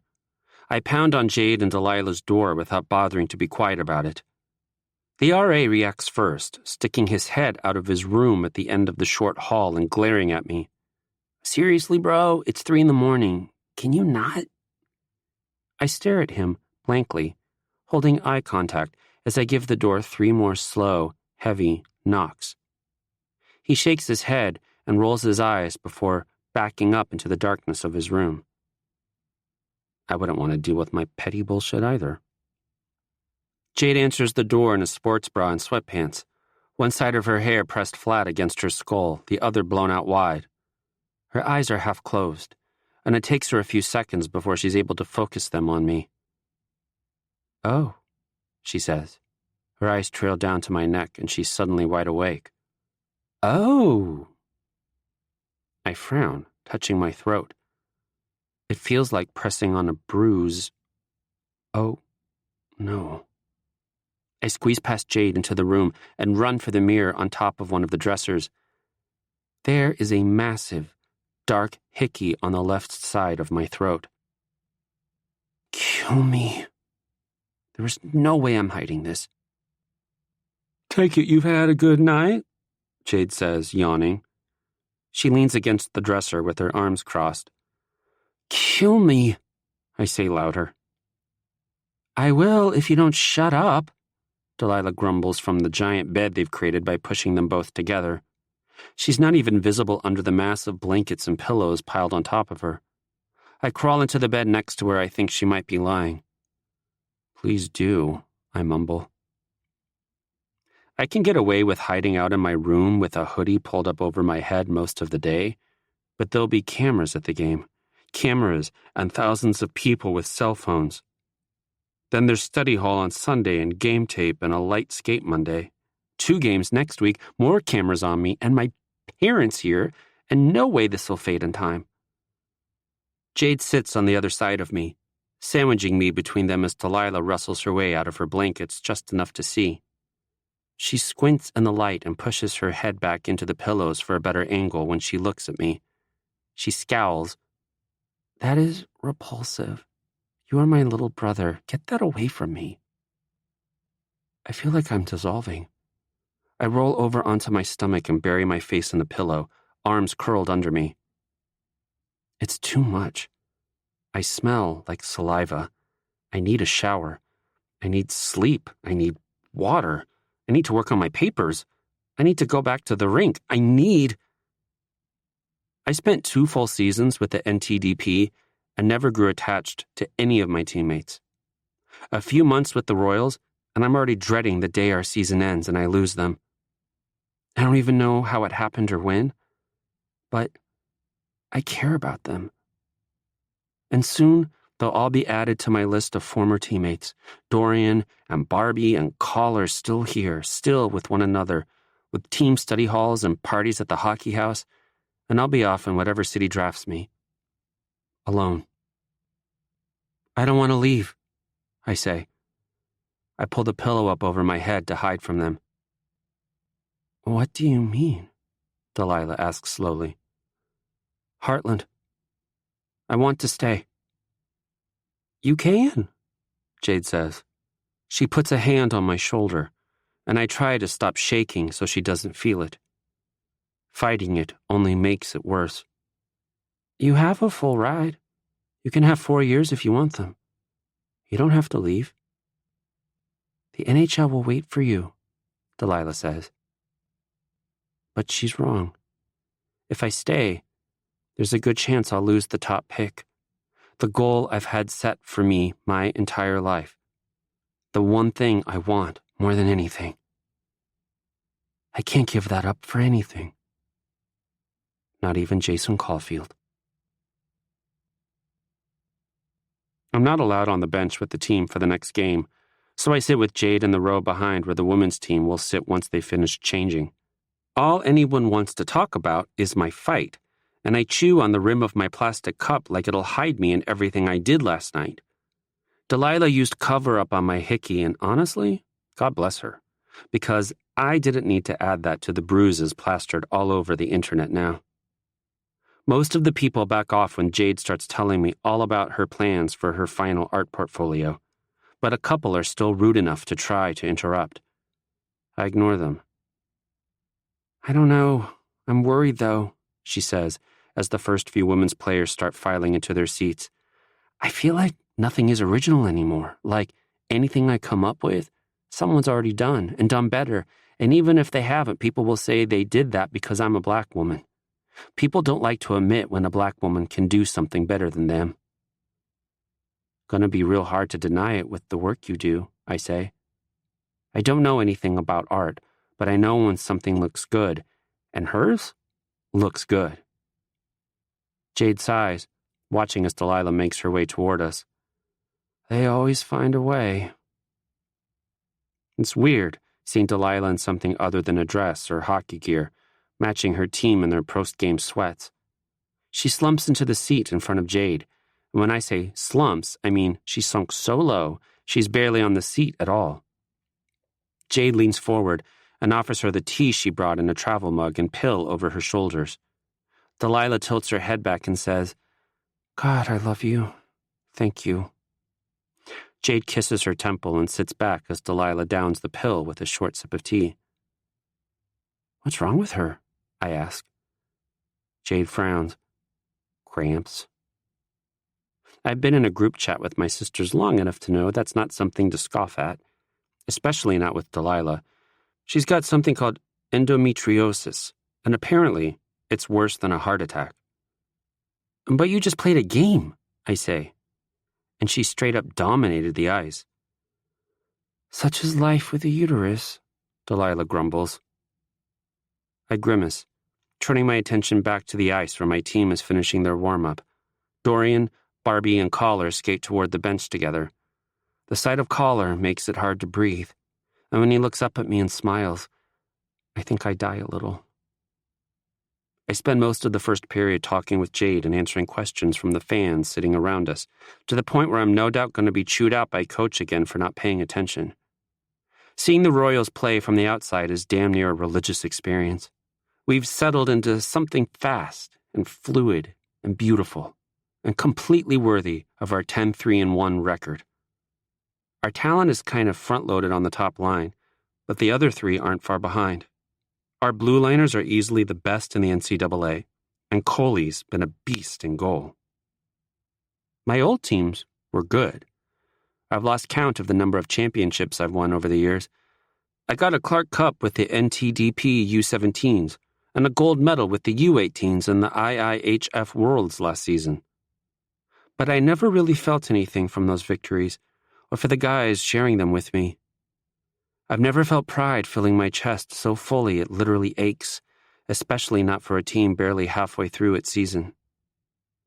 There's not a doubt in my mind they'll be adding a new championship banner to the rafters next October. I can almost imagine myself standing on this ice, watching the banner go up with Collar and Dorian and Barbie beside me. In reality, I'll be off in whatever city drafts me in June, watching a live stream on the Royals website, if I'm lucky. Every time my line takes the ice, my heart jumps. Wicker got pulled up from the second line to replace me, and it didn't take long for them all to adapt. Wicker adds this little extra layer of grit onto the speed and flash style we've developed together. He makes this sick cross-ice pass to Zero in the third that would have been an assist if Zero didn't ring it off the pipe. I let out a whooshing breath. "You worried Wicker's going to steal your spot?" one of the players from the women's team asks, half turning in her seat to grin at me. "No," I lie. I am never not worried about someone taking my spot. On the ice, in the draft, on this campus, in the lives of Dorian and Barbie and Collar. Coach has already given my spot away once, so I know he's not afraid to make changes. God, what if I don't fit in with another line and my play suffers? What if everyone decides it was Collar making me look good instead of the other way around? Because Collar's playing just as good without me as he does with me, I can't stop looking at him, even when he's off puck. The way he moves on the ice has my palms sweating so bad. I'm almost constantly wiping them on my jeans. It's worse, better, when he makes this downright nasty play, practically breaking the ankles of two separate blue liners. They look like they've never played hockey before in their lives as he weaves through them on the way to the net. He puts the puck bar down and throws himself at the glass in celebration. And then, when he breaks away from the boys' huddle, on his way to the bench, he finds me in the stands and points a finger right at me, this smug little grin on his face. And he winks. I feel it in my soul. I melt down on my seat and hold my cup in front of my mouth, face tilted down. I really don't need my blushing broadcasted over the Jumbotron. Jason, did that goal look as sexy as it felt? I lock my phone before Delilah or Jake can get a look at it. It feels weird leaving the arena with the fans, but Coach apparently wants to mess with my head or something because he banned me from the locker room on top of my 1-game suspension. It's working, too. I used to be itching to get out, away from hockey as fast as possible, to enjoy as much of a break as I could. But now, I miss my team. I should be there. I pull my phone back out and let Delilah and Jade get a couple steps ahead of me. Mickey. Hard to say. I mean, it was pretty, yeah, but I'm not exactly aroused by hockey plays. Jason. LMAO. Explain. Last night, then. I shove my phone in my pocket and hide my burning face in my hood. As good as things have been going, the days are getting shorter, so my depression doesn't give a single shit. It's getting too cold to do homework at the dock between classes, but as soon as I get into my room, all I want to do is lie in bed and watch YouTube videos of near-death experiences caught on camera. As soon as I hit the mattress, I am just done. I don't even realize how much time I've wasted away until Dorian bursts through the door and throws himself on his bed, groaning. That means it's past noon. You ever enter a room quietly? I ask. It's common enough at this point that I don't have a heart attack every time he comes back anymore, but still. No. His voice is muffled by the pillows. Okay, so I might have 0 social skills, but even I can tell when Dorian, literal ball of sunshine, is in distress. Still, all I can think to say is, "You okay?" Dorian's head pops up from the pillows in an instant, looking at me like he didn't realize I was in the room even after speaking to me. He stares at me for a moment with his mouth open before rolling dramatically onto his back, throwing an arm over his eyes for good measure. Today has been the worst day of my life. I want to fling myself into the lake. The room feels stale and depressing, and if I don't get some fresh air soon, I might suffocate. So it's not entirely selfless when I say, I don't know about flinging yourself in, but sitting by the lake always helps me. I'll go with. Keep you from drowning yourself if you want. Dorian lowers his arm to look at me again. I don't blame him for the surprised look on his face. I mean, when have I ever made a sociable suggestion? I'm about to say forget it and go back to my YouTube spiral when he pushes himself off the bed and tilts his head toward the door. Okay, let's go. We don't talk on the way down to the dock. I pull my hands into my sleeves and cross my arms tight over my chest to block out some of the cold. Dorian lopes along beside me, close enough to share body heat. He shoves his hands into the pockets of his chinos and hikes his shoulders up to his ears. We won't last long at the dock in this cold, even with hoodies under our coats. The sky looks ready to dump 8 feet of snow on us. It's tempting to let the silence stretch on once we're sitting beside each other on the dock. I could use the quiet, the smell of cold air and the time to think with only the sounds of wind on water. But I brought Dorian here because he's my friend, and I'm going to help him, damn it.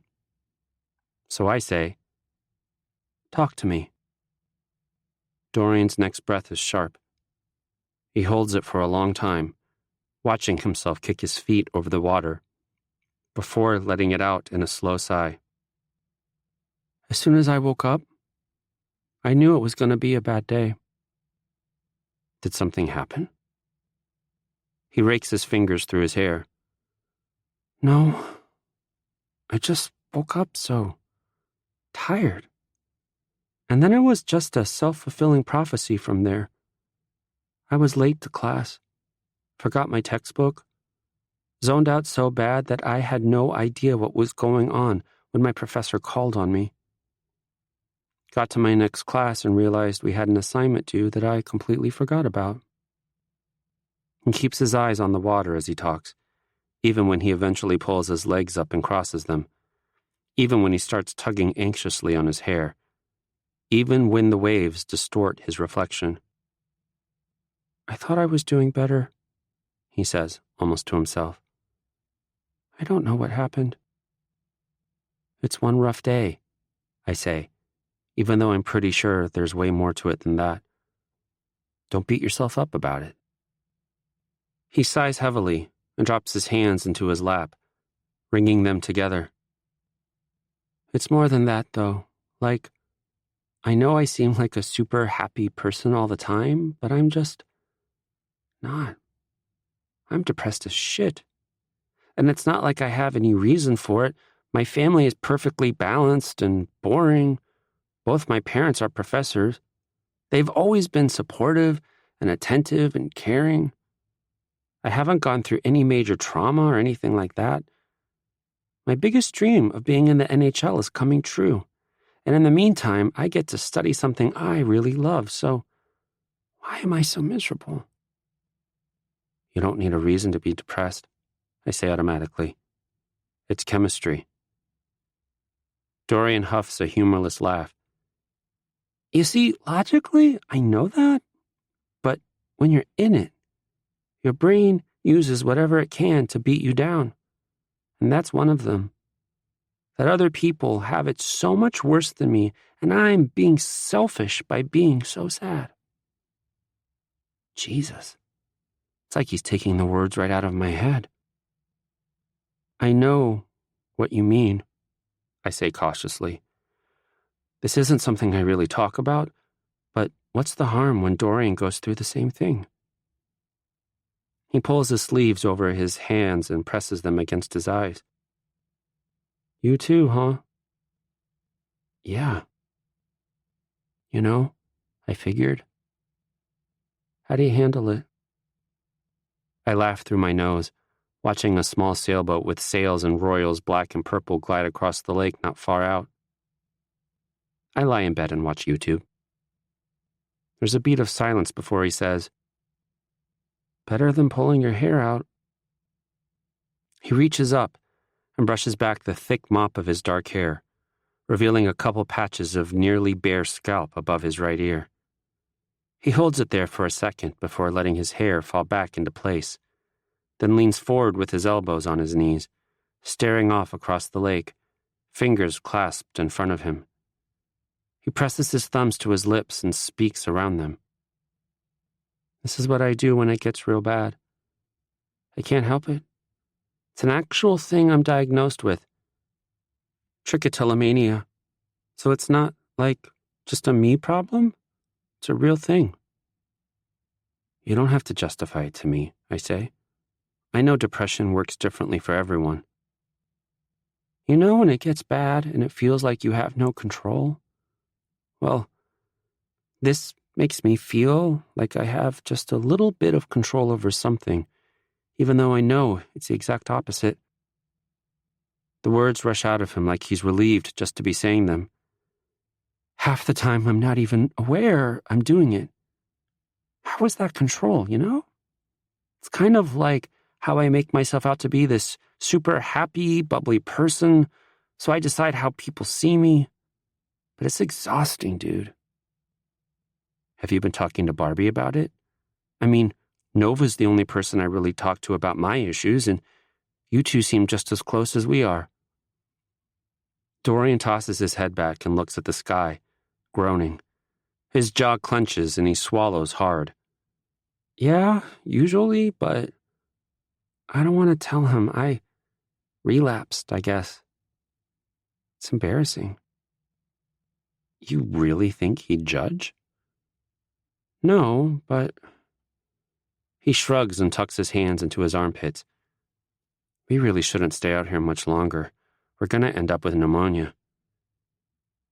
It's still hard.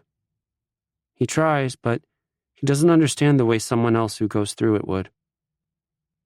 I watch him in silence for a long moment. I don't like the helpless tone in his voice or feeling completely powerless to help him. I don't know how to comfort people, but Dorian's done his best for me, and I owe it to him to try. You should tell him, I say softly. He cares about you. I'm pretty sure he'd do anything for you. I know. And I know we're never going to be as close as the two of you are, but I'll do what I can, too. I might not ever really know what to say, but I can always listen. He bumps my shoulder with his, giving me this little half smile. Ah, terzo. Same goes for you, you know. We both shiver when the wind picks up a couple stray snowflakes floating down to melt in the lake. I don't want to be the first one to move. I offered to sit out here with Dorian, so I'll stay here until we both freeze to death, if that's what he wants. But it doesn't take long before he says, I'm freezing my nipples off out here, dude. Want to run to the D hall first? Get some coffee? He starts to stand, but I reach for his sleeve and hold him in place. Dorian watches me, waiting. I like Dorian. If there's anyone besides Caller I'd want to stay in touch with after I leave, it's him. I told him one of my secrets. Why not the other? Do you consider us friends? I ask. My voice is rough, my nerves coming through. He smiles. It's small and a little bit sad, but it gives me my answer before he even says, "Duh. What kind of question is that?" So, can I tell you something only a few people know? Now, his smile opens up, and he gets this knowing glint in his eye. My face burns despite the cold. Of course he's figured it out by now. Absolutely. I sigh. You totally know already. Maybe? Try me? I'm bi. It comes out blunt, all the nerves wiped out by his grin. That's great, Terzo. He twists his hand to grab my forearm and haul me to my feet. Thank you for trusting me enough to tell me. How'd you figure it out? Pfft, have you seen the way you look at Collar? I'll show you a picture sometime. He slings his arm across my shoulder and keeps it there as we walk to the dining hall, my hands in my pockets. Does this mean I can send you depression memes now? He asks. And I feel freer than I have in ages. Dorian and I actually act like roommates for once, hanging out in our room, just the two of us. He sits next to me on my bed and shows me the project he and Barbie have been working on for their film and media class. It's some fake documentary type thing, like The Office or Parks and Rec, but with the Royals hockey teams. There's interviews with a bunch of players, even a bit with Delilah talking about me as a little kid, and Collar doing spot-on impressions of our coaches. Dorian's a wreck through practice that night, plays sloppy, nowhere near as talkative as usual. He can't even look Barbie in the eye. I have to physically push him toward Barbie as we head out of the arena for him to finally pull him aside. He tells him something in quiet Spanish, then gives me a nervous smile over his shoulder and follows him toward his dorm. I feel a little empty, watching them leave, shoulders hiked up and arms brushing like they're sharing each other's warmth. The boys are laughing all around me as we head down the hill, but none of them are laughing with me. Even if I can call some of them my friends now, I don't have anything like they do.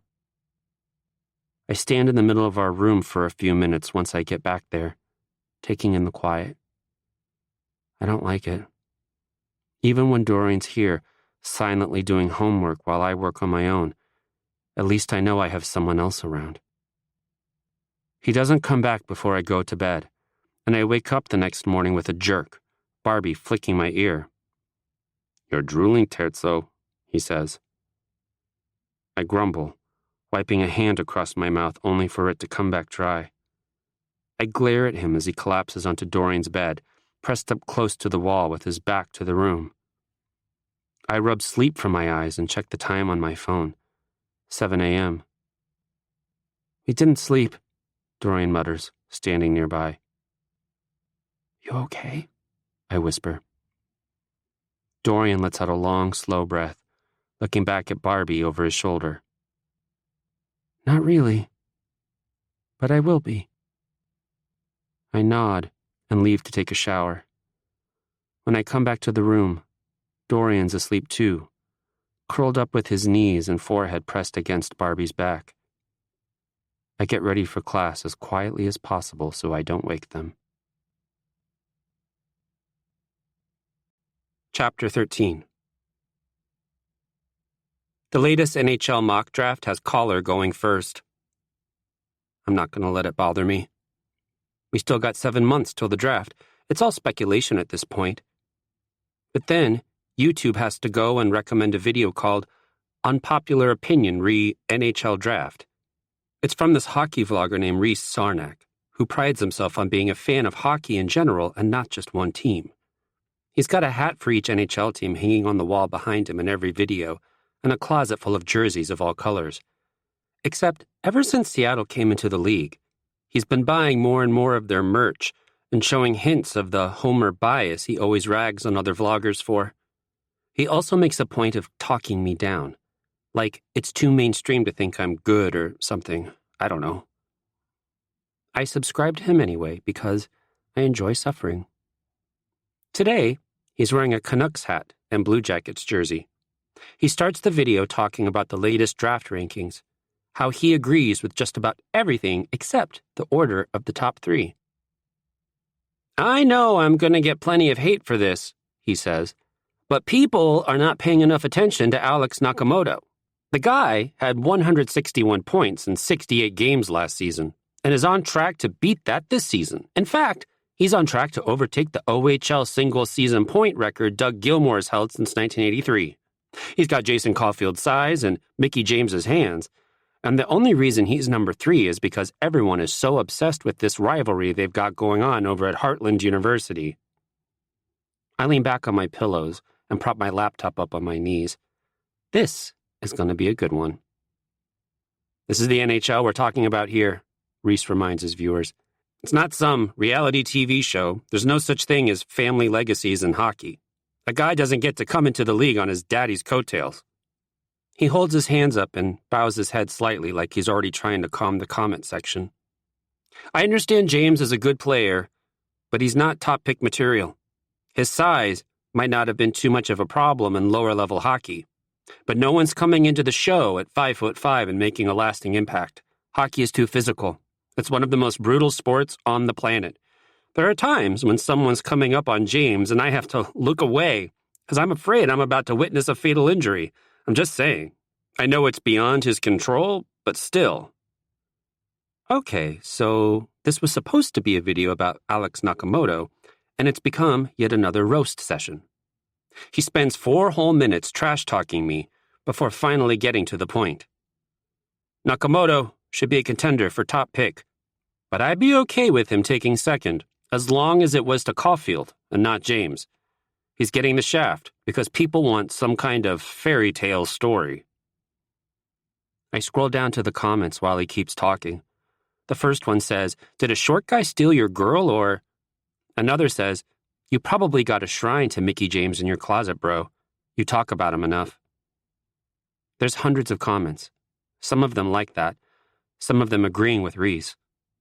There's a whole essay predicting how Nakamoto is going to sneak up on us while Caller and I are too busy insulting each other on Twitter, and a full-on thesis about how overrated I am.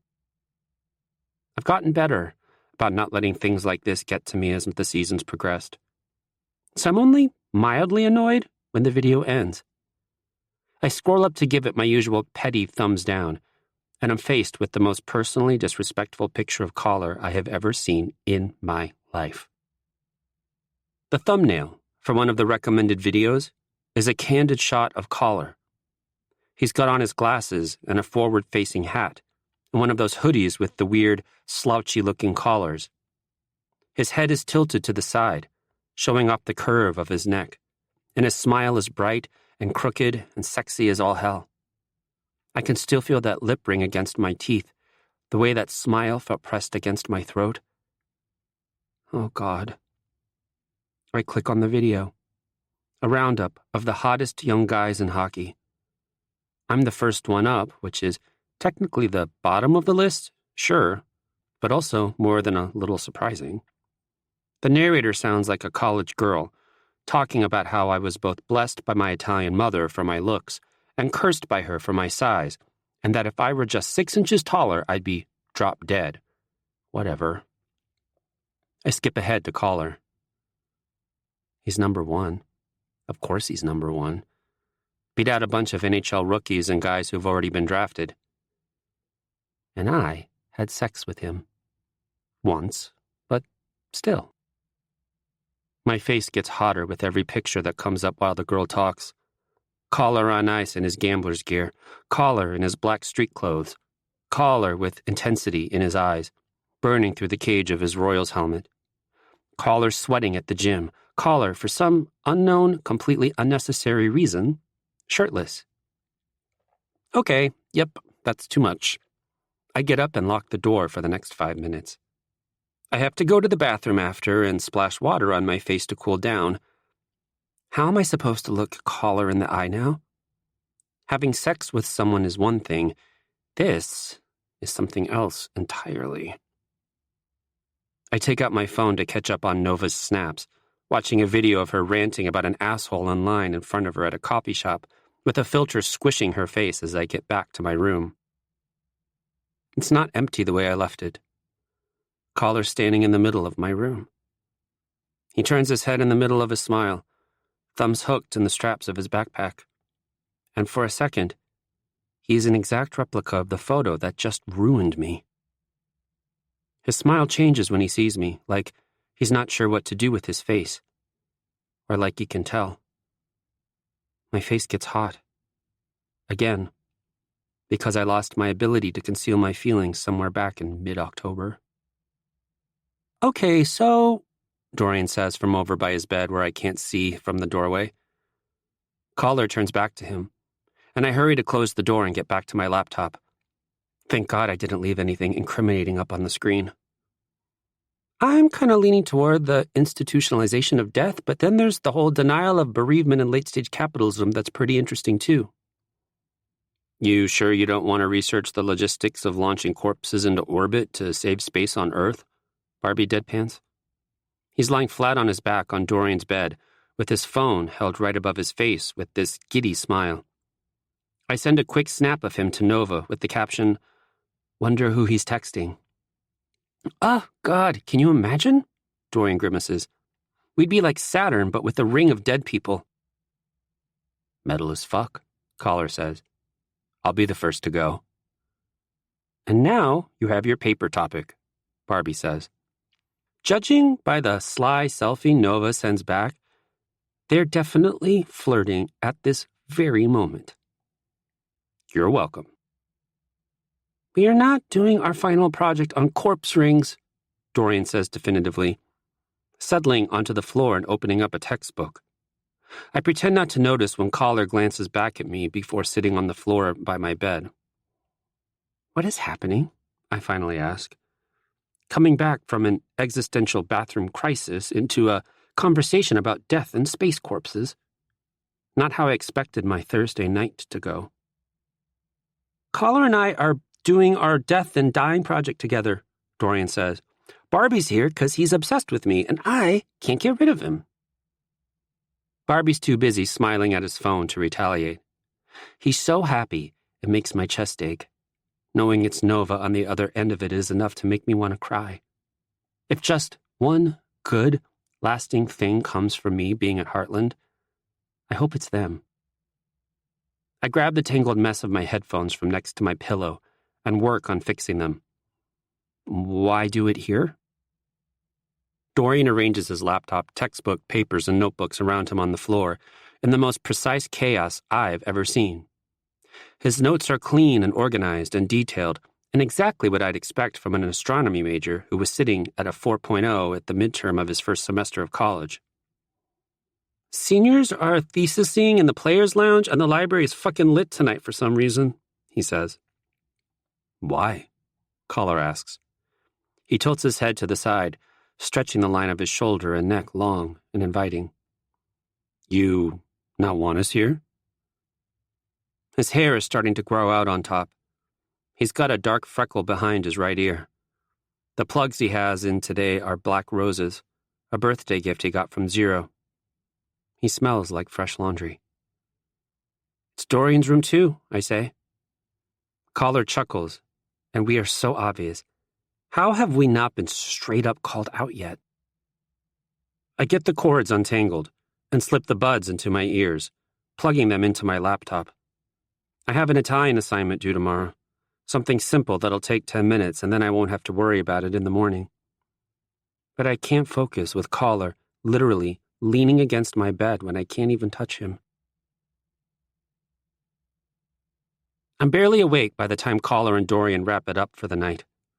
Barbie fell asleep an hour ago, and Nova took to messaging me instead how perfect he is, which is just plain weird when I can see him sleeping with his hand halfway down his pants and his mouth wide open just across the room from me.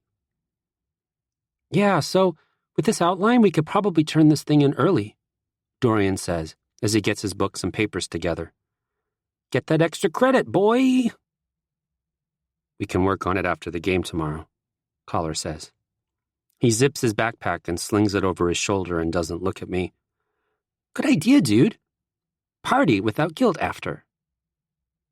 I have YouTube open in front of me and piles of homework to do, and I feel like absolute garbage. These guys all have a future in the NHL, just like me. They still take college seriously. They're kind of overachievers about it, really. Dorian shakes Barbie awake. Get out of here, Flojo. Don't you have homework to do? Barbie yawns, stretching both arms above his head. I'm all caught up.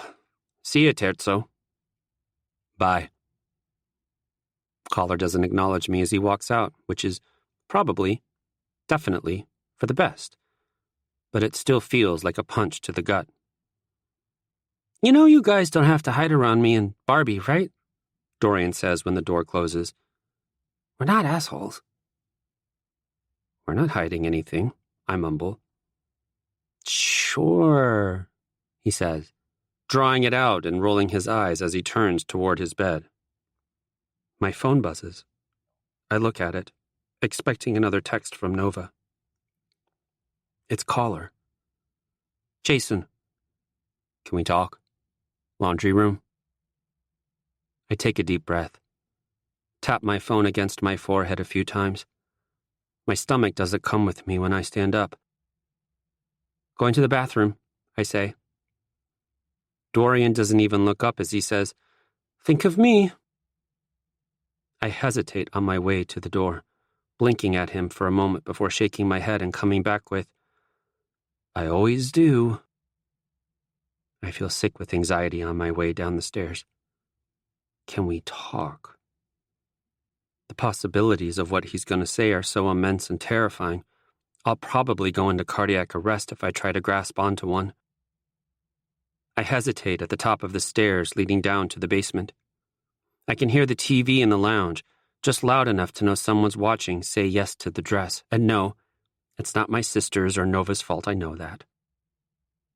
I tiptoe down a few stairs and crouch till I can see two girls huddled in the corners of the couch with laptops in their lap, not paying any attention to the stairs or the laundry room. I quietly make my way down the rest of the way and into the room immediately to the right, easing the door closed behind me. I keep one hand on the knob and the other flat against the wood for a moment, listening. The sound of the TV is muted through the door, but there's no sign of movement in the lounge. I let out a heavy sigh and rest my forehead against the door for a moment before turning around. Collar's leaning against a stack of washing machines, arms and ankles crossed, not looking at me. I lean against the door with my hands behind my back and wait, looking him up and down. The first thing I notice is that he's not chewing any gum. His jaw is clenched tight, and he keeps swallowing like he's nervous, which just makes me even more uneasy. My mouth dries out, and then I have to swallow too. I watch him stare at his own feet, the rushing water of a rinse cycle droning in the background for a solid minute before I can't take it anymore. You okay? I ask.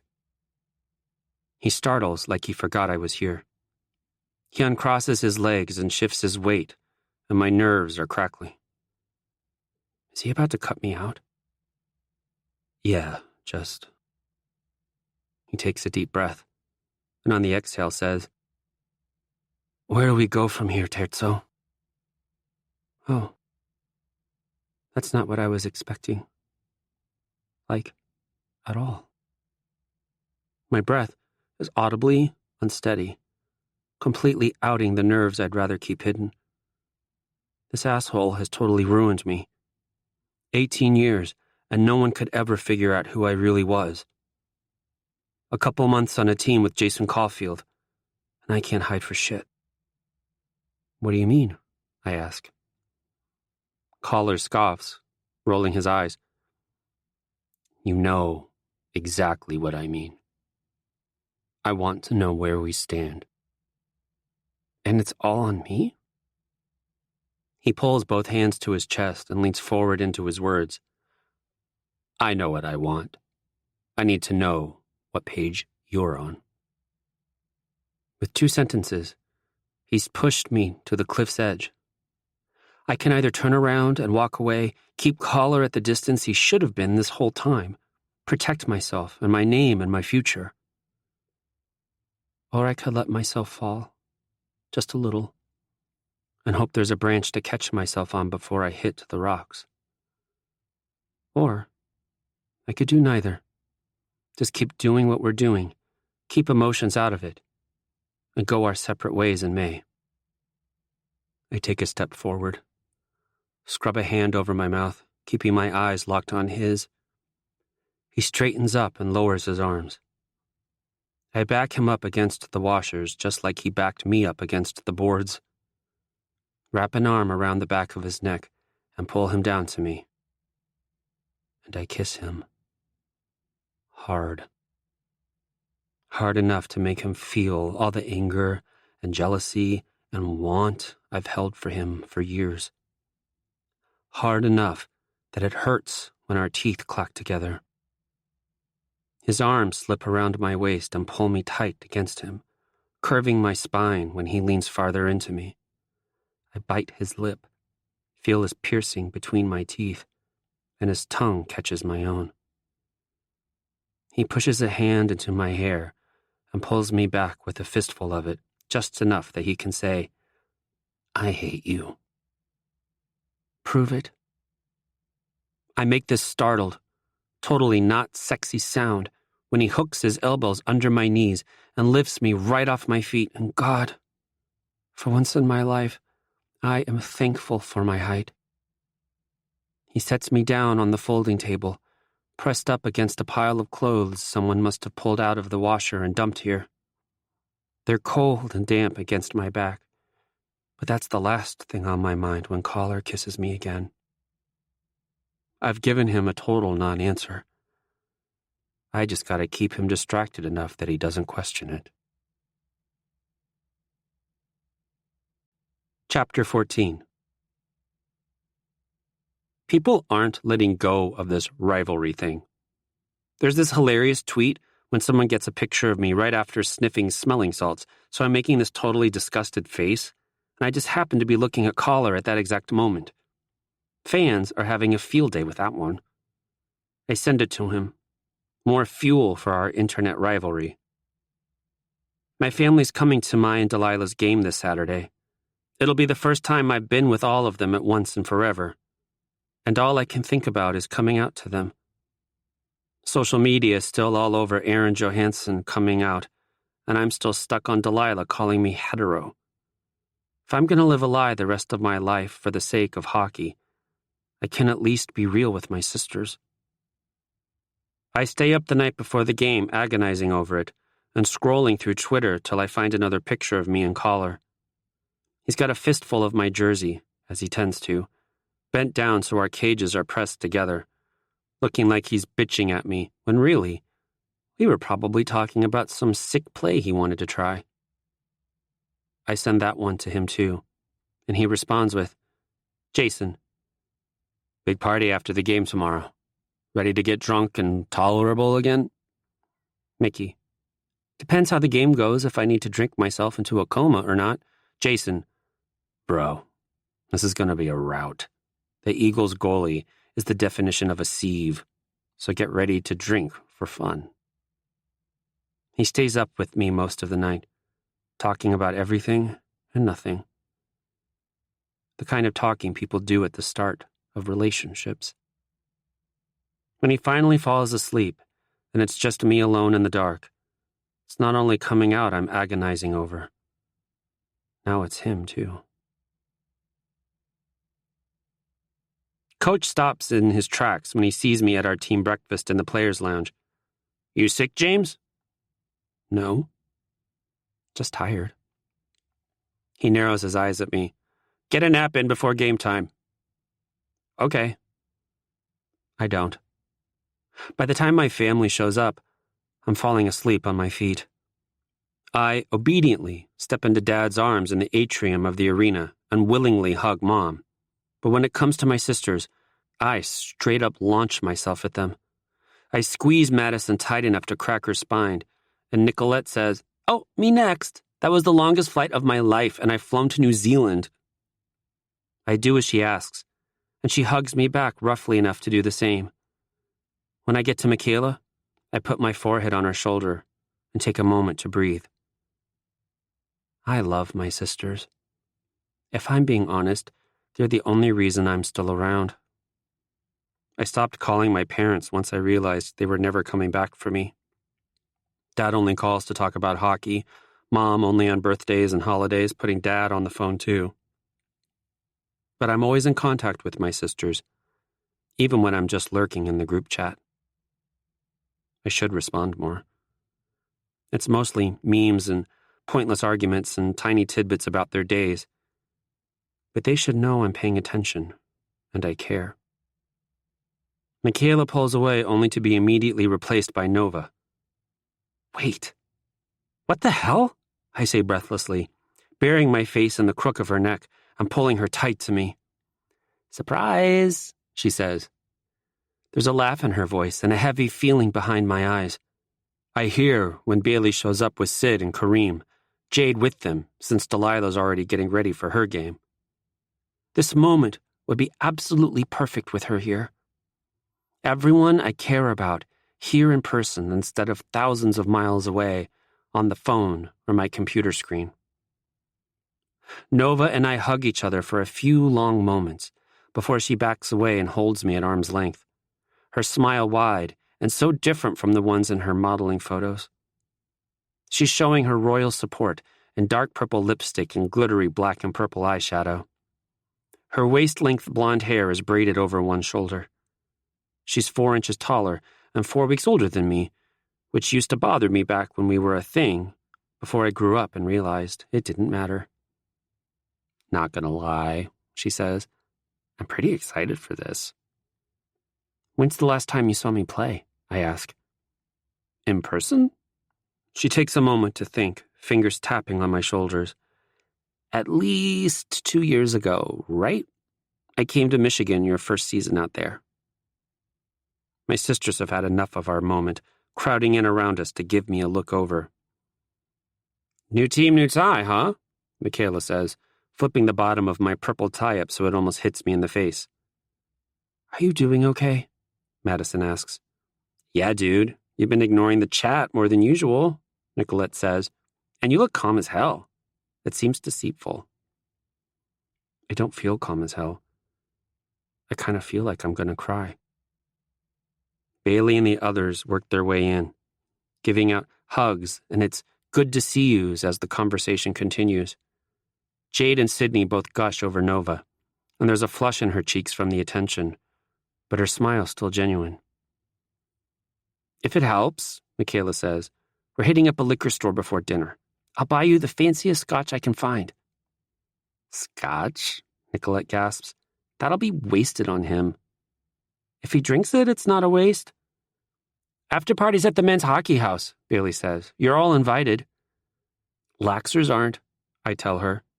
Joke's on you, asshole. Zero already said we could come. Breaking his own rules. He called it a family event, Kareem adds.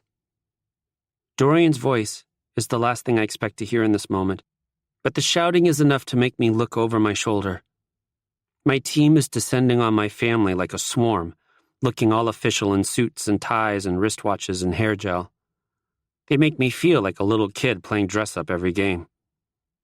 Too many famous people in one place, Dorian yells. Can't handle it. Half my team goes to fawn over my parents. Dad might be an absolute legend, but Mom is still Lucia Russo, Olympic medalist and damn near legendary herself. And the other half surrounds my sisters and Nova. There's too many people talking at once, and it's only getting louder as fans start to filter in. Some of our classmates shouting and chanting at us on their way by, others stopping to openly gape at my family. Just when I think all attention is off me, I catch Collar looking this way. I am never going to get used to seeing him in a suit. It catches me off guard every time. All the blacks and grays, with a tie I'd like to pull on. Get him back for all the times he's led me around by my clothes. He gives me that same shy smile that makes me want to die every time. Don't tell me Coach was right, Terzo, he says. His voice sounds off, like he's holding something back. I don't blame him, considering the company. You sick?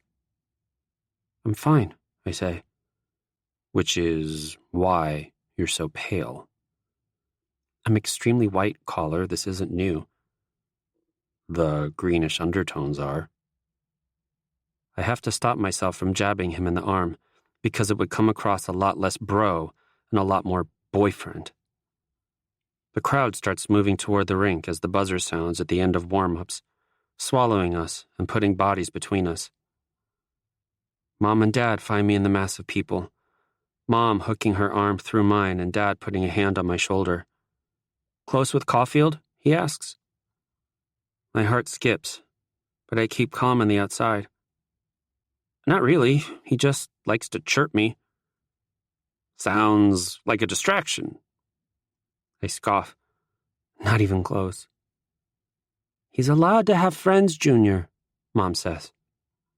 I can almost hear the eye roll in her voice, and I have never felt closer to her. She rubs my back before they step up to the row behind my team. Not gonna lie, I'm a little disappointed that I have Barbie and Dorian between me and Caller. But it's for the best. No way I'd survive 40-plus minutes knocking elbows on the armrest with him, inhaling cinnamon and coconut. The lights dim before I even get to sit, my team surging to their feet as the women's team lines the bench. The announcer names off the starters as they race out onto the ice to stand at the blue line. Hell yeah, Delilah! Nicolette shouts. I give my own whooping cheer, and Delilah smiles in our direction. Watching her play hockey and playing myself are two entirely different experiences. Watching has me at the edge of my seat, jumping up and yelling every 5 seconds, holding my face in my hands after every impossible save by the Royals goalie, groaning in frustration as Delilah's tip is blocked by a diving defender. I'm on my feet a second before the puck crosses the goal line for us and slumping in my seat when it's the opposite. Delilah gets an assist in the first period, and during intermission, Dorian leans forward and says, Yo, Terzo! Bet you $20 Delilah destroys you in points tonight. Why would I take a losing bet? I call back. Delilah's behind the net early in the second, eyes up, waiting for someone to get open. She passes it off to the left and slides around to the right. The defense takes their eyes off her, and I have my fists clenched in front of me, halfway out of my seat. The net's wide open for her. The pass right to her stick, the play perfectly executed, and the goal easy. I jump as high as I can, fists thrown in the air, throat going raw from how loud I scream. I turn to Barbie without thinking, and he's just as excited as me, giving me a high five that I have to reach for and makes my hand sting. I high-five all my sisters that I can reach in the row behind us, and when Nova wraps her arms around my shoulders from behind, I lean back into her and hold her hands. My whole team is going nuts. I don't know when they all became such huge fans of Delilah, but I've never been more proud in my life. I want to stay and watch the rest of her game, but halfway through the second, we have to leave to get ready for our own. Dad claps me on the back. Mom gives me a quick hug. But I'm sure the one thing all the boys home in on is the way Nova kisses me on the cheek before I go. They're all over me as soon as we're in the locker room. You said you weren't with her, Covey shouts. Oh, God, kill me. I glance at Barbie, waiting for him to step in and say something about his constant texting with Nova, but he shakes his head slightly. Apparently, that's a secret for now. I didn't lie. I get to my stall and step out of my dress shoes, loosening my tie. Dude, she literally kissed you, Covey argues. You act like she stuck her tongue down his throat, Collar says. He kicks his shoes off with a little too much force, so they slam against the bottom of his stall. I think I'm the only one who notices. They're all too busy speculating, noisily and without shame. All I can focus on is the way Collar's got his jaw clenched. He's jealous. The kid has the social skills of a rock, but he's still got Nova freaking Vinter, Coley says at one point. I'm about to say something like, no, you asshole, I do not have Nova. Nova is not a thing to be had. But Collar beats me to it. You realize how creepy you're all being? He says. He lets the band of his compression shorts snap against his hips, and I look way the hell away. Is that jealousy I'm sensing, Collar? Zero says. It's a passing comment no one else pays much attention to. Still, trying to get me to admit to the non-existent thing going on between me and Nova. I'm almost tempted to tell them about 8th grade, freshman year, the on and off summer before I left for Michigan just to shut them up. But that's none of their business, and would probably just rile them up even more.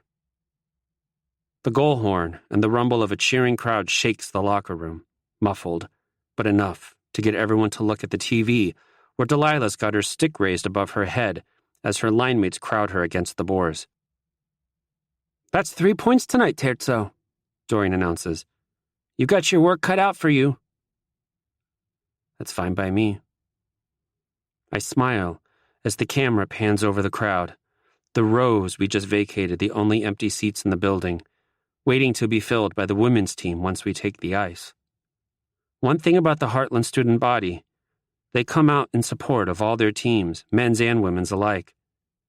The camera homes in on my family for a second, Jade holding her hands over her chest and looking down at Delilah with this kind of adoration that makes my heart clench. My sisters scream around her.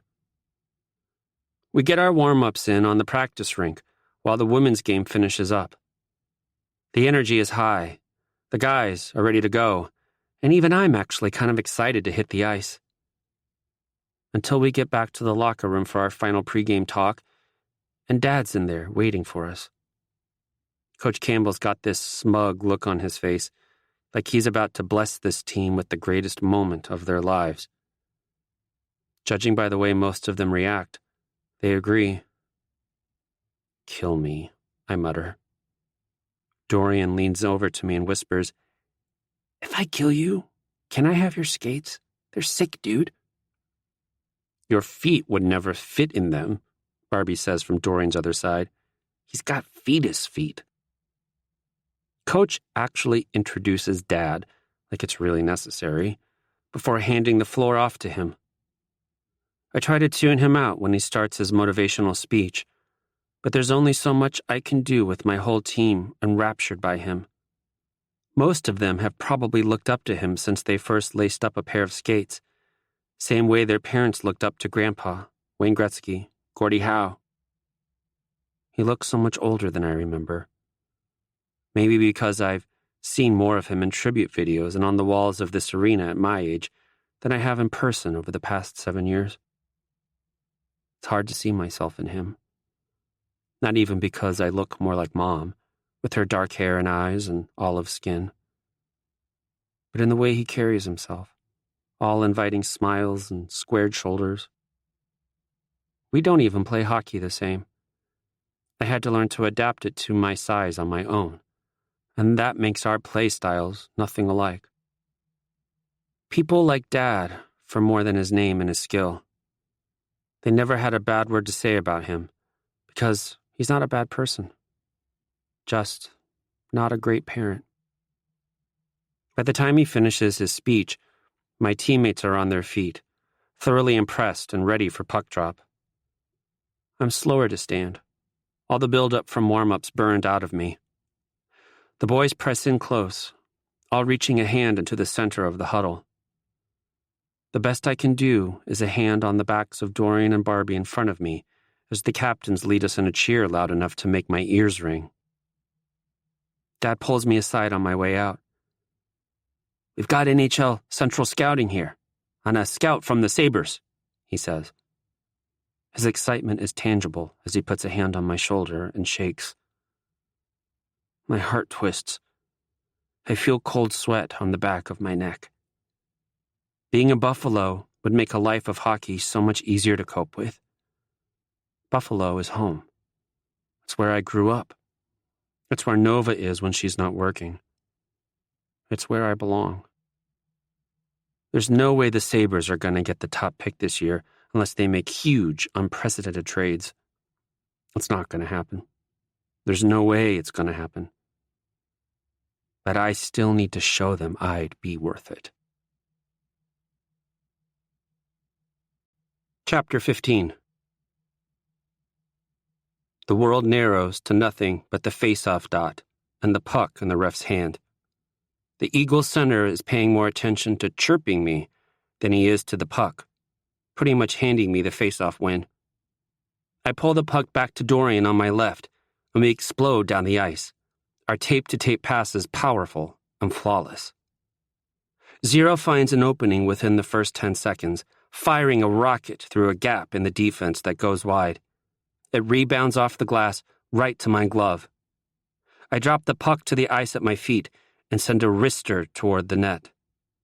A defender gets a skate on it and leaves it for his goalie to cover as Zero and Collar bear down on him. Collar wins the next faceoff right to Barbie, setting him up for a one-timer that hits the back of the net a second later. The five of us go to the bench with the crowd cheering like we scored 5 goals. Dorian practically punches me in the fist when I offer it to him. "Now that's hockey!" he cheers. I sit between Collar and Zero on the bench, all 3 of us looking up at the Jumbotron replay and catching our breaths. It looks like something off an NHL highlight reel. Not even 20 seconds in, and the Eagles are already pulling their goalie in favor of their freshman backup, Ralph Liu. Collar elbows me and leans over to say, "About time they replaced the sieve." The fact that he's acknowledging last night's message at all makes my face flush. After that first shift, the Eagles buckled down on defense and pushed back harder than we expected them to. Doesn't help that Ralph Liu is some kind of goaltending prodigy. The scouts have got to be loving him right now. We throw 15 shots at him in the first period and go into the intermission with nothing to show for it outside that one goal. I look up into the stands on my way into the tunnel. The twins are taking a selfie together.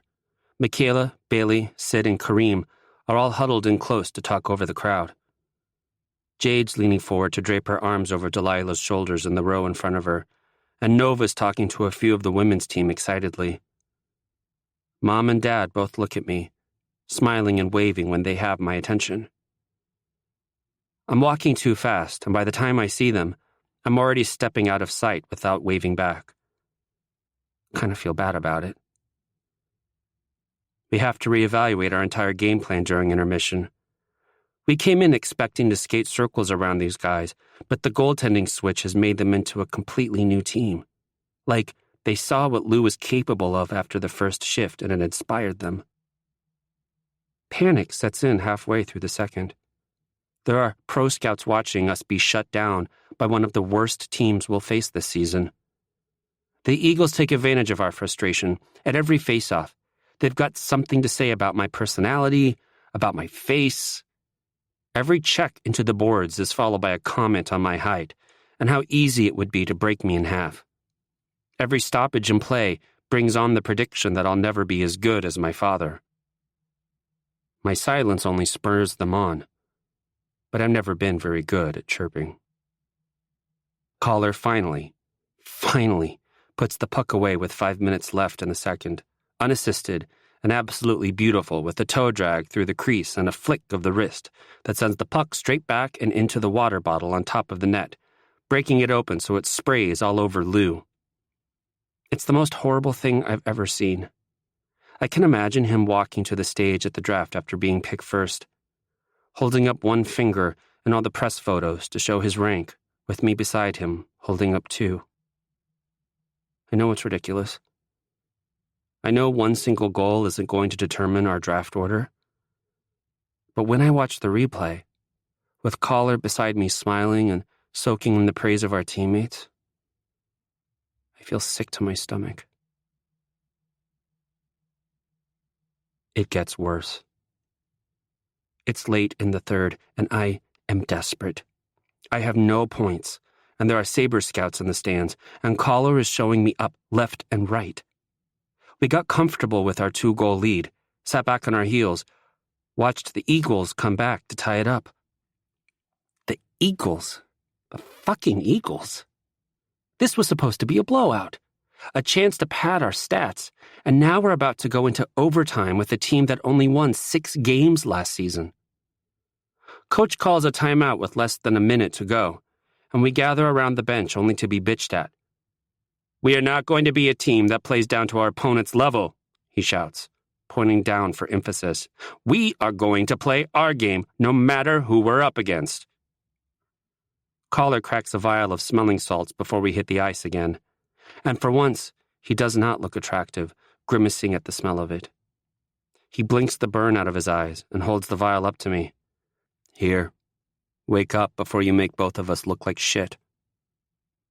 He says it without real heat, but it still burns under my skin. I have been a non-factor in this game. I've been doing my part on the draw when I'm called on, but I don't have a point or a hit to my name, only 2 shots on goal. I need to do something. I lean in to inhale the salts Collar holds up to my nose. He might as well have jammed ammonia-laced needles directly into my sinuses. My face scrunches, and I shake my head a few times until the burn subsides. It's the most awake I've felt all day. Our line is sent out with 33 seconds left on the clock. We put the pressure on right off the draw because we are not going into overtime with the Eagles. But Ralph Lou isn't breaking. He throws himself around with no regard for his own safety, getting some part of his body on all the shots we pepper him with. I have never wanted to fight a goalie as bad as I do right now. Can he just let me score? The Eagles ice the puck just to get a break, and with only 6 seconds left, Coach leaves us out there. The crowd is on their feet in anticipation, but my pulse is pounding so loud in my ears, their screaming is a dull hum. The play is for me to tap the puck through the legs of the guy in front of me on the face-off, tuck my shoulder, skirt around him, make a quick pass to Collar in the slot. We've practiced it dozens of times for moments exactly like this. When we're down to the wire and need something, when it works, it's quick and pretty and perfect. The puck drops. I get a stick on it, tap it through, step around the Eagle center, and the puck is back on my stick. Collar is open in the slot, the defense collapsing in around me, Lou squared up and ready for a shot. If I get it to Collar, we'll win this game. Still get ripped apart by Coach for putting ourselves in this position, but at least we won't be the team that lost to the Eagles. Collar will leave this hell game with 2 goals, 2 beautiful goals. 1 game winner. He'll be all the analysts talk about. If I take this shot at this angle, the chances of it going in are about 0. But if it does, I'll have that game winner. I'll be the one in highlight reels. The scouts in the stands will give impressed nods as they jot down notes about my daring and confidence. I'll even give them the most passionate celly they've ever seen from me. Collar is open in the slot. I keep my eyes on Lou. Somewhere behind me, Zero shouts, "No!" Like he knows what I'm going to do before I've even decided myself. I take the shot. Aim for the short side, where there's this tiny little gap in the top corner. Lou gets a glove on it. Of course he does. The entire arena deflates as the horn sounds on regulation. There's none of the excitement from the crowd that usually comes with overtime.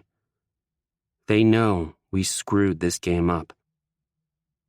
They know I screwed this game up. I let my momentum carry me backward into the boards and stand there staring blankly out over the ice as the Eagles celebrate keeping up with us. They look like they just won a championship. Someone in the crowd pounds on the glass by my head. I still can't move. I still don't move. Until Collar skates up in front of me. I push off the boards before he can say anything.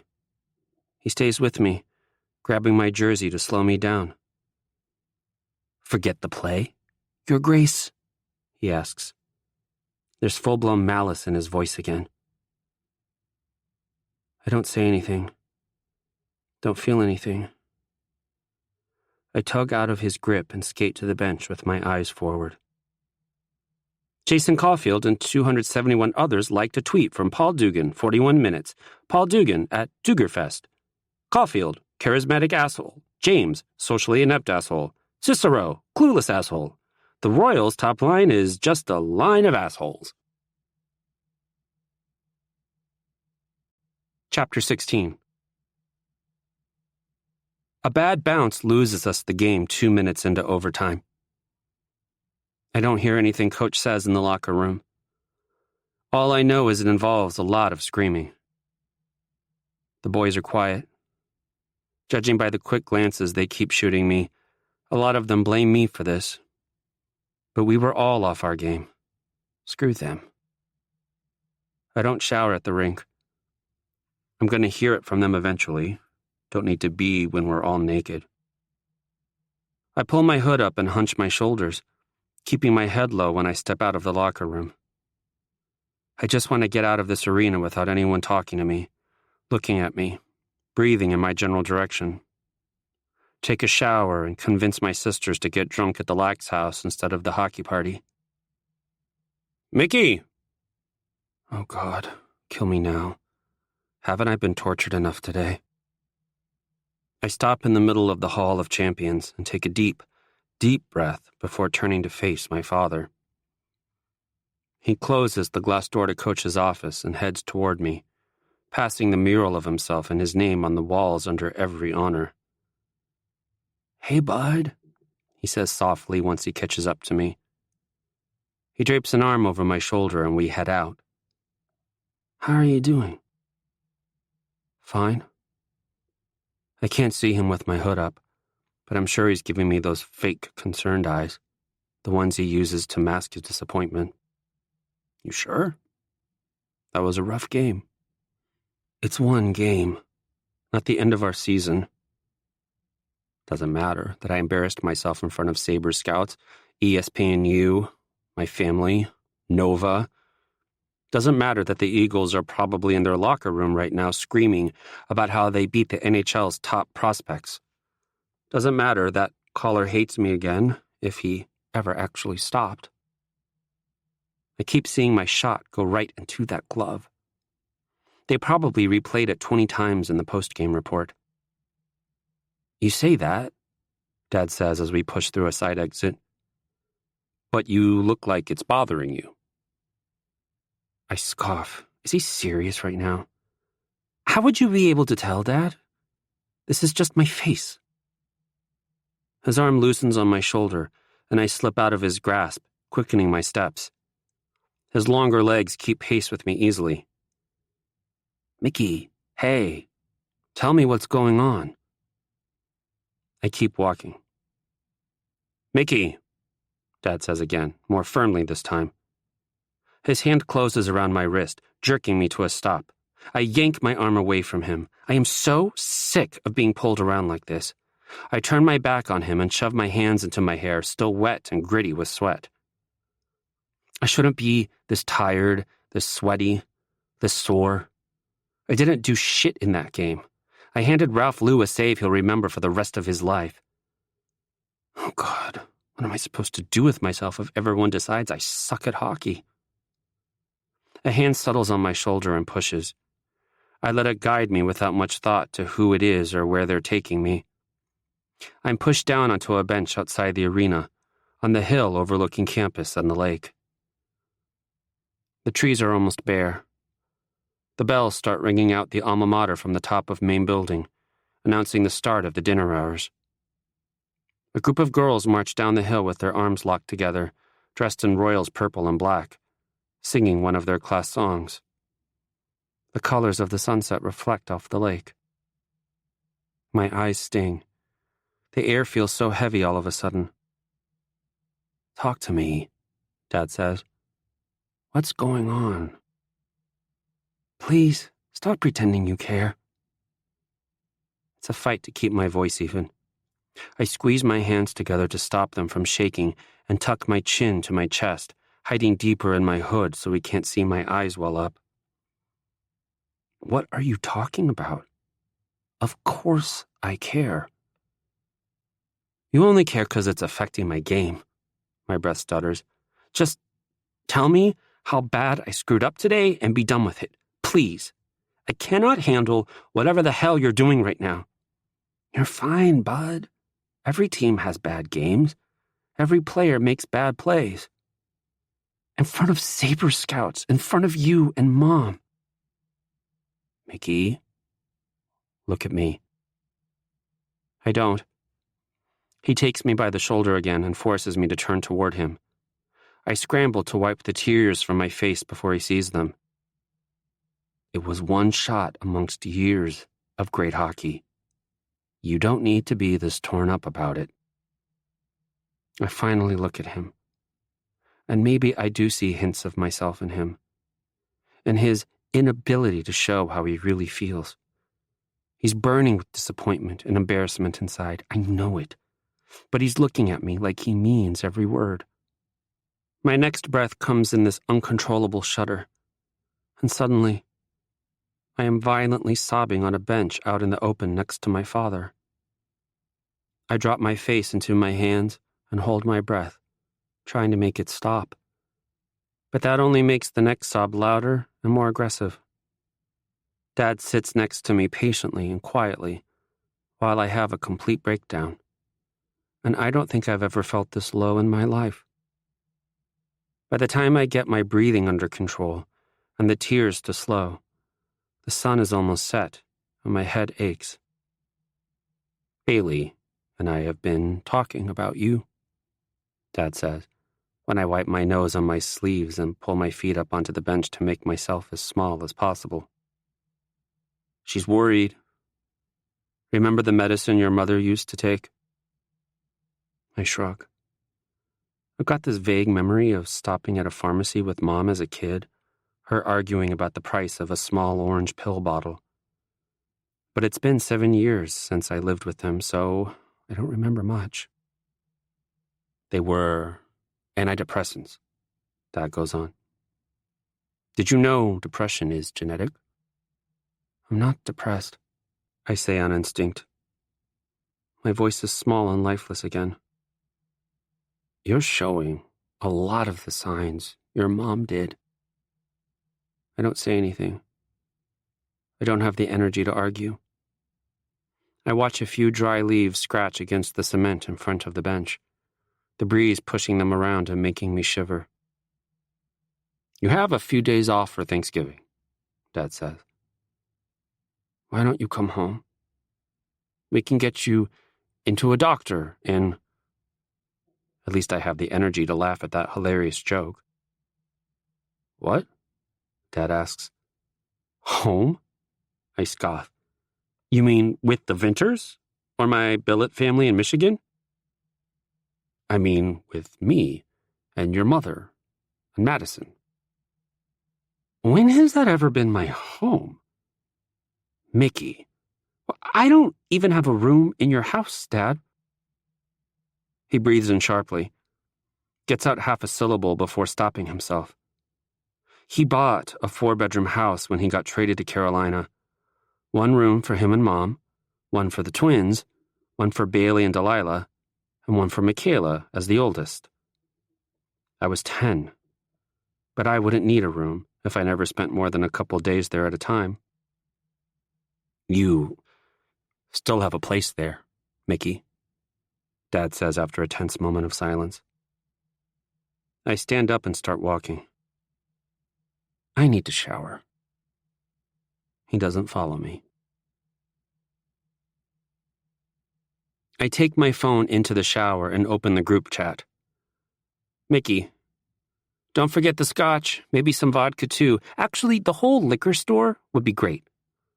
Delilah, someone needs a drink. Mickey, drinks, plural, many of them. Michaela, we got you covered, kid. Mickey, nice. Sure you don't want to drink at the Lax house instead? Bailey, They're not partying tonight. The guys have 6 a.m. fall ball. Mickey, kill me. Bailey, we can just drink in my room? Mickey, OMG, yes please. I'm pulling on a pair of black jeans when Dorian and Barbie come in. Terzo, perfect, Dorian says, all excited like I didn't just lose us a hockey game an hour ago. We need your permission for something. I tensed up, turned toward the closet. My eyes are swollen from all the crying, and I don't need them seeing me like this. Okay. Remember that film project I showed you? Dorian sits on the edge of his bed and runs a hand through his hair, almost nervously. We need your okay to use anything you show up in. For what? I pull on a black V-neck and look in the mirror. My closet isn't exactly colorful, but I don't usually wear all black like this. I actually kind of like it. Caller and Dorian still pull it off way better than me, though. We want to put it online, Dorian says. Barbie was drafted 5th round by the Flames. This is the only way to make him famous. I see Barbie give Dorian a look in the mirror as I run my fingers through my wet hair.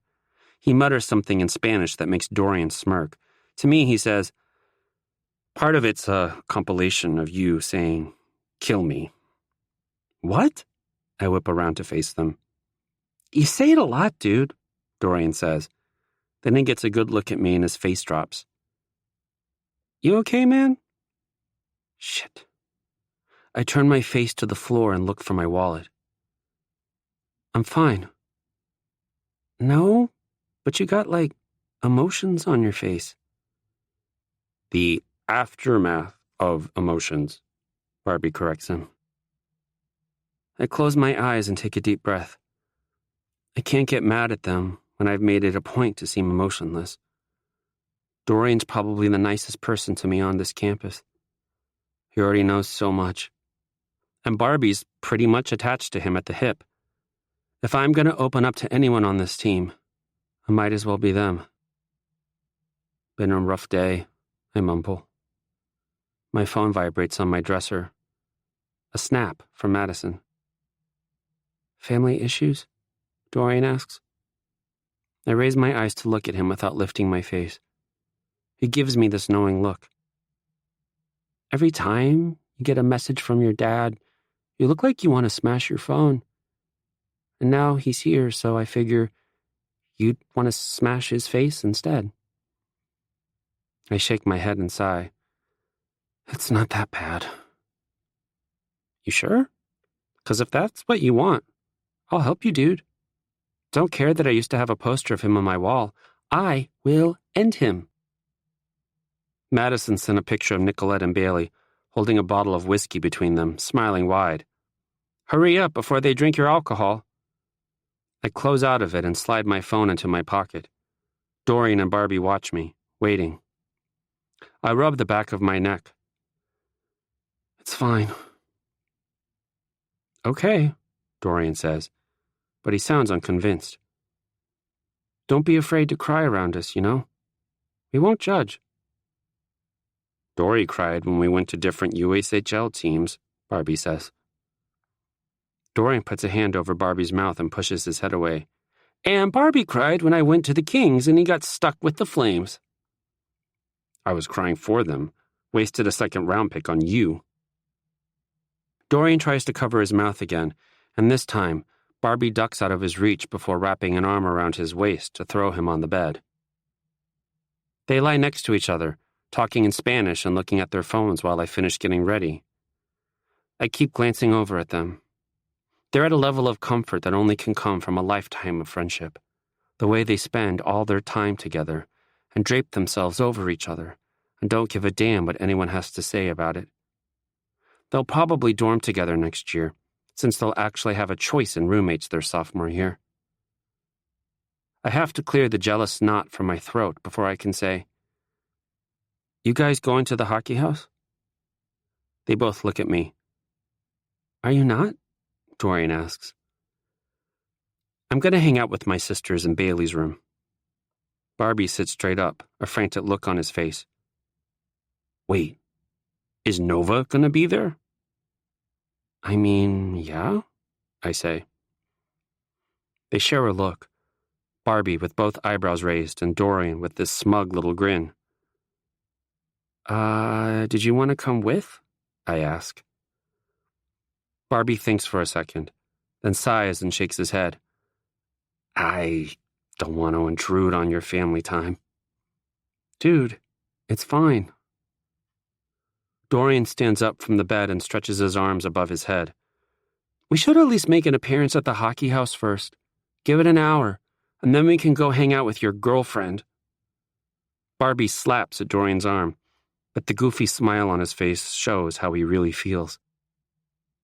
They transfer the bottles in Dorian's mini fridge to a backpack and we head out. I text Bailey to let her know I'm on my way. So when we make it a short way down the hill to our building, she's waiting at the front door. Bailey lives in the mansion that once belonged to Heartland's founder, now converted into a dorm for junior and senior women. I've never been inside. Hello, gentlemen, Bailey says, wedged between the door and the frame to keep it open. She looks happily buzzed with a beer in her hand. Will you be joining us tonight? Maybe later if that's okay, Dorian says. Hell yeah. RRA is out of town this weekend and we got plenty of room and plenty to drink. She opens the door wider and ushers me inside as Dorian and Barbie continue on down the hill. We're in an entryway with a high ceiling and a black and white checkered floor. Up ahead is a staircase that curves along the wall and leads to the Widow's Watch that's part of one of the many Heartland ghost stories. They say if you're crossing the bridge over the creek just outside and the light in the tower goes out, don't look behind you or you'll come face to face with a murderous spirit. It definitely feels the way I'd expect a haunted house to feel. A little drafty and a lot echoey. Old framed black and white photos of what I'm guessing are the Hart family line the walls. And we pass a couple sitting rooms with tall windows overlooking the lake on our way to the staircase. Bailey's got a single on the top floor, and as soon as I step in, Nicolette slings an arm around my shoulders and plants a drunken, sloppy kiss on my cheek. She pushes a heavy glass bottle into my hand. Michaela bought this, but didn't want to give it to you because she's a professional and you're a child, she says, too loud in the relative quiet of the building. I twist the cap off and gulp down a burning mouthful of whiskey. The room looks like nothing I'd expect from a fancy old apartment building. Nothing like my freshman dorm with its cold, hard tile floor and furniture pressed up in a line against the wall. Bailey's got a creaky redwood floor, floor-to-ceiling windows, a fireplace that's been bricked up, and even a small balcony facing the lake. The doors open, Nova and Madison leaning against the balcony railing as they talk. I'm risking my job just being here, Michaela says from her spot on Bailey's bed. She's got a bottle of water in her hands, but she watches Nicolette take a swig of her drink with a jealous look in her eyes. We could be arrested for this, Cole. Dude, relax, Nicolette says. No one's going to arrest a pregnant lady. Are you kidding? I'd get in more trouble than anyone. Bailey's a senior, and she was in middle school while I was graduating college. Jesus, I say, you're ancient. And you still go to a pediatrician. It's hard to drink when you're laughing. Delilah pries the bottle from me while I'm distracted and pours a few fingers worth into a plastic cup. Take it slow, my dude, she says. Scotch is meant to be savored. I narrow my eyes as she's slow to hand the cup over, holding the bottle out of my reach. There's a hard look on her face, her lips pinched and eyebrows pulled together. I take the cup from her and look down at the tiny drop of alcohol she gave me. A couple miles away, my team was probably talking all kinds of shit about me, commiserating over an embarrassing loss and pinning it all on me. A couple shots of whiskey aren't going to be enough to loosen the knot of anxiety in my chest. I toss back the sip of scotch and hold the cup back out to Delilah. She gives me what I'm guessing is supposed to be a meaningful look before pouring me my refill. We repeat the same process until my nerves start to give way to tingling in my fingertips, numbness in my tongue, and a haze in my head. Delilah must see it on my face because she screws the cap back onto the bottle and says, "Slow down." She takes it with her when she goes to sit on the floor next to Jade. There's some reality show playing on the TV on Bailey's dresser, but no one's paying attention to it. Michaela and Bailey are on the bed, talking. Nicolette's got her legs crossed on the old wooden armchair in the corner, leaning forward to put herself into Delilah and Jade's conversation. Nova and Madison come in from the cold and close the door to the balcony, rubbing their arms to warm up. Nova is all red in the face, still looking photo shoot ready in baggy sweatpants and one of my old national team t-shirts cut into a crop top under a cardigan. I stand in the middle of the room for a second and just soak in their presence. It's a little weird, having them all here in a place I've started to associate with home. Family and home haven't gone together for me in a long time. They're not leaving until tomorrow, but I miss them already. Chapter 17.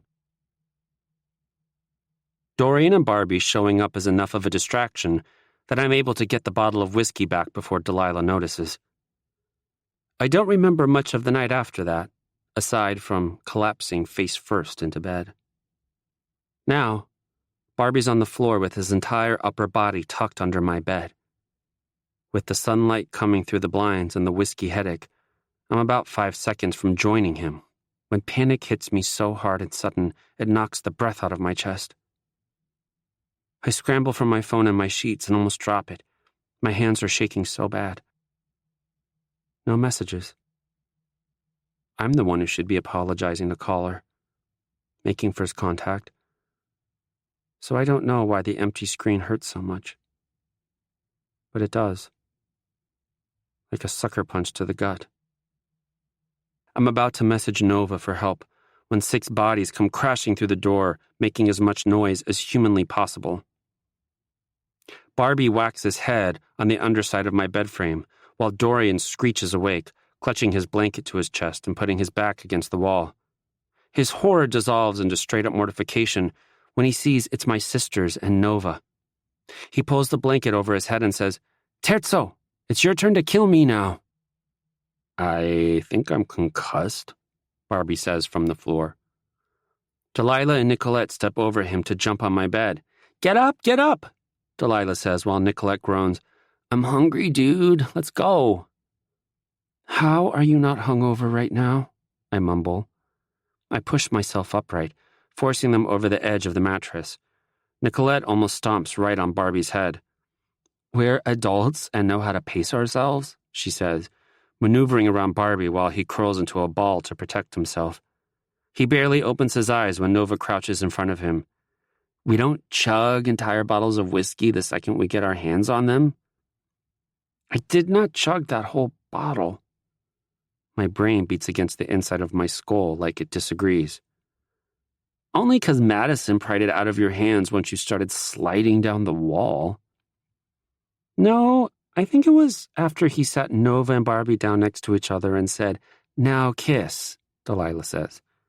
She's got her arms crossed and a disapproving scowl on her face. "That was after he snuck the bottle back," Madison says. "We had to take it from him several times." I was obviously having a good time. I gag at the tail end of a yawn and have to hold my breath for a second. "Why'd you kill my fun?" "Alcohol poisoning, that's why." I almost fall over as soon as I stand up, like my body has to drive the point home even further.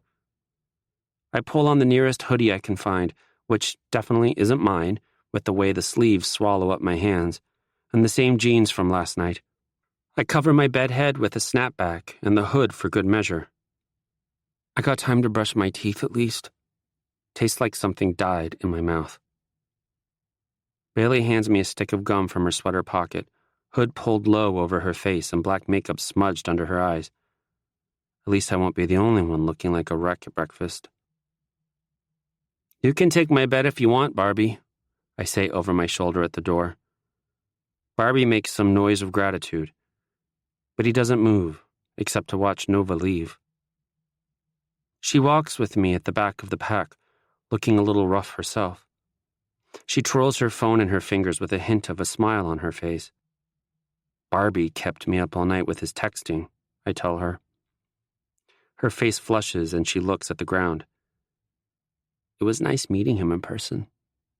I like him. I shrug. He's not bad. She sighs, tapping her phone against the palm of her hand. Either way, I doubt it'll go anywhere. I had to bribe my way into this weekend off. Why don't you just quit modeling and acting and stay home? She raises one eyebrow and purses her lips.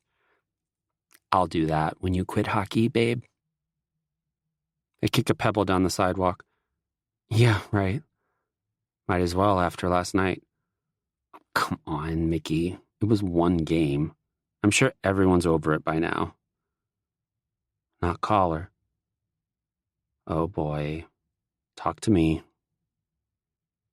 I hike my shoulders up to my ears, hands in the pockets of my jeans. What's there to say? He's pissed and doesn't want to talk to me. She clicks her tongue and puts her arm through mine, pulling me closer. Ah, babe. It'll pass. If he really cut you off over a single hockey play, he wouldn't be worth it anyway. I heave a sigh. I mean, I'd probably do that if he purposefully screwed me over on the rink. But maybe he's a better person than me. I guess.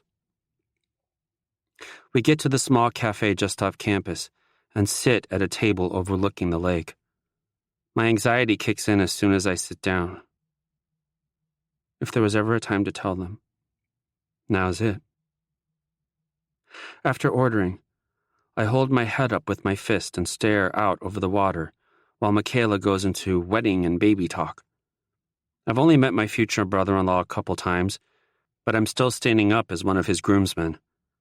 I don't get why I can't be with my sisters, but I'm not about to argue with the bride about it. And the baby. I'll see them as an infant, but after that they'll probably be talking by the time I see them again. Probably won't even recognize me. Nova's holding her phone out to Michaela for approval on her bridesmaid dress when the server comes back with our food. I soak my home fries in syrup and shovel down a forkful, instantly feeling half as hungover as soon as it hits my stomach. If your baby's a boy, are you going to name him Mickey to keep up the trend? Delilah asks. A strand of her blue hair sticks to a spot of syrup on her chin. Hell no, Michaela says, screwing her face up in disgust.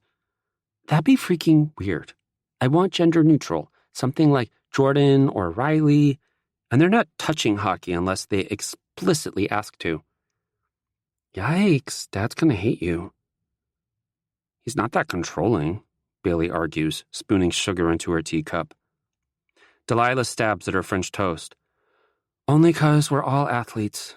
Can you imagine if one of us had been into theater? He does say field hockey isn't real hockey a lot, Madison adds quietly.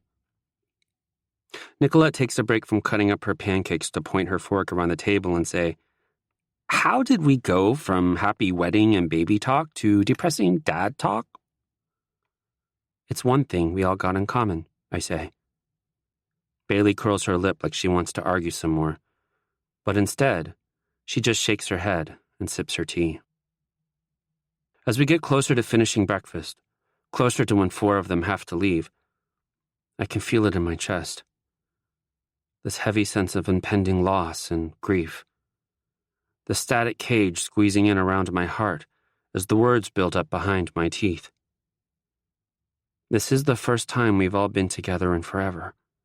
And the next time won't be till draft day and Michaela's wedding a few months later. After that, who even knows? I don't want to do it over group chat. If I don't do it now, it'll be on the tip of my tongue or my fingertips, I guess, till I see them again. My breathing picks up, heart racing just at the thought of the words coming out of my mouth. And I know they'll be accepting. I mean, Delilah's a lesbian and Bailey's dating 2 bi guys, for Christ's sake. But it doesn't make it any easier to breathe in and say, Can I tell you guys something? I focus on pushing soggy home fries around on my plate so I don't have to look at them. Duh, Nicolette says. I think I'm gonna be sick. I am, Nova's knee presses against mine under the table. I look at her out of the corner of my eye. She's grinning as she sips her coffee. Bisexual, I blurt. I am bisexual, or maybe pan, I don't know. Pan fits better, I guess, but bi just sounds better to me. Is that bad?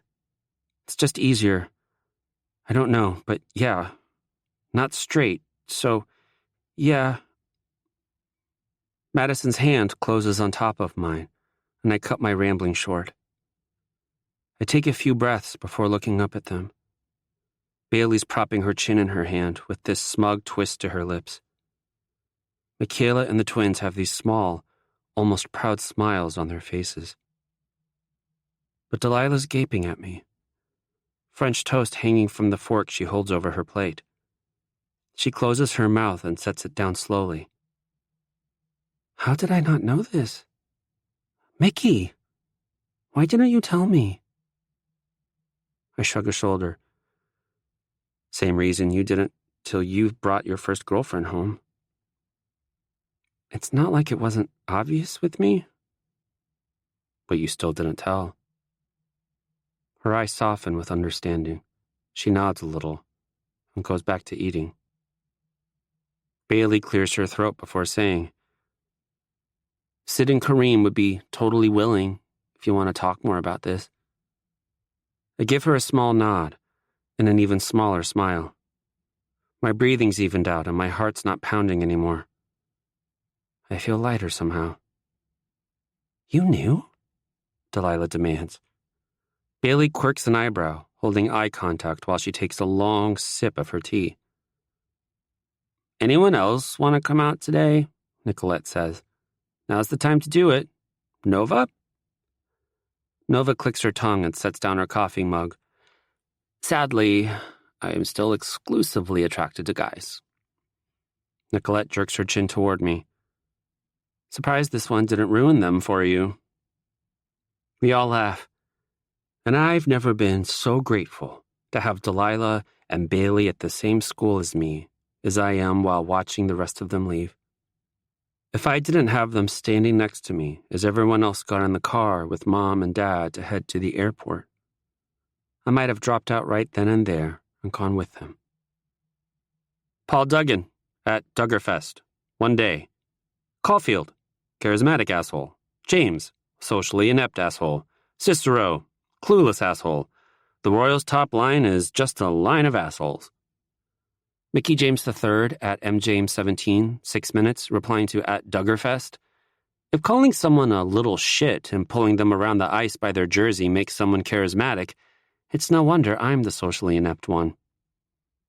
Jason Caulfield at jcall21, 6 minutes, replying to at Duggerfest at mjames17. Congrats, you learned how to use social media. You are now slightly less inept, but still just as much of a little shit as before. Mickey James III at mjames17, 5 minutes. If you can teach me how to be charismatic, maybe I'll teach you how to lift a puck over a goalie pad. Jason Caulfield at jcall21, 5 minutes. That might be the funniest thing you've ever said, Terzo. At Duggerfest, you might want to amend your labels. James is both the socially inept one and the clueless one. Mickey James III at mjames17, 3 minutes. I have literally stood open at the post and practiced like 12 times just for you to put a shot right into Coley's pads. Wrist and follow-through collar. Lift the puck. Jason Caulfield at jcall21, 2 minutes. I take it back.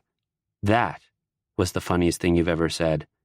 You're really going to talk about being open at the post after last night's game? That's bold, Terzo. Mickey James III at mjames17, 1 minute. If I had any faith in your accuracy, I would have passed to you, no problem. James Caulfield at jcall21, 36 seconds. Are you for real right now? This is a joke, right? This is you trying to improve your social skills by telling terrible jokes. Otherwise, nothing you just said made any sense. Paul Duggan at Duggerfest, 21 seconds. Is this really happening in my ats right now? Chapter 18. Zero grabs the shoulder of my hoodie and pulls. It's either get choked or follow, so I throw back my chair and stagger after him. My phone drops to the floor with a heavy thud. He doesn't give me time to pick it up, just keeps dragging me along behind him. Some of the guys lean back in their chairs and peek over the walls of their study carrels to watch. We're heading right for Collar. Kill me. All I see is his back from here, headphones over his ears, but I'm sure he's hunched over his phone waiting for my half-typed reply. Zero grabs him the same way he grabbed me, but it's not so easy to manhandle him. Collar slides off his headphones and puts them around his neck. "Let's go," Zero barks. "Leave your phone." Collar sets it face down on his desk and stands slowly. He gives me a cool look, but I keep my face as neutral as possible as Zero drags us toward the exit. "You two are going to sit out in the cold until you stop acting like teenagers," he says. "But we are teenagers," Collar says. I roll my eyes. "Embarrassments to the team is what you are," Zero snaps. "Fighting on Twitter? Seriously? Analysts are already up your asses, and now you pull this shit?" He holds the door open and pushes us out onto the bridge outside the library. "Figure your shit out before you ruin my championship season. You have till the end of study hall." He pulls the door closed behind him and leaves us. It's quiet. Everyone's in the dorms on the other side of campus recovering from last night, and it's pretty much just us overachieving athletes out here. The black wood of the bridge is covered by leaves from the branches arching over it, and I am totally focused on that just so I don't have to acknowledge this awkward tension as Collar and I stand facing each other in silence. I pull up my hood and stuff my hands in the pocket, hunching my shoulders against the wind. I hope I get sick, just so I can sneeze on Zero as revenge for whatever this is. I'm not about to speak first. Sure, this is probably my fault, definitely my fault, but there's no way I'm admitting to it. Collar holds out for what feels like a solid 2 minutes before he says, "They're probably in there making bets on if we're gonna make out or not." I start walking away before he catches me blushing. I only make it a few steps before leaves start crunching behind me. Part of me is thrilled he's following after saying something like that, but the rest of me hates myself for it. It's not like we're really going to start making out right now just because the boys want us to. Great. Now that's all I can think about. How are we supposed to figure our shit out if I'm too busy fantasizing to talk to him? Collar catches up by the time I step off the bridge, and he seems to know exactly where I'm heading, turning toward the lake without waiting for me.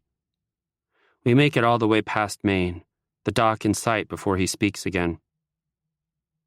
"If you really don't trust my accuracy, we can hit the rink right now and clear that up. But I think you're full of it." I sigh and mutter, "You're probably right." "Then what was that about?" There's more people outside now that we're by one of the dorms in the dining hall. There's some girls sitting under the giant sycamore in front of Maine in sweaters and leggings and scarves, sipping from paper coffee cups and looking at us for a little too long as we pass. A guy's crossing the bridge over the creek from the other dorms, tapping on his phone, glancing up to watch his step. His eyes follow when he spots us. I duck my head. "Not here." I say it as if I'm actually going to explain myself once we're not being watched. The dock is empty, and I can't tell if I'm relieved or disappointed that I don't have an excuse to keep quiet. I go to my usual spot at the end and sit, kicking my legs out over the water. Collar sits too close. For someone who can't stand me, he's got no problem being in my space. A gust of wind comes in off the lake, making me shiver. I pull my feet up onto the dock and wrap my arms around my knees. My hood blocks him from my periphery, which is fine by me. Can't stare at his mouth that way. I wait for him to say something. to tear into me for that play, call me out for being selfish, tell me whatever we were is officially over. But I want to fix this. I want to get back to the flirting, the kissing, if we can. At least then we were having some fun with each other. Sorry for being a little shit, I mumble. You're always a little shit, Collar says. You'll have to be more specific. I look down at the lake and sigh. In the game yesterday, just now on Twitter. Collar hums. I glance over as he brings a knee up to prop under his chin. That game was a joke all around. I'm over it. Mostly surprised you know how to send a tweet, honestly. I don't say anything. I've got that same heavy feeling in my chest that I got before I came out to my sisters earlier. Words trying to force their way through my teeth before I've had time to think them through. It's hard, playing in front of my dad, I blurt out. Collar laughs a little. I can tell you for a fact it was hard for some of the boys, too. Figured you'd be used to it by now. I shrug. He only retired a few years ago. Not like he had time to come to my games. Raleigh's a long way from Michigan. It's just... I cut myself off. He doesn't want to hear my sob story. I should be grateful I got into the NTDP. It wouldn't have happened if it weren't for Dad pushing me and leaving me in Buffalo. It's just... Collar presses. I heave out a breath and tug on the strings of my hoodie to keep my hands occupied. He expects a lot. Like, a lot. Or at least I assume he does. I don't know. I kind of panicked at the end of that game. I hadn't done shit and he was watching and... I don't know. You realize if you'd have passed to me, you'd have got an assist, right? Yeah, but then you'd have 2 goals. And you would have set me up for a game winner on a beauty of a play with seconds on the clock, and everyone would have been obsessed over our on-ice chemistry instead of pitting us against each other, like always. I press my forehead against my knees. I know. You'll look a lot better to scouts if you focus on the team and winning instead of racking up goals. I know. There's this desperate kind of pitch in my voice that makes me squeeze my eyes shut. I am not about to cry in front of him. He totally hears it too. He's close enough I can feel him pull his other leg up, his elbow pressing into my arm as he adjusts himself. If you want a parental figure who will be disgustingly proud of everything you do, I'll give Ma your number. Go a shift without scoring on your own net or falling on your ass and she'll be blowing up your phone about how great you're doing. I huff a laugh through my nose and turn my head, resting the side of my face on my knee so I can look at him. He tilts his head back, looking up at the colors of the sunset peeking through gray clouds. My eyes follow the long stretch of his throat, down to the silver necklace resting at the base of his neck. She didn't know a thing about hockey when I started. He goes on. She cried when she saw me standing on skates without falling. Basically, called Mr. Cicero a miracle worker. She was that impressed. Never really got over it either. She's amazed by everything. How'd you start playing if she didn't know anything about it? I ask. Kyle Kane's from the same neighborhood as me. We were on our way to my first football practice, actually. Black kid says he wants to play sports, teachers send home football and basketball pamphlets, you know. But Ma and I ran into Kyle Kane playing street hockey with some kids a couple blocks from home. Black man playing a sport that's not football or basketball with a bunch of little black kids. He smiles, shakes his head a little. I was instantly obsessed. Dad started working a ton of overtime, and Ma started babysitting a bunch of kids before work at night so they could pay for me to play. He turns his head to look at me. Don't know if you know this, but hockey's expensive. I know, I say softly. He leans back, holding himself up with his hands on the cold cement of the dock. Know what else is expensive? Hospital bills. I can't see his face with him sitting like that, but I hear the bitter change in his tone. I can still see that hit he took in my head. Hear the sound of his helmet rigging off the stanchion. Picture him face down on the ice for 5 motionless minutes before being taken off on a gurney. The announcer so terrified they wouldn't even speculate on how bad the injury might be. I can't imagine experiencing it firsthand. I'm surprised your parents let you keep playing, I say. Same, honestly. He's not surprised I knew what he was talking about. It was all the hockey media talked about for months. It was the worst. Couldn't think straight. Threw up all the time, could hardly walk. Felt like I was getting an MRI every other day. But all I cared about was getting back on the ice. Ever since that day, playing street hockey with Kyle Kane, I built my whole life around this sport. I didn't have anything else. Sound familiar? I didn't build this life. I cringe at my own words as soon as they're out.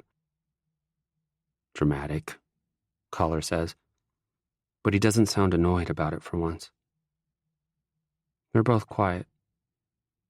The sun is setting fast, and it's getting colder by the second. I don't feel like moving. When Collar lies flat on his back with his knees drawn up and hands folded on his stomach, it seems like a good idea. Till I lie back with him, and our arms are pressed right up against each other. He doesn't move away. Doesn't even flinch. The warmth of him is enough to chase off some of the November chill. You should go pro next year, I say. It's almost a whisper. I should, he agrees. So why won't you? Because I don't ever want to feel like hockey is all I have ever again. My parents are doing okay with money for now, but with my medical debt, they wouldn't have been able to send me to college without this full ride. I'm taking advantage of it. What's your backup then? My brother's in law school. Lots of scholarships and grants. He's going to start his own firm taking on civil rights violations. I want to help. You're actually going to go to law school? I pick my head up off the dock to give him a look. You tell people that? There's no way you're getting picked first. He screws his face up at me. I'm not going to law school, you little shit. You don't need a law degree to be a paralegal. What about you? What about me? You figure out a backup plan? No. What happened to marine science? My cheeks warm and my heart skips. He remembered that all the way from our first algebra class? Dude. I panicked when everyone was saying their majors. If that was your go-to, you must like it at least. You do spend a lot of time down here. I shrug. We go quiet again, like we've reached our working things out limit for the day. I close my eyes, feeling more relaxed now than I have in days. Outside of being drunk, at least. Terzo, Collar says, and I startle awake. I didn't even realize I'd been falling asleep. If I go first, will your dad disown you? I blinked the sleep out of my eyes. If he'd asked me this same question yesterday, I probably would have said yes, maybe even believed it too. But today I say, huh? No. He's a fanatic, but he's not a total asshole. Not so sure about that, but good to know. Now I won't feel so guilty about it. I laugh. A real full-throated laugh. You're delusional, Caller. Hold on to that sense of security, Your Grace. It'll make draft day all the more satisfying. The sun is almost fully set, and I am freezing. But I want to stay in this moment, with me and Caller getting along and lying next to each other in a silence that's not tense and awkward for once. Caller taps his fingers on his chest, and I shiver through my whole body as stars start peeking through wisps of dark clouds.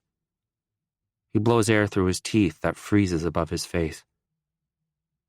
I could kiss him right now, here at the dock, my favorite place on campus. It'd be downright poetic, ending a fight with a kiss. But we're the NHL's top prospects, and there's so much attention on us that out in semi-public like this, there's no way it'd stay a secret for long. And when I come out to the world, I want it to be on my terms. So instead I say, Zero gave us till the end of study hall. What time is it? I'm gonna go ahead and say study hall is over by now. Think we've worked it out enough for them? You obviously haven't been paying attention. To them, working it out means putting our mouths on each other. I splutter as my heart jams its way up my throat. But Caller just laughs and sits up, stretching his arms above his head. Chill, Terzo. I know PDA is dangerous. He stands and holds a hand out to help me up, and I want to scream. I kind of just stare blankly at it for a second before reaching up. He looks me in the eyes. Full on, deep eye contact as he hauls me to my feet. He pulls me closer than he needs to, holds on for a beat longer than necessary, and for a second, I swear he's going to do it. Prying eyes be damned. I bite my lip and look at his mouth and wait for it. He turns away just when I'm about to lean in, and I follow him back to the library with my heart in my stomach. Chapter 19. Caller and I have sex again a few more times before Thanksgiving break, and thank God we don't have any games coming up over the next few days, because he leaves me with this giant hickey to remember him by the last time. The boys who stayed behind at the hockey house spend the whole of Thanksgiving dinner trying to figure out who I got it from. The general consensus is that Nova flew in last night for an international booty call. Caller's name doesn't even come up, and I'm pretty sure it's intentional. I'm half asleep on the couch after dinner when my phone goes off, startling me awake with a message from Caller. Jason, how's Zero's cooking? I glance around the living room. There's a football game on TV, and Coley's passed out in the recliner across the room, mouth open and snoring. Everyone else seems to have migrated toward the alcohol in the kitchen. Mickey, not bad actually. Turkey's a little dry, but I just drowned it in gravy. How's home? Jason, nice. If you notice any welts on me when I get back, don't be alarmed.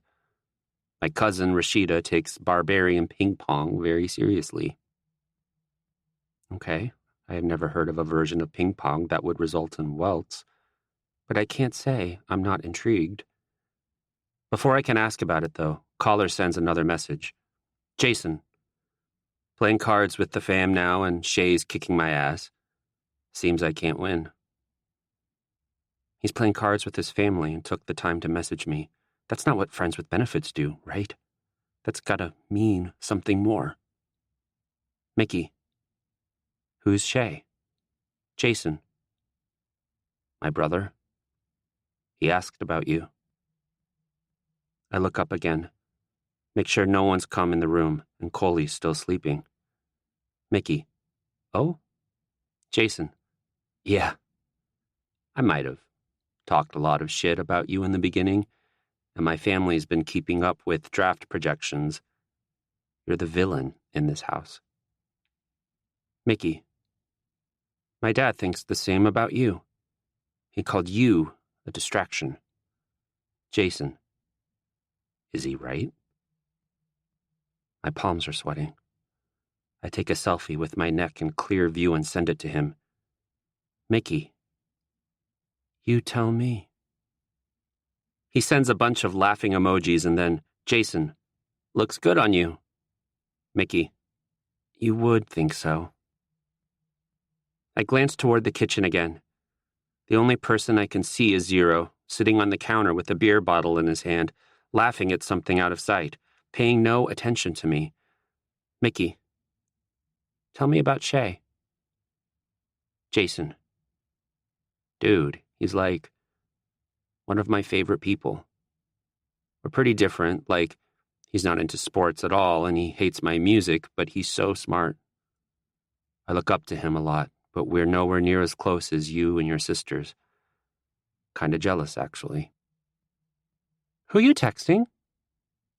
I swear I almost choke on my own heart when Delilah pops her head over the back of the couch and puts her chin on my shoulder. I slap my phone to my chest to hide the screen and glare at her. She grins. I think I can guess. My phone hums against my ribcage, making my heart skip. I bet you'd be wrong. Delilah rolls her eyes. Deny all you want, Mickey, but I know things. Like what? She holds up her right hand. I have been sworn to secrecy. Delilah. Mickey. I'm your brother. She laughs a little and comes around the couch to sit next to me. She tucks one of her legs under her and turns to face me, cradling a wine cooler. She had dinner with her own team, so she missed the whole hickey conversation. When she sees me now, her nose scrunches in disgust. Again? You're such a teenager. I hike my shoulders like it'll hide it. Shut up. So what's the deal with you two? She wiggles her eyebrows. Please tell me you're boyfriends. Oh my God. I look around in a panic, but Coley's still snoring and I can hear the bounce of a pong ball off a cup before the boys start yelling in the kitchen. No, we're not dating. Men. What do you care? She shrugs and takes a short sip of her drink. I just think it'd be good for you. You've seemed better since this started. I frown at her. Better? Yeah, like... She points a finger at her own head. My stomach drops. I went so long without anyone ever catching on. And now it's like everyone can see right through me. It's one thing to tell people myself, but to be confronted with it, first by Dad, now by Delilah. Anger flashes sudden and hot in the back of my skull. I try to stamp it out before it takes hold, but it settles in and pours out of my mouth anyway. Better, I snap. There's nothing wrong with me. She seems so tired when she looks at me again, pinching her lips together and giving me these sad eyes. Mickey, I wasn't trying to... There's nothing wrong with me, I repeat. I stand and head for the kitchen. I need a drink. The last text I have from Mom is from back in the summer, when I was coaching at that lax camp with Bailey. My thumbs hover over the keyboard for 10 whole minutes before I get the nerve to type. Mickey. Hey, Mama. She answers right away, which kind of makes me feel bad. Mom. Topolino. Happy Thanksgiving. Mickey. Happy Thanksgiving. Mom. Mi manchi. Mickey. Miss you too. Sorry I couldn't come. Lot of homework. Mom. That's okay. Christmas, maybe? Mickey. Maybe. I rub my eyes with the heels of my hands. I can hear the rumble of the boys talking through the floor of the bathroom, where I sit on the closed toilet. I didn't even drink that much, but I feel sick. Tired. Like I could crawl into bed and stay there for 3 years. All because Delilah said something about me getting better. Like her pointing out that I have a problem made it come back. I don't know. My hands shake when I pick my phone back up and start typing again. Mickey. So, Dad said something about depression. Like, that you have it, I guess. I don't remember much from when I lived with you guys, so I didn't know. Mom. Yes? It runs in my family. Why? Are you okay? Mickey. No, not really. Mom. Let me get somewhere quiet and I'll give you a call. Mickey. Okay. Mom. Ti voglio bene, Mickey. Mickey. Love you too. I read through the medication pamphlet 3 times before I even touch the pill bottle. It's the same antidepressant Mom takes, at the lowest dosage to start. The list of side effects is so long, my mouth goes dry reading through them. But Mom said she just gained some weight. The only time she's ever had a problem is when she missed a couple doses and started going through withdrawals. I shake the bottle slowly, listening to the pills rattle as I stare at the ceiling. Antidepressants. Me. Taking antidepressants. Me. Mickey James III with such a bright, financially prosperous future ahead of me. So many people would kill to switch places with me. And here I am, with a bottle of antidepressants in my hand. I don't have a right to be depressed, I'd said to Mom. My life isn't horrible. Nothing really bad's ever happened to me. Depression doesn't care who you are or what you've been through, she said. It's an illness that can happen to anyone. She said it. The internet said it. The Heartland counselor said it when I went to ask about medicine. The doctor who actually prescribed the medicine said it. Hell, I even said it to Dorian. But as much as I logically know it to be true, that it's all in my genetics, my brain won't stop telling me that I'm being ungrateful. Dad didn't abandon me as a kid. He set me up for success. I didn't have this life pushed on me. It's just what I'm good at. I don't hate hockey. I just don't have the energy to like it. Because I'm depressed. I close my eyes and breathe slow and deep, tapping the bottle against my forehead. Damn it.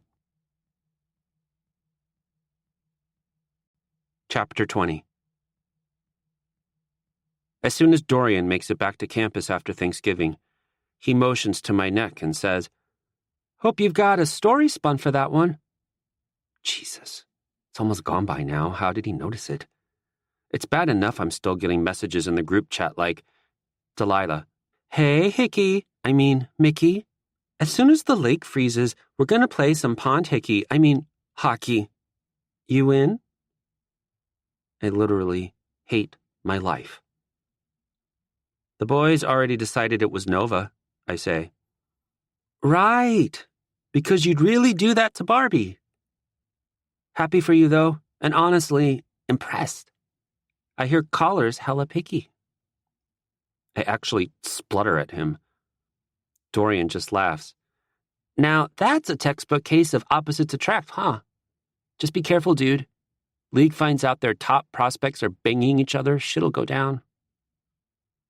My face is straight up on fire. Oh my God, Dorian, what the hell? What are the chances? They'd be all over it.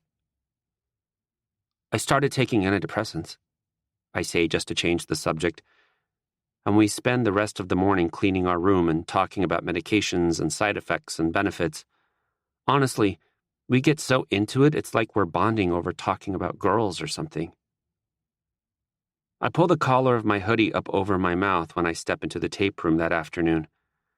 I don't need the rest of the boys who went home for Thanksgiving noticing.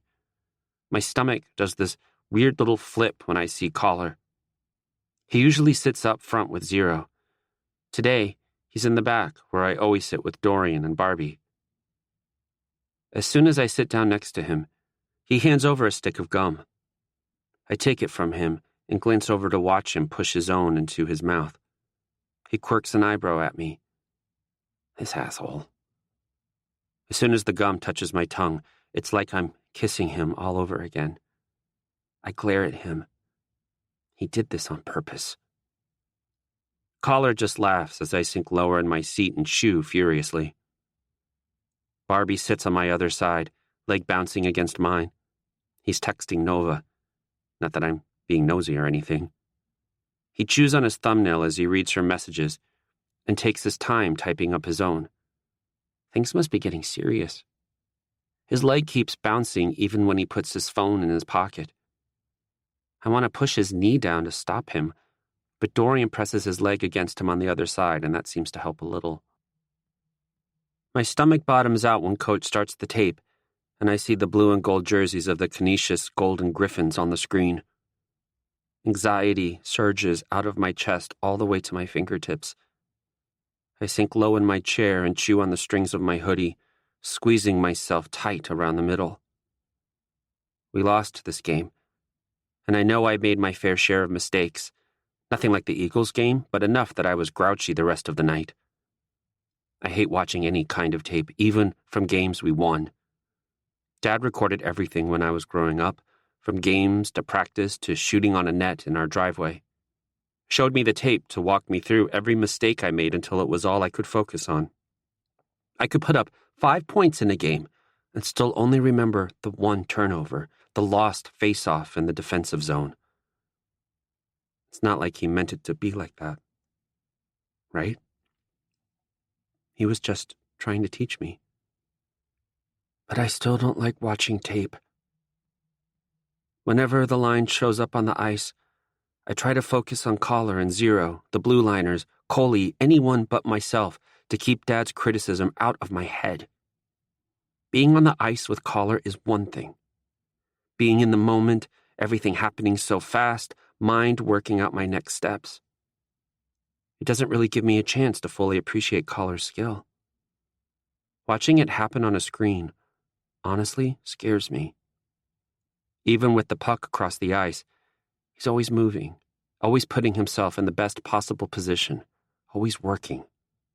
He's a full-on 200-foot player. Makes a way better center than I ever could.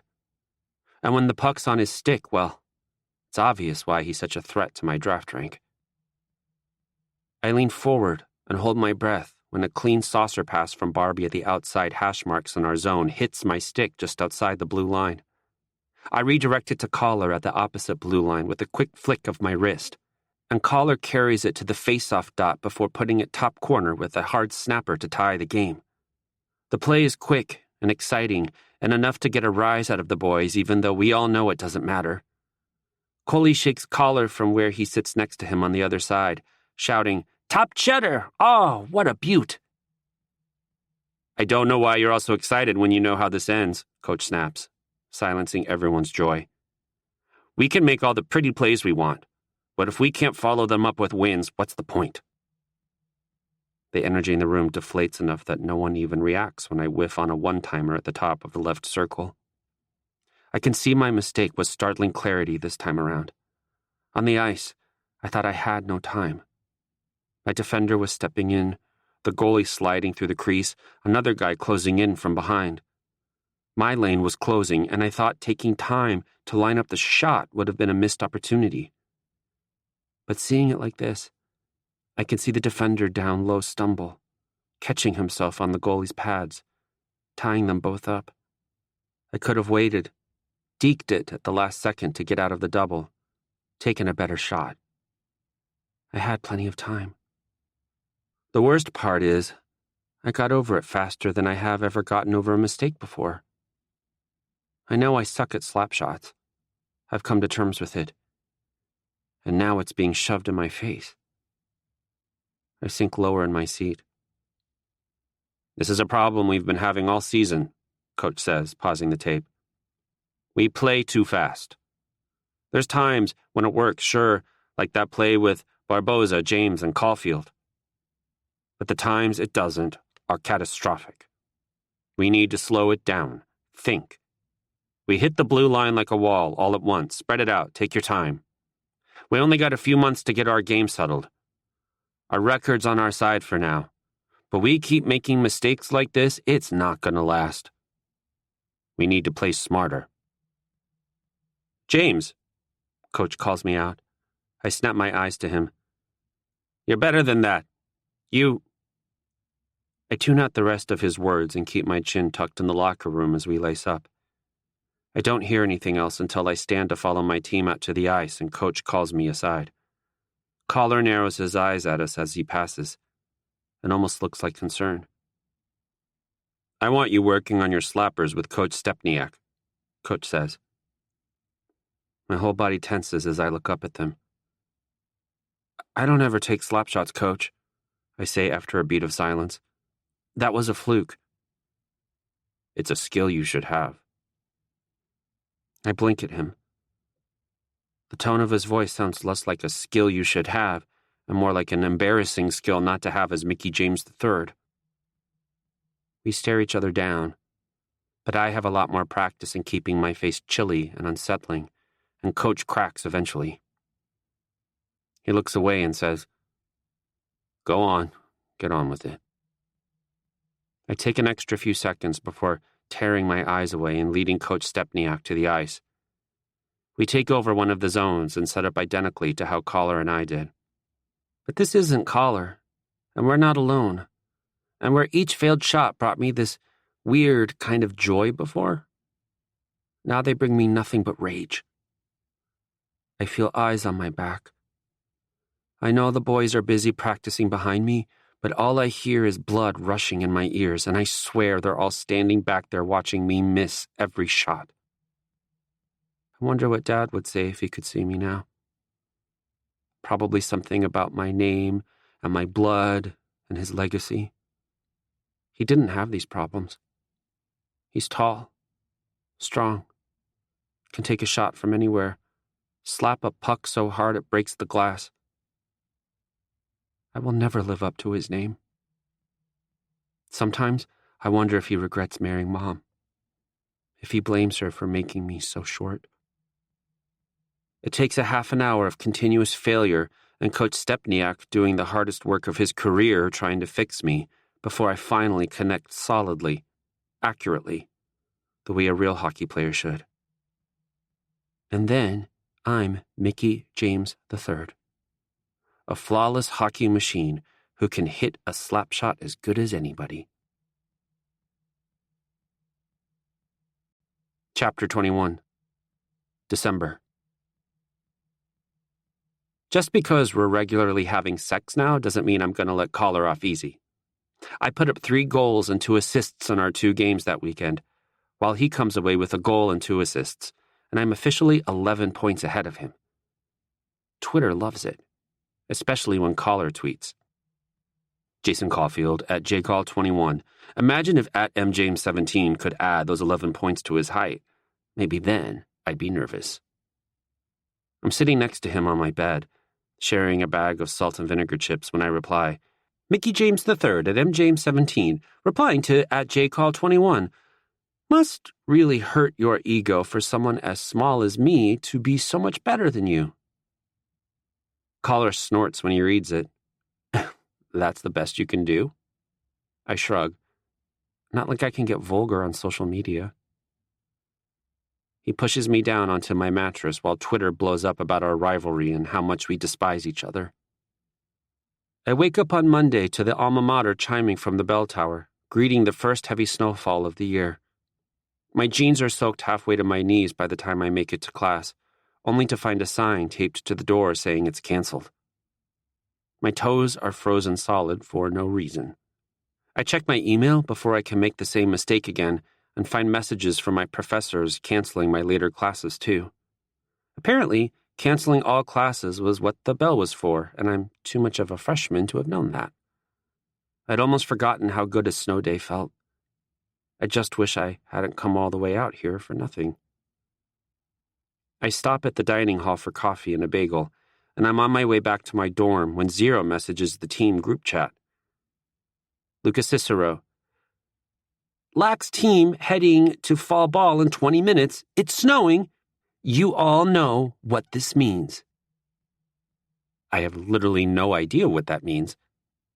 I watch the replies come in as I change out of my wet socks and jeans, and after a few minutes, Barbie's the one to speak up. David Barboza. Anyone want to explain what's going on to us noobs? Maverick Kovacis.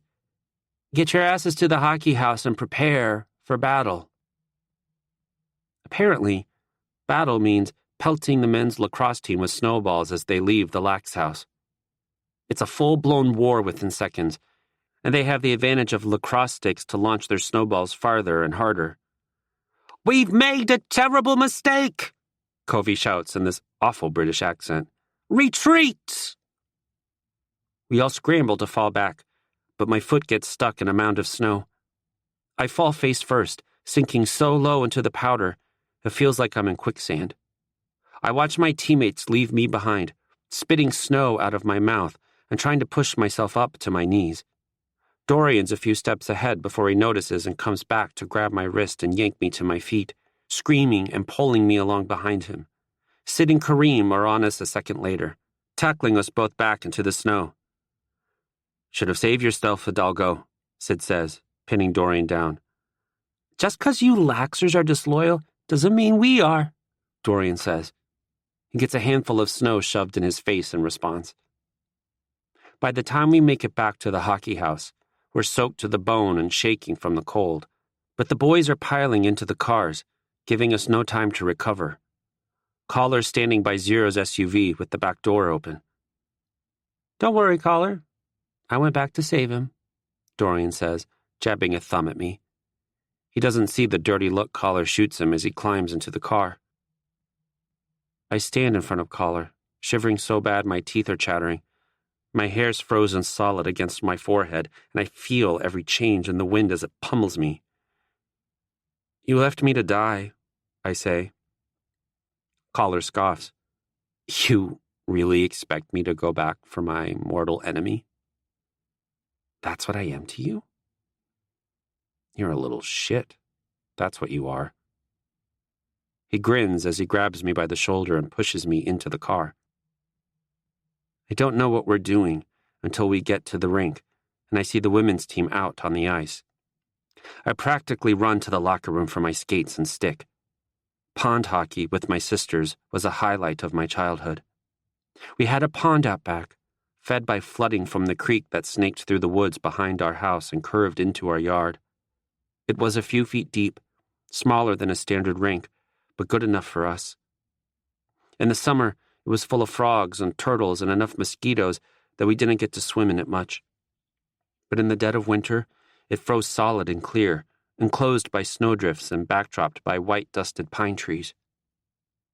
A picture so perfect, it ended up on postcards in local grocery stores and a Western New York calendar or two. Back then, I'd wake up before the sun just to get out there in my skates with my sisters. They feel like the memories of a completely different person. The lake here is too big to freeze, and I don't have all my sisters here, and things aren't perfect. But I don't get to be on the ice with Delilah often, so I'll take it. Delilah, Barbie, and I are all picked by the women's team captain, but Collar and Dorian end up with Zero. I kind of wish I could play against Delilah so we could battle for points like we have been all season, but I'm happy to dominate the ice with her instead. We played together often enough growing up to know exactly where to put the puck for the other to appear in its path, no matter how long it's been or how much we've changed as players. Now, we skate circles around our teammates and make impossible passes to one another, burying goals that make everyone scream in frustration and astonishment. Okay, who the hell thought it was a good idea to put the Jameses on a team together? One of the girls on Zero's team asks after a set of filthy passes and a goal by Delilah. I pull off a goal by picking the puck up on the blade of my stick and throwing it like a sidearm lacrosse shot, and Delilah straight up lifts me off the ice while Covey shouts, "Oh, shit! He's got the dangles!" Delilah's screeching in my face and spinning me in circles. I roll my eyes. Put me down? I say, and she does, only to take me by the hands and keep spinning. Dangles? Collar hisses as he slides up next to Covey. He gives me the scathing look with the faintest glint in his eye that gets my blood pumping. More like betrayal. Might as well dump him at the lax house where he belongs. I dig my skates in to stop Delilah's spinning and tilt my chin up at him. You really expect to go Frozen 4 without me? I keep my voice low and even, fighting a smile. Collar steps closer until we're almost chest to chest, forcing me to look up at him. You're way too small to have such a big ego. I quirk an eyebrow at him, and Delilah lets go of me. Okay, can I get at least 10 feet away before you two do whatever it is you're doing? This is called intimidation tactics, Delilah. Collar argues. Get your mind out of the gutter. This is your brother we're talking about. I laugh, loud and uncharacteristically enough to get a bunch of the boys to whip around and look at me. What are you doing to him, Caulfield? Zero skates over with mock concern in his voice and puts a hand on my shoulder. Is this boy hurting you, my poor grumpy child? Yeah, I think I ruptured something. I clutch my stomach, and Collar's watching me with this soft kind of look on his face. The kind of look I've seen Delilah and Jade give each other, or Bailey and Sid and Kareem. I choke on my next laugh and let Zero lead me away by the elbow before I can jump to any more ridiculous conclusions. We don't get far before Collar yells out, Hey, Terzo! We should practice our poses for draft day. He holds up his pointer finger, the way a number 1 pick always poses in photos with the top 3. Like he expects me to go ahead and hold up 2. I cock my head to the side. You want to try that one again? He stretches his arms, pulling them across his chest and shaking out his wrists like he has to limber up for it. He holds up his fist and slowly raises 1 finger. I lunge forward and grab his hand, trying to force it down. The entire game's devolved into trick shots and hockey players pretending to be figure skaters at this point. Zero doesn't even try to break up our shoving match. He watches until Collar gets me into a headlock and skates away saying, Children, all of you. I should be embarrassed, but with my arms flailing uselessly at Collar's side, bent over and trapped in the crook of his elbow. But he's laughing, and I'm laughing, and honestly, both teams could vanish off the ice right now, leaving just the 2 of us, and I wouldn't even notice. Nicolette sends a link in the group chat in the middle of my Italian class. I don't usually use my phone in class, but it's just finals review, and Italian is probably going to single-handedly keep me from flunking out next week, so it's not like I really have to pay attention. The link gets me to a video that I have to panic mute before it gets me in trouble. It's Hugh and Alyssa in front of another graphic of me and Collar, this time standing next to each other in our Royals gear during a break and play. He's saying something with his head bent toward me and pointing down the ice, but I'm looking up at him. I've got this bratty kind of look on my face that makes it seem like I want him to shut up, but it was probably just sweat in my eyes. Plays perfectly into the Royals rivalry heats up banner they've got on the bottom of the screen. I glance up to make sure Professor Yakovella isn't staring me down. But since she realized I'm nearly fluent and took this class for an easy A, she pretty much started ignoring me. I'm just lucky she didn't get me kicked out and sent up a few levels. I sink lower in my seat and hide my phone under the table anyway. Now, you've always been one of Mickey James III's biggest critics, so I'm sure you have plenty to say about his turnaround this season, Hugh's saying in the captions. I do, Alyssa says with a deep nod. We've really seen him come out of his shell these past few months. You can tell he's bonded with his team in a way he never has before. Not to mention how much he's grown as a player as well, Hugh adds. Going into this season, I would have said it was impossible for Mickey James to get any better than he already was without taking the step up to the NHL, but he shakes his head, smiling. He's become a real 200-foot player. He's always been a menace in the offensive zone, what with his playmaking abilities, that infamous wrist shot, his outstanding hockey IQ. But we've seen him improve exponentially on the backcheck this season. He's tiny, but he knows how to use his body to create offense in the defensive zone. No matter where he is on the ice, he's dangerous. I feel bad for any guy forced to go up against him. Alyssa shifts her weight from foot to foot as Hugh talks, obviously waiting to say more, and when Hugh's finally done, she jumps at the chance to say, I'm going to go right ahead and credit a good chunk of that growth to Jason Caulfield. Of course she would. She's probably right, too. James has been touted as the best player on every team he's ever been on, she continues. He didn't have to put in as much effort to climb above the rest. Now that he shares a team with his biggest draft competitor, he's been forced to improve himself.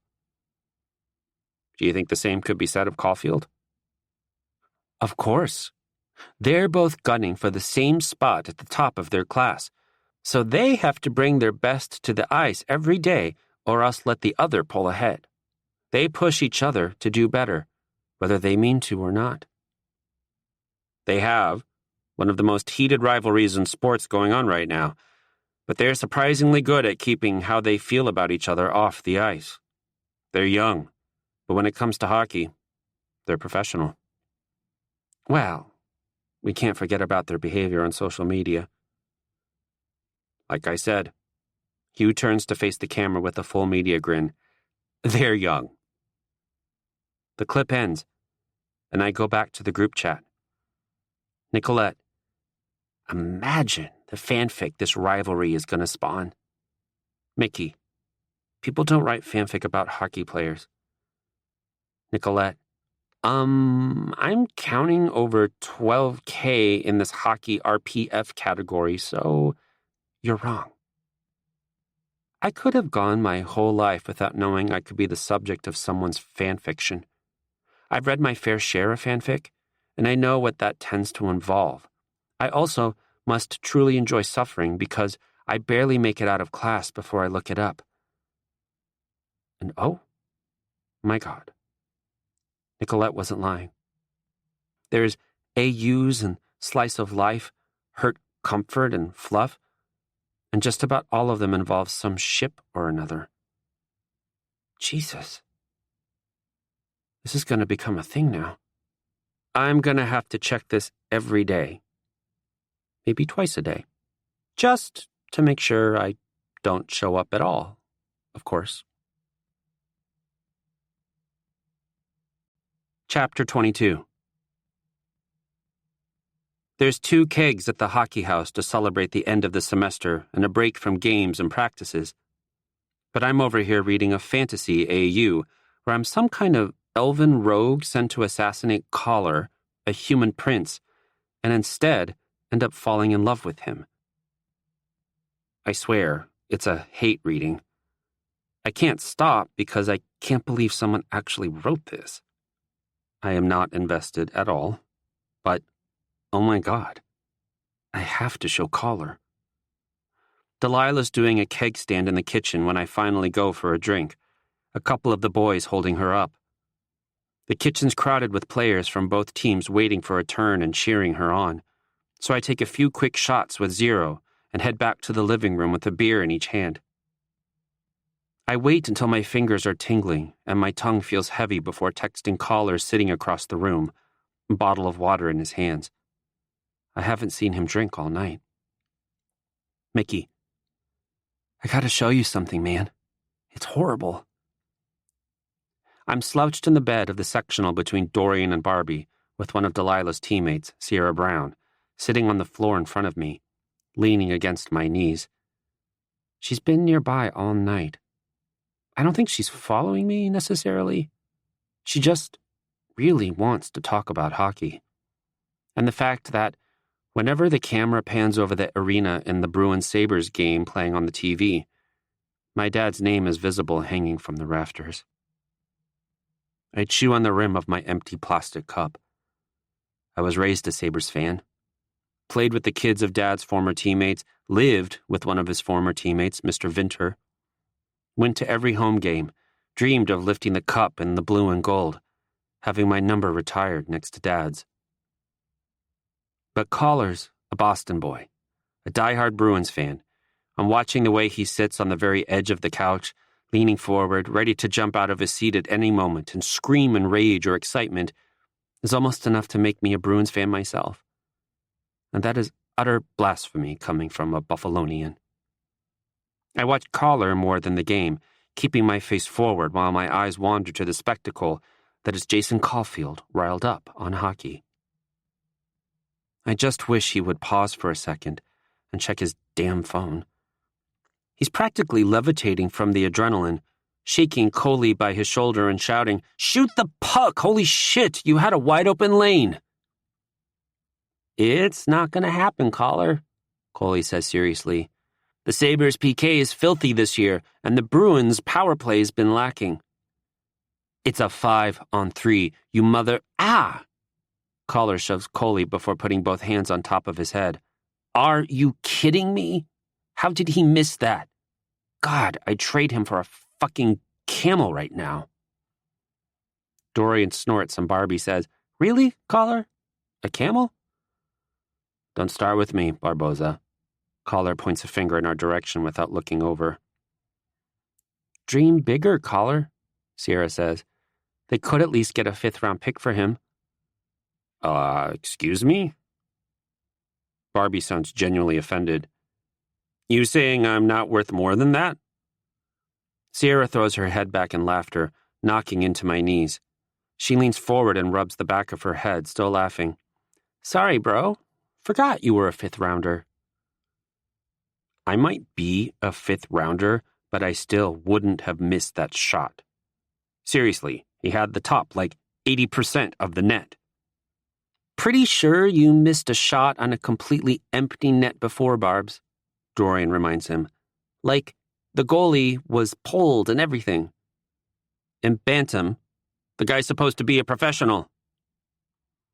They keep arguing over my head, but I tune it out when Collar leans back into the couch with a sigh, finally checking his phone.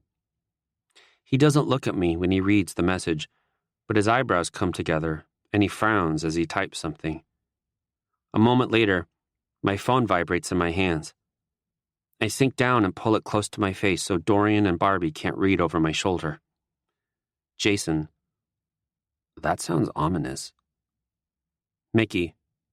Okay, not horrible, like seriously horrible, just horrible in a cringy kind of way. Attic? I have to fight my way off the couch between the alcohol and the bodies pressed all around me, but they're too busy arguing to say anything about me leaving. I stop by the kitchen to sneak another shot behind Delilah's back before heading upstairs. Collar takes his time, making our mutual disappearance a little less suspicious. He slides into the attic silently, glasses slipping down his nose and his hat crooked. I can't help but think of that insult game we played up here. It's only been a couple months, but I couldn't even imagine saying things like that to him now. Collar smiles as he presses me down into the couch with a hard kiss and rough hands under my shirt. The same couch we woke up on together after that party. We have to take these moments when we can get them. It's straight up torture how much time we spend together, unable to touch each other. We're with each other for hours at a time, every single day, but never alone like this. It'd be easy to get carried away, but Collar pushes off me after a few minutes, sitting cross-legged on the couch next to me. Let's see this cringe material. I sit up, tucking a leg under me and adjusting my hat as a wave of dizziness surges through my head. I rub my eyes and blink a few times before it passes, then pull out my phone and bring up the fic. Collar traces a finger around my knee as it loads. Maybe I shouldn't show him. What if it scares him off? Just the thought of people shipping us for their own entertainment feels a little dangerous when it hits that close to the truth. Like, every one of our public interactions will be scrutinized to the point where someone will figure us out. But who am I kidding? What we're doing doesn't make for an epic fantasy love story. There's nothing close to the truth about it. I hand my phone off to Collar and rest my head on the back of the couch to watch his face as he reads. As soon as he sees the site, his eyebrows go up. You find Covey's Dragon Age fix? He goes back to reading before I can answer, his face going through phases of confusion, understanding, and then absolute joy. He gives me the most ridiculous smile I've ever seen on him, his nose scrunched up and his eyes half closed. My heart feels like it's trying to compress itself into non-existence. They made you an elf, he says, laughing. Perfect. I glare at him. He laughs some more. Oh, that's a good one. Kinda hot. Much better than the corpse look you usually got going on. I narrow my eyes, but he doesn't stop smiling, even when he reaches forward and brushes a thumb over my lip, pulling me in for a kiss. He laughs against my mouth. You know you made it big when people write fan fiction about you, he says. I huff a breath. We haven't even been drafted yet. Even better. We can only go up from here. You don't think it's creepy, like at all? It's hilarious. Are you kidding? I can't believe they made me the prince and you the assassin.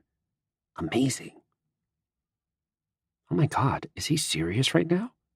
He keeps a hand up by my jaw and goes right back to reading, and I am full of regret. I groan. Oh, showing you was a mistake, wasn't it? Not at all. I'm gonna bookmark this. I lunge forward and snatch my phone away from him, drop it on the floor, and crawl into his lap. You were supposed to cringe with me. He gives me a crooked grin and pushes a hand through my hair, knocking my hat off my head. We'll see how it goes when I actually read it. We kiss like that for a few minutes, me in his lap, his hand in my hair, until there's an uproar downstairs that has both of us looking to the door. Bruins probably scored, Color says all smugly. I roll my eyes and stand up. We've been up here too long already. I adjust my clothes, fix the mess he's made of my hair, and put my hat back on. Make myself look like I didn't just have someone else's tongue in my mouth. Collar gives me this soft, almost loving last kiss before heading downstairs. And I just feel so sad all of a sudden. The kind of sad I felt watching Dad go through security at the airport without me when I was 10. My mom and sisters leaving me behind as they drove off ahead of the moving truck. Collar and I will never be more than this. And the worst part is, I know he wants more. And I think I do too. But the prospect of what happens when we mess it up is just too much to handle.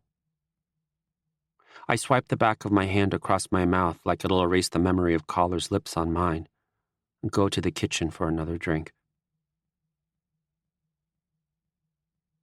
5 minutes later, I'm in the longest keg stand of my life. Barbie and Covey hold my legs up while Delilah reluctantly works the valve. Dorian and Zero screaming right in my face. I'm not in it to break Coley's house record. I'm in it to stop feeling. The two probably go hand in hand. By the time I'm back on my feet, barely holding myself upright, my name's replaced Coley's on the whiteboard hanging over the pong table. Might as well replace more names. Lila, I say, motioning toward the pong table where Dorian and Barbie have already taken a side. She frowns as she looks me up and down, taking in my probably glassy eyes, the way I can't hold my head up straight. Come on, I beg. It's the end of the semester. She lets out a soft sigh. Fine. She puts a cocky smile on her face and leads me to the table. Dude, Dorian says. No way. You two don't get to be a team. Delilah lets out this absolutely maniacal laugh as she pushes back the sleeves of her dress. She rolls the ball between her hands and sinks a cup right off the bat. Here we go, Barbie groans. By the time we beat Doreen and Barbie, and Zero and Sierra take their place, I'm at the point where I'd usually be half naked and dancing on a table, or claiming to be the second or fourth or maybe seventh by now, coming of Jesus Christ. But Caller's in the living room playing Smash Brothers and not thinking about me at all. And Mom and Dad are down in North Carolina in their massive house that doesn't have a single touch of me in it. And I am not in the mood to dance or perform miracles. An hour ago, I was being kissed senseless. Now, all I want to do is drink myself senseless. Delilah and I sink cup after cup, even when I start swaying on my feet when I throw and leaning on Delilah when I watch, to the point where she takes my drink away from me and makes me switch to water. Sierra keeps bending over every time I'm up, trying to distract me with a clear line of sight down her shirt. It only works when I let it. Caller literally hates me when he's not touching me. I don't owe him anything. Cut it out, Brownie, Delilah snaps eventually. That is my brother. It's the nature of the game, Jamie, Sierra shoots back, smirking. Zero turns and drops his pants to give Delilah a full view of his bare ass on her turn, and now I'm the one to gasp and say, Lucas Cicero, that is my sister. Hey, when you party with your siblings, shit's gonna get awkward, Zero shouts. He scoops up the ball from Delilah's missed shot and buttons his pants. Where's Jade tonight anyway? I could find a way for things to get real awkward for Terzo if she were here. Working on her final portfolio, Delilah says. I thought art majors had it easy, but I swear she's got more work than anyone else I know. I don't last at the table much longer. I can't see straight when I throw the ball. The cups multiply and move on their own, and if I keep looking at them, I might throw up. I stagger out into the hallway before the game's even officially done and lean against the wall, tilting my head back. The floor is literally rolling under my feet. The cake stand catching up to you? I crack an eye open as Sierra leans against the wall beside me, close enough our arms touch. She's got long blonde hair and blue eyes, and she's got on this tight white shirt without shoulders, tucked into jeans that go up to her belly button. Not my type at all, but she's cute. Nah, I mumble. Feel great. She has a nice laugh. You play D, huh? She turns toward me, face lighting up because she has been trying to talk hockey with me all night, and I've been completely blowing her off like an asshole. She's been playing hockey just as long as me, with the Team USA NWHL endgame. I've seen her play. She'll make it. Won't be as successful as Delilah, obviously, but they play different positions anyway, so I guess it doesn't really matter. I can tell she's being flirty. And I'm being flirty back. I feel dirty about it, and I can barely keep my eyes open. Mom and Dad would like her, though. If they can't have Nova as a daughter-in-law, they've always said I should at least seek out a hockey fan. Someone who knows the game and the lifestyle, and will help me raise another Mickey James to legend. An actual hockey player would be even better. But Caller's an actual hockey player, too. Dad's not a homophobe, obviously, but I can still imagine the lecture he'd give me. Why it's okay for Delilah to be gay, but not me. Why women's hockey fans would accept her, but NHL fans would make my life hell.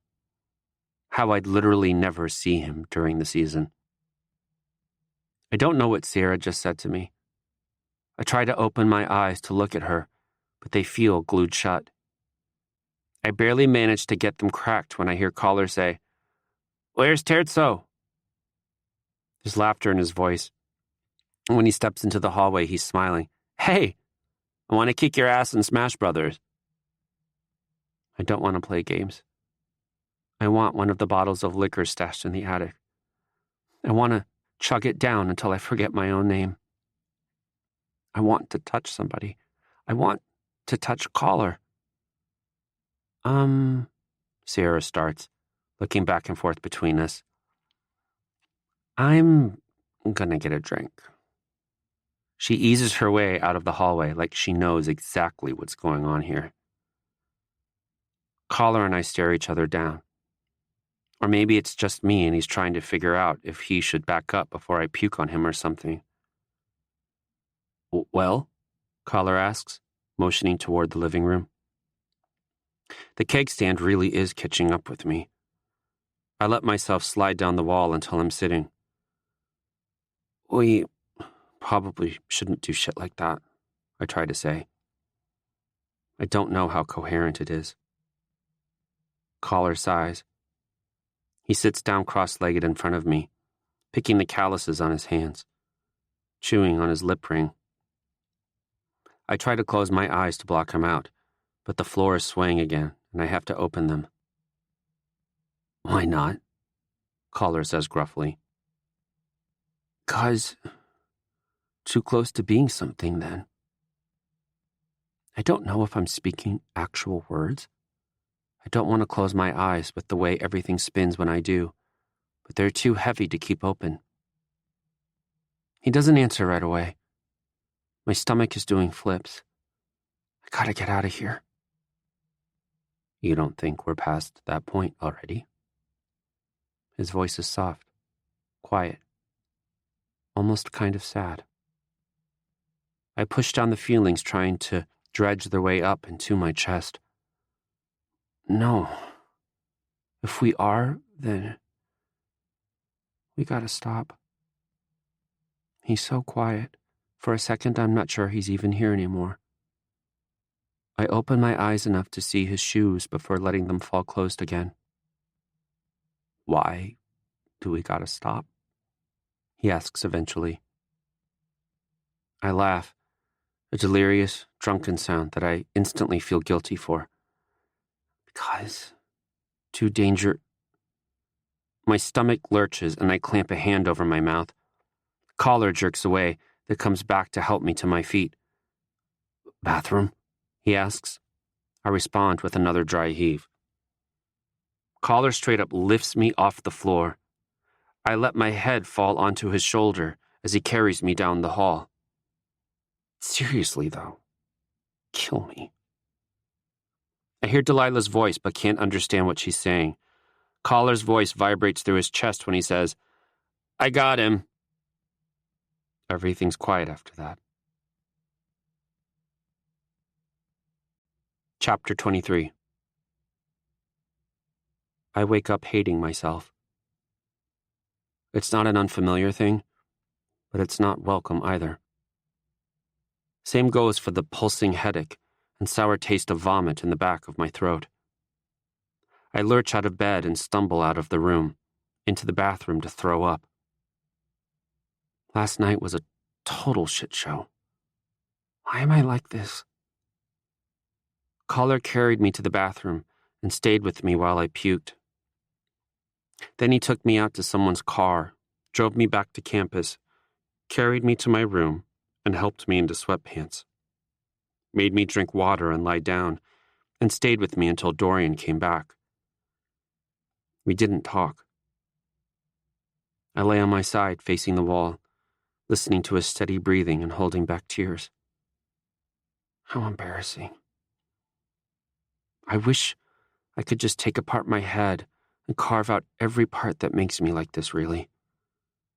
It's exhausting, being inside my own head. Dorian's up when I get back to the room. I stagger my way to my bed and lie down, pressing the heels of my hands into my eyes.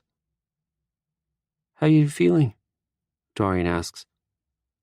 I grunt in response and he forces a laugh, and I would really, truly appreciate death right now. You up for some breakfast? Zero's treating us to French toast from the inn. I grunt again. The thought of food makes my stomach churn, but if I'm going to manage to keep anything down, French toast is it. I'll take that as a yes, Dorian says.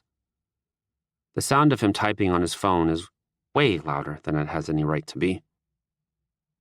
What if Collar messaged me? I dig through the tangle of my blankets, twisting my arms all over the place trying to find my phone. I pretty much dislocate both shoulders just to find it on top of my headboard. No texts from caller. Just Delilah asking me to let her know I'm alive. I send her a few vomit emojis and snap Nova a hangover selfie. Everything's awful, but I can pretend. Hey, so, Dorian says. I turn my head to look at him, half my face still buried in the pillow. I probably should have warned you about drinking on medicine. I blink at him. Just 'cause, he says quickly. I mean, we haven't really had a big drinking night since you started taking them, and you were bad last night, dude. There's a reason they say not to mix prescription drugs and alcohol, especially when it's new. I close my eyes, press a hand to my forehead. I didn't even think about it. I read the warnings so many times, I probably could have recited them by heart. But I've gotten so used to using alcohol in place of the medication, it's like I forgot I was even on it. You okay? He asks. I close my eyes and huff a laugh. When have I ever been okay? Dorian laughs through his nose. Relatable. Zero delivers our breakfast right to our room. He says it's because he wants us to remember him as the best captain we've ever had. But I think it's because he wanted to check up on me. I feel 1,000 times better after eating and showering, at least physically. But I still check my phone every few minutes while Dorian and I play Borderlands together. I get a few messages from the boys. The group chat with my sisters goes pretty steady all day, and Nova and I send snaps back and forth like usual. But no word from caller. God, I feel so pathetic. I could easily message him myself, say something like, hey, sorry for that total nuclear meltdown yesterday. Surprise, I am way depressed. Or, I'm usually way better at the whole friends with benefits thing, my bad. Maybe just, Mickey. Hey. Sorry about last night. Thanks for taking care of me. I toss my phone out of arm's reach and settle in for a long, anxious night. Jason. Hey. Can you come to my room? Dodge to 11. I'll prop the door. I was feeling better. Now I kind of feel like I might be sick again. Dorian's all settled in bed with his laptop, watching Netflix as he falls asleep. I'm half tempted to ask him what I should do, but I need to figure this out for myself. Okay, suck it up. What's the worst that can happen if I go over there? Caller tells me we're not hooking up anymore? That I scared him away with that mess last night? I'm leaving after next semester anyway. With any luck, we'll be drafted to different conferences and only see each other twice a season. By the time he graduates and comes into the league, maybe he'll forget anything ever happened between us. I take a deep breath, close my eyes, and let it out in a rush. I'm going for a walk, I say, as I get out of bed and slip into my sneakers. Dorian pulls out one of his earbuds and gives me a pointed look. Don't think of me this time. That would be rude to caller. He raises an eyebrow and my cheeks flush. Apparently, the state I came back in last time I announced I was leaving was a dead giveaway of what I'd been doing. I don't know, I say as I pull on my jacket. Maybe he'd be into it. Wouldn't that be something? He puts his earbud back in and goes back to his Netflix. Well, have fun and be safe. I roll my eyes. Okay, Mom. I take my time walking over to Collar's building. It's not a long walk at all, but I drag it out so long, my muscles ache from bracing against the cold by the time I make it to the door. He propped it open with one of his shoes. I sigh as I bend over to pick it up and stretch out my muscles a bit when I stand up. Still, stalling. Get it together, Mickey. Another deep breath, and I take the stairs 2 at a time. This building is set up in suites, as in 4 rooms sharing a short hallway and a bathroom, as in, at any given moment, one of these 3 doors can open, and I will be face to face with one of Collar's suitemates as I knock on his door, at midnight. I duck my head as I wait for him to answer. Bed springs creak beyond the door, the sound of bare feet on linoleum. I hold my breath as the doorknob turns. My hands feel clammy. Collar smells like he's just got out of the shower. He's got his glasses on, a long-sleeved t-shirt. He looks good. Really good. My voice is all kinds of strained when I say, "Hey." He doesn't say anything, just steps out of the way to let me in.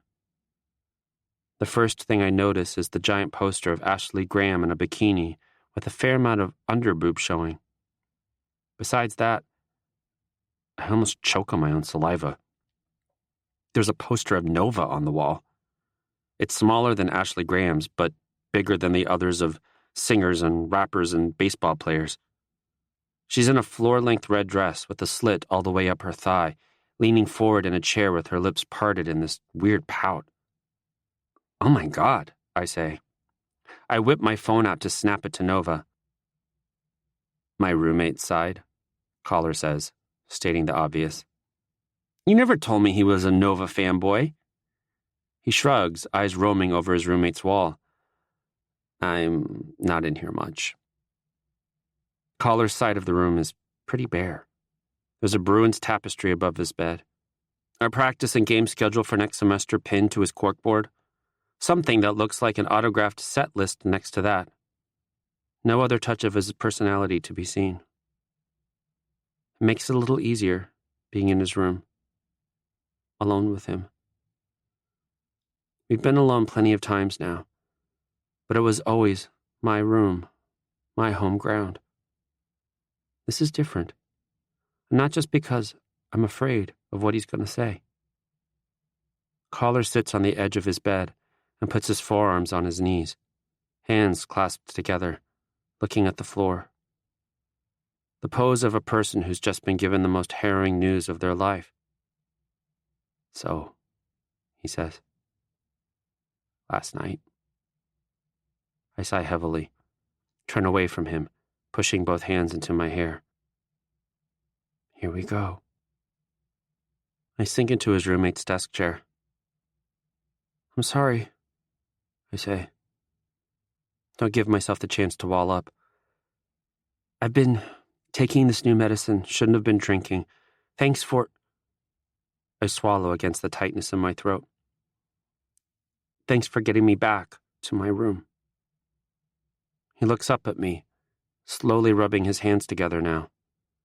I can hear the faint click of his tongue piercing against his teeth for a few seconds before he says, "Remember the things you were saying?"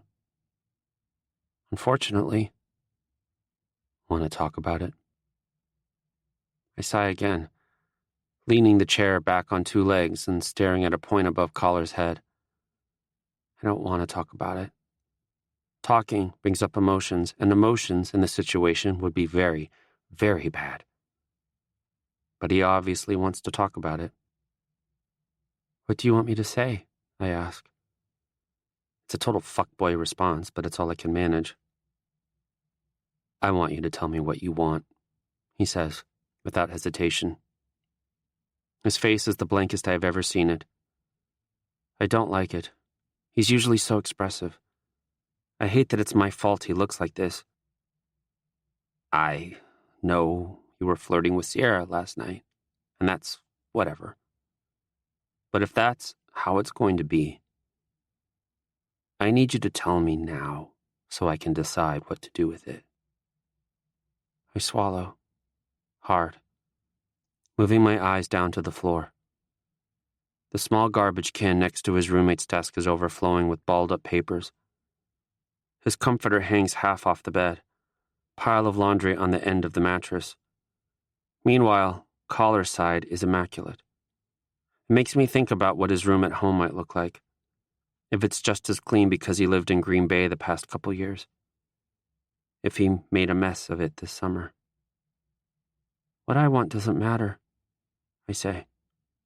My voice is choked. I press a fist to my lips and take a deep breath.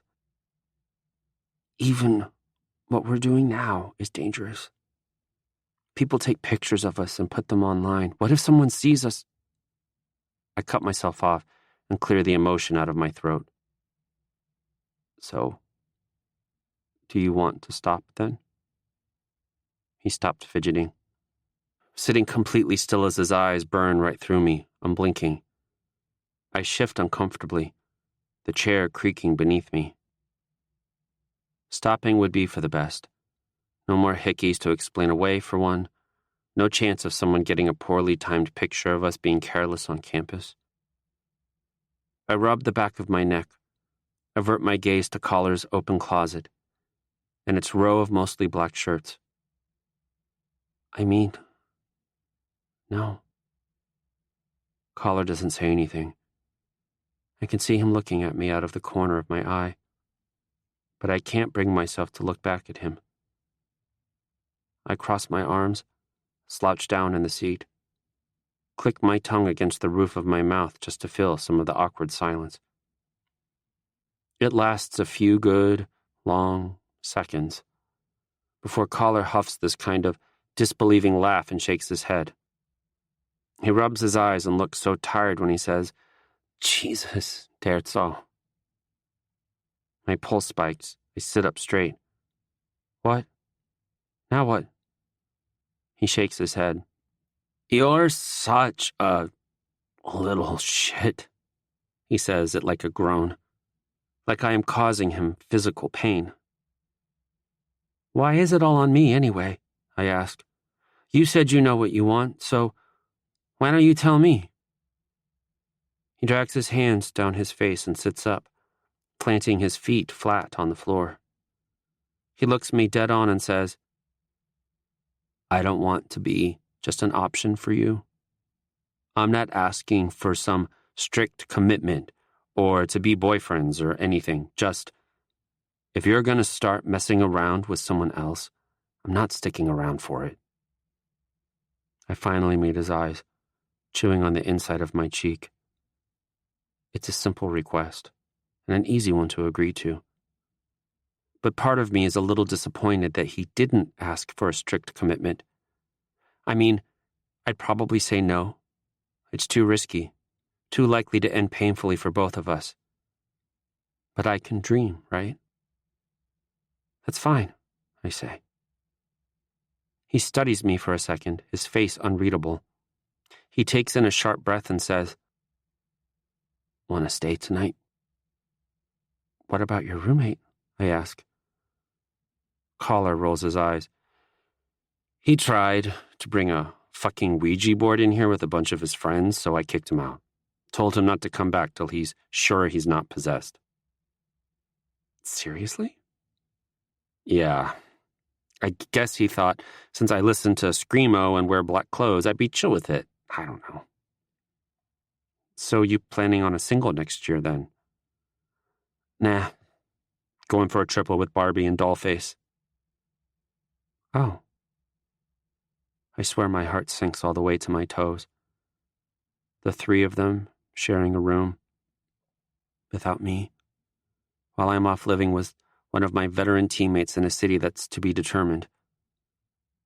I stand up before I can fall into that spiral and take off my jacket. Yeah, I'll stay. He pulls his legs up onto his bed and makes room for me. I kick my shoes off in the middle of the room and settle in beside him. This will have to be enough. I wake up in Collar's bed. I don't know where I am at first, hit by a brief moment of half-asleep panic before everything from last night comes together. Collar's still asleep, his back pressed to the wall and one of his arms draped over my waist. My sweatpants bunch around my calf where my leg is pinned between his. His lips are parted just a little in his sleep, and he looks so damn soft. I could die. And I'm not looking for anything. Really not. But I'm not ready for this to end. I close my eyes and settle back into the pillow to get more sleep, but a second later, Collar saying, "Hey." His voice is rough in the morning. It's appalling how freaking hot he is. "Hey," I say. He stretches around me, making that soft, straining noise people make when they do their morning stretch. It's adorable. When he relaxes again, his face presses closer to mine. "I'd kiss you," he says, "but your breath smells horrible." I mean, you didn't offer me a toothbrush last night. Those are like $10 a piece at the bookstore, man. I don't stock up. I guess I'll try not to breathe, then. He smiles, eyes closed. That might be for the best. What would be for the best would be going back to my own room, taking a shower and brushing my teeth, emailing the counseling office and getting another appointment set up. Getting my life together. It smells like dirty socks in here, I say. Like I said, your breath is terrible. Fuck you, it doesn't smell like feet. He chuckles. It's the kind of sound that's going to repeat in my head until it drives me nuts. My roommate does laundry like once a month, he says. I throw a panicked look over his roommate's side at the mention of him, but the bed's empty. I texted him, Caller says. He's not coming back till after brunch. I swear, if he brings a ghost back with him. I let out a sigh of relief and roll onto my back, stretching my arms above my head until my back arches off the bed. Caller trails his fingertips over my ribs lightly enough to give me chills. You know, he starts, pausing to yawn. Drug interactions or not, it's good to see you get a little emotional sometimes. I turn my head to the side to give him a look. I feel mildly offended. Either way, that's all you're going to get. I have a set limit of one emotion per week. I'll mark it on my calendar. His hand is warm on my bare skin. This is nothing. This means nothing. He doesn't even like me, let alone like me. This is only happening because I was the closest available, moderately attractive guy who gave off some pretty transparent gay vibes. This is nothing. His fingers flex against my hip. His breath sounds unsteady. His eyes are closed. Question. Don't think too much into it. Oh God, here we go. What are your plans for break? He asks. My tongue sticks to the roof of my mouth when I open it because, oh my God, is this going where I think it's going? I usually go to Nova's, I say slowly, but she's in Milan or something. Raleigh, then? I laugh bitterly. I don't remember the last time I spent Christmas with my family. I don't say it for the sad look he gives me, but thankfully he doesn't dwell on it. So, why don't you come to Boston? I push up onto my elbow to look down at him. Boston? Like, with you? Yeah, I mean, he shrugs a shoulder and avoids looking me in the eye. My family's pretty hospitable. I don't got 5 sisters like you, but I have a lot of cousins. Both sides cram into my parents' house. And there's chaos and way too much food and alcohol and card games. I hear my ex-uncle be there, so that'll be interesting. Why's your ex-uncle coming? He's not officially an ex yet, and his kids will be there, so he thinks it's his right to tag along. My aunt filed for divorce, but it's not finalized yet. Shay gets into it with him. Entertaining as hell. Sounds tiring. Most things are tiring to you. Talking about being tired triggers a massive yawn that Collar covers with his hand to block my morning breath. We both laugh sleepily. What'll your family say about you consorting with the enemy? I ask. They'll see how tiny you are in real life and realize you're no threat. You're no Zdeno Chara yourself. 6 inches make a big difference, Terzo. Bet you didn't know you got this weird-looking cowlick up here. He twirls some of the hair on top of my head around his finger, and my heart fills my entire chest. I got a perfect view. Shut up. He laughs, pulls me in closer, closing his eyes, looking like he's going to fall right back to sleep. I have this acute awareness of every point of contact between us. So? He asks. I take a slow breath in until my lungs can't hold any more air. I hold it for a few long seconds and close my eyes on the exhale. I don't know.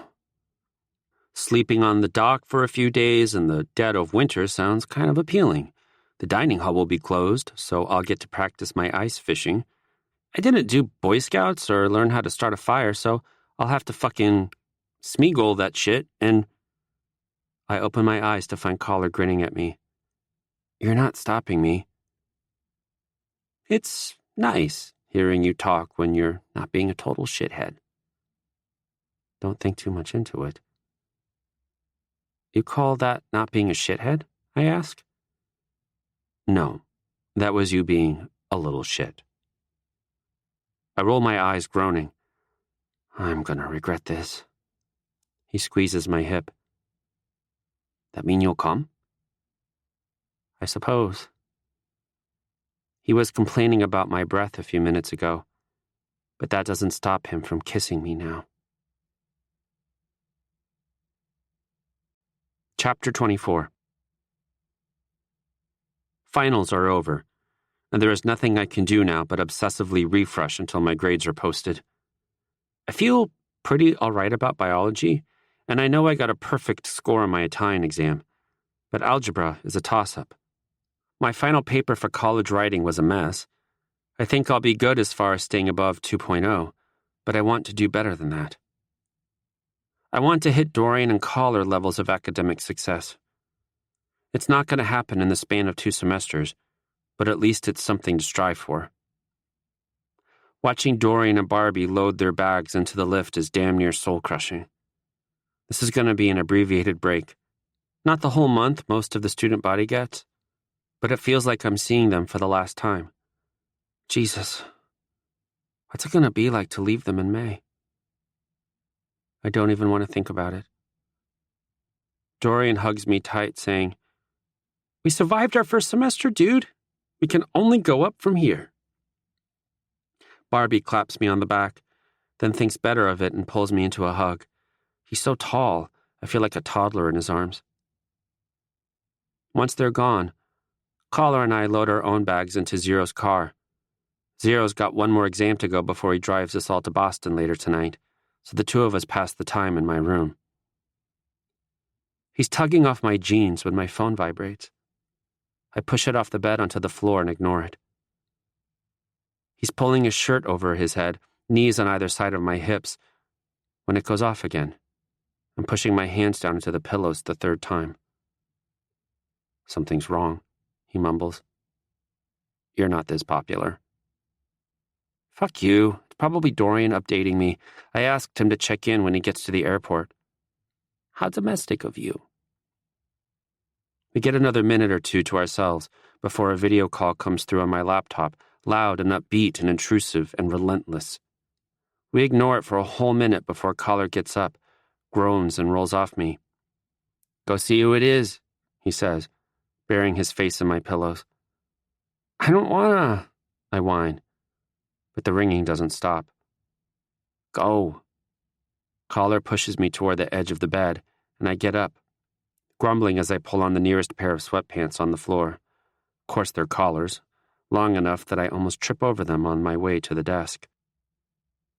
I run my fingers through my hair and try to make it less obvious what I was just doing as I throw myself into my desk chair.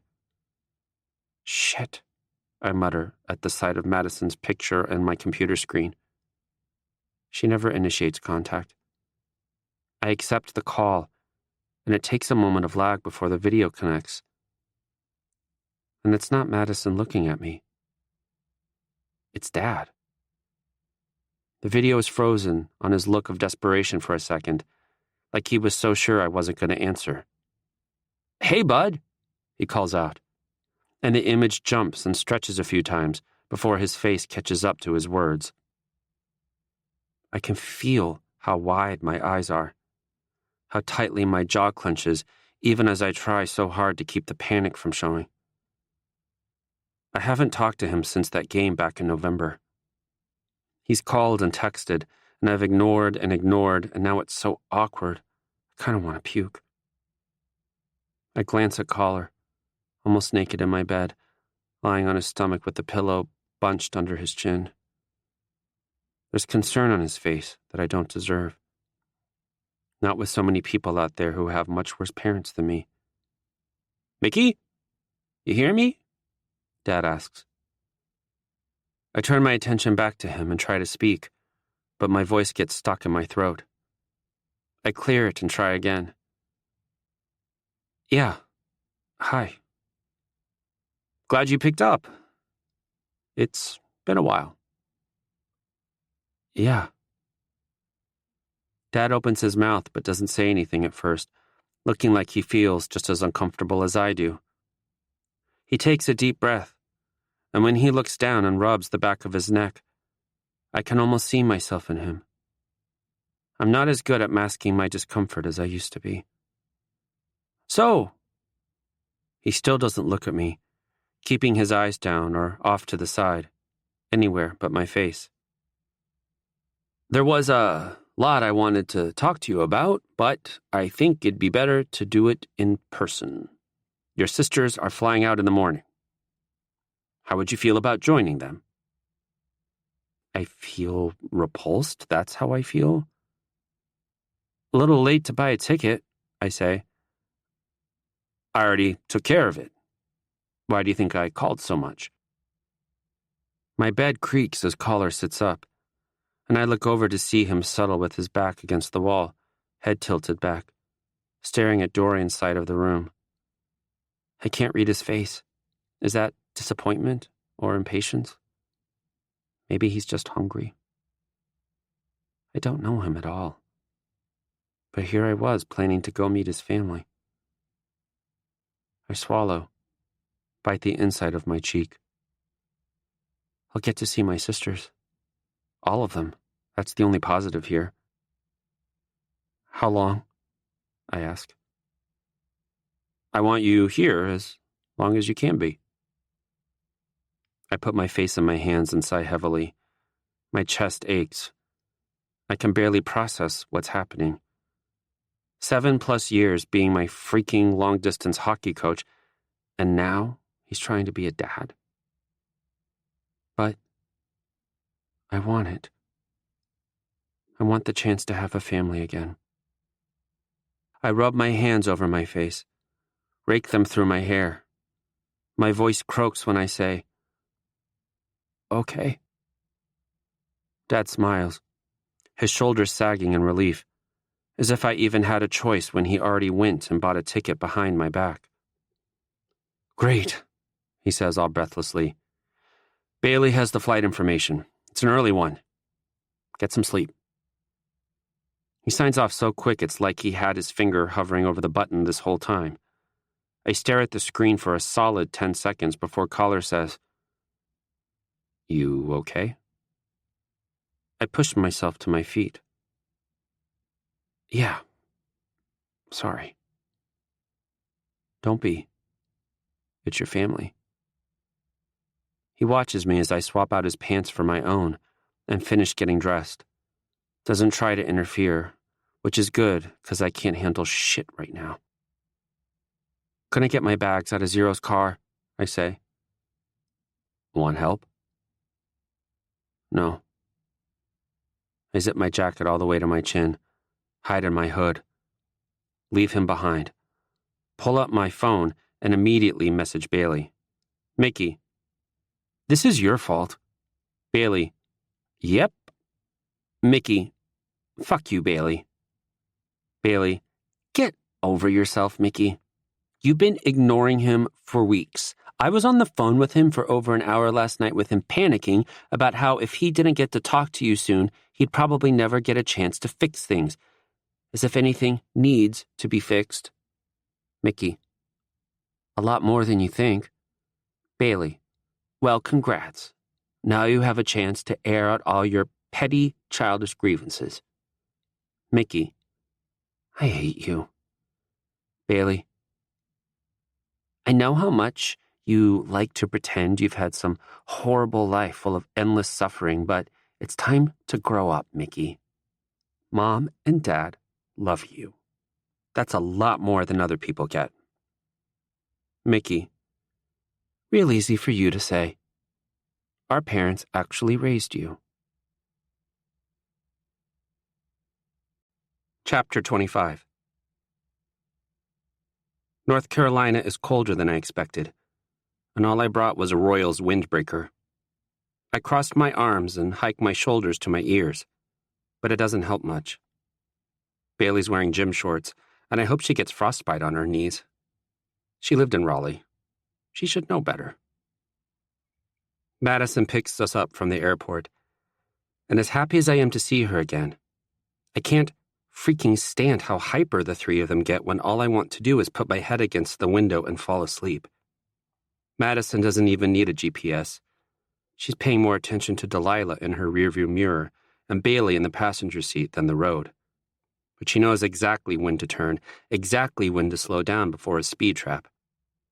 She's lived here so long, she probably considers this home more than Buffalo. I recognize nothing we pass. I might have felt numb to it before the medicine. Now, the sadness that comes over me is so intense, I feel sick to my stomach. It's better, in a way. Mom and Dad's house is a 45-minute drive from the airport in an actual, honest-to-God, gated community. I mean, there were a couple times in Buffalo when a fan or two would hang around outside our house waiting for autographs, but I didn't think hockey was big enough in North Carolina that they need that much security. It's probably just Dad being rich, white, and full of himself. The house itself is massive, all white stone, big windows, and a front door that looks like it belongs on a palace. The landscaping alone must have cost tens of thousands of dollars, not to mention the Christmas lights that are probably visible from space. It's overkill, if you ask me. There's a chime as we walk in the front door, an automated voice echoing through the house announcing, "Front door open!" The vaulted ceilings and hardwood floors and wide-open spaces make me feel cold and small, and the apple cinnamon air freshener reminds me of collar and, God, I don't want to be here. I clench my backpack straps and try to breathe. Mom and Dad are doing some last-minute grocery shopping, Madison says, hanging her keys on a hook by the door. And by grocery shopping, you mean liquor shopping, right? Bailey asks. Madison scoffs. We have that under control. Time to get blackout drunk before they get back? I cut in. I immediately regret it, even before Bailey rolls her eyes and heads for the curved staircase at the other side of the entryway. What's her problem? Madison asks. She leads us into the kitchen with all its spotless stainless steel and dark granite countertops. She's been like that all morning, Delilah says. She tosses her bags onto the floor by the breakfast nook and goes right to the liquor cabinet. I'm pretty sure it was designed to be a full-blown pantry. I take a bottle from Delilah and a glass from Madison and wander out into the family room. The whole back wall of the house is lined with huge windows overlooking a pool that's been closed for the winter. I have never stuck a toe in that pool. Nothing about this house feels homey or familiar. I could walk into the Vinters' front door right now, kick off my shoes, and go into the fridge like I own the place. But here? I feel like I have to ask permission to get a glass of water. Like the first couple weeks at my billet family's house in Michigan, before I got comfortable. I ease myself down onto the couch, careful not to crush any of the throw pillows, and twist the cap off the bottle. I don't bother with the glass. Madison and Delilah follow after a few minutes, joining me on the couch with their heels dug in and pillows hugged to their chests, comfortable and belonging as they settle in to drink and watch some reality show. I gulp down as much alcohol as I can stomach in one go. "Take it easy, Mickey," Delilah says softly. "Remember—" "Yes," I snap. "I remember." Still, I give her the bottle when she holds out her hand, and she pours me a small glass and places it on a coaster on the coffee table in front of me, setting my limits. Bailey comes skulking down the stairs a little while later, sitting across the room with her laptop and headphones, watching lacrosse videos. She's the first one up when the door chimes. My palms start sweating. The soft rumble of Dad's voice carries down the hall, along with another man I barely recognize until Michaela laughs. That's enough to get me off my feet. I follow my sisters back to the foyer. Spencer's stuck lugging his own suitcase on top of Michaela's and a giant bag of wrapped gifts, straining with the weight of it all instead of setting it down. He still manages to look more at ease here than me. Michaela doles out hugs around her growing baby bump. Nicolette pushes the door open with her foot next, a bunch of plastic grocery bags hanging from her arms. "There's more in the car," she says when she catches me staring. If it means avoiding Dad, I'll carry groceries all day. Mom gives me a kiss on the cheek as I pass by her on my way out to the driveway. Her Benz is parked outside the garage, the trunk open and still full of grocery bags. The garage door is open, showing off a row of sports cars, probably worth enough to get all 6 of us through college without our scholarships. Even the rental Spencer, Michaela, and Nicolette showed up in is probably costing them $100 a day. One of the first things Collar said to me is that I'm taking up space at Heartland, using a full ride I don't need, for a year that doesn't even matter. I'm going to have to start my own scholarship fund or something to make up for this guilt. Dad's not in the kitchen when I come back with the groceries, so I help Mom put a few pizzas together for dinner. She starts by asking me about finals and hockey, then eventually moves on to my mental health and medication. "It takes a while to adjust," she says when I tell her about the drunken meltdown. "If it doesn't work for you, you can always switch to something else. There's plenty of options. Adding therapy would help." "I know," I say. "And heavy drinking is one of the worst things you can do when you have depression." "I know." She gives me a soft smile, reaching out to brush hair off my forehead. I almost lean into the gesture. I don't remember a time I felt this close to her. Spencer keeps Dad occupied through dinner, talking about the season so far and trade rumors he hopes actually happen to get the Coyotes in a better position for the spring. I almost butt in to say he should hope for his own trade, but then I'd get dragged in. Dad's awkward glances are more than enough for me. Once dinner's done, the cards come out and the liquor cabinet gets broken open for real this time. I sip on a bottle of pop all night. I fall asleep on the couch as soon as they turn on a movie and have every intention of sleeping there for the rest of the trip until a hand on my shoulder wakes me. The house is mostly dark, except for the green and red coming from the Christmas lights around the windows and the dim glow from the black TV screen that's not actually off. Everyone's gone, except for Dad standing over me. "I have a room set up for you," he says softly. I feel like he could have said the same sentence in Spanish and I would have understood it better. There's not an unused room in this house, and even if he forced Michaela to stay with someone else once Spencer heads back to Arizona, it still wouldn't be my space. Still, this weird sense of guilt settles in my stomach. I brought up the room situation back in November to hurt him, and apparently it worked. Bailey would be so pleased right now, seeing me proven wrong about him.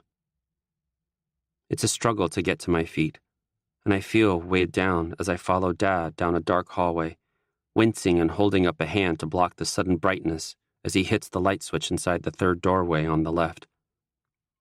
It's meant to be an office, I can tell even before my eyes adjust, with the floor-to-ceiling built-in bookshelves and a wall of windows facing the back patio. Nothing but sheer curtains for privacy. The double bed pushed into the corner where the two solid walls meet looks completely out of place. The shelves are loaded with all the trophies and medals I've won over the years, and some of my old jerseys are framed on the walls. I know all of it's been stored in boxes until now. It's not ideal, Dad says, as I silently take it all in.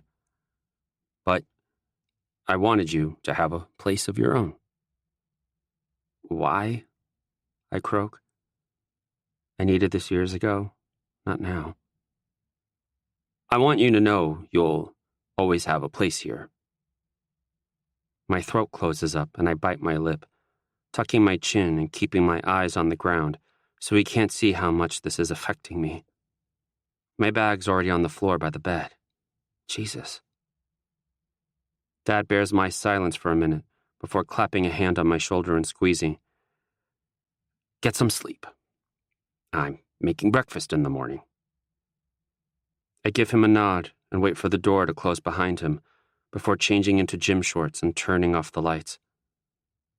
I've slept in plenty of unfamiliar beds in my time, countless hotels and temporary homes. But even in the room made for me in my parents' home, I feel like a guest. What would it have been like to grow up here? To know the city as well as Madison? To have summers in the pool with my sisters? To always have them within reach? What would it have been like to grow up with a family?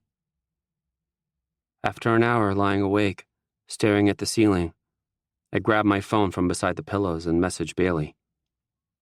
Mickey, sorry for being a brat.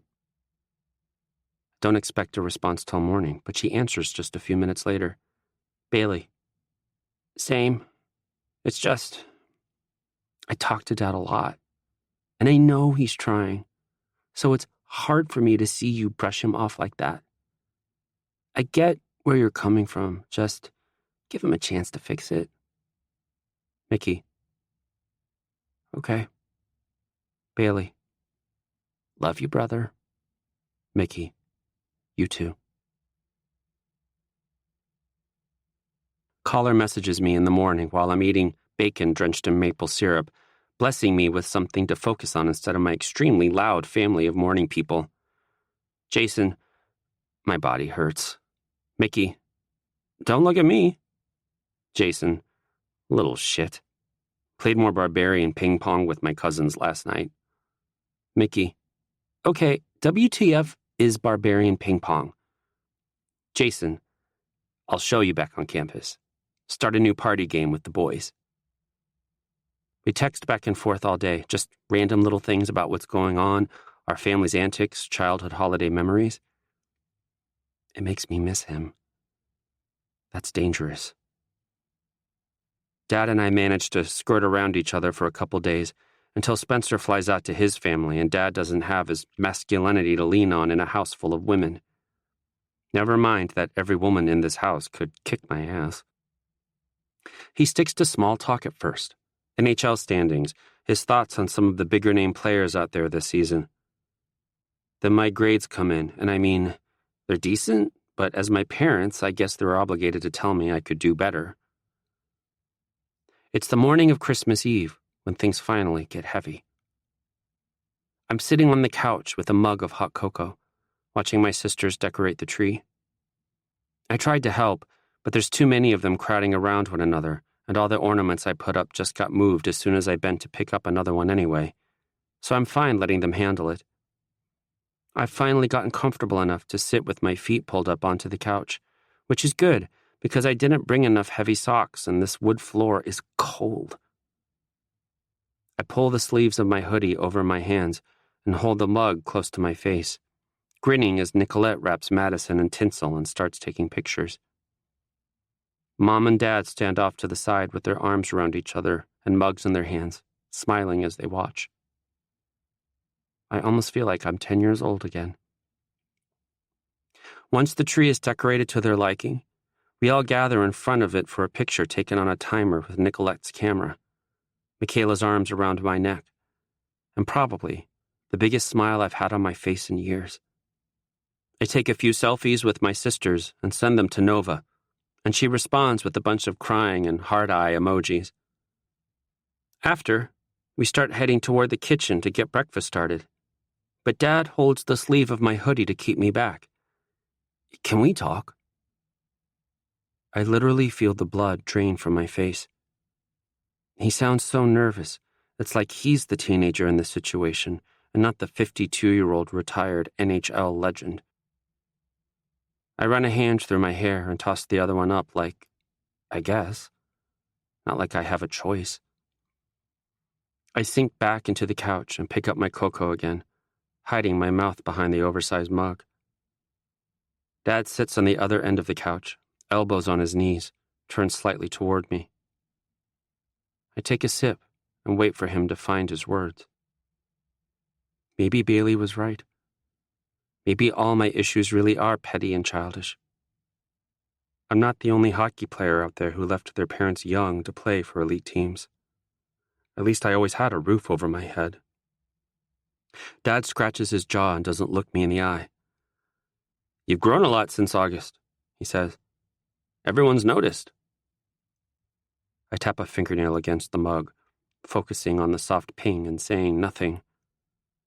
Not size-wise, he adds quickly, awkwardly.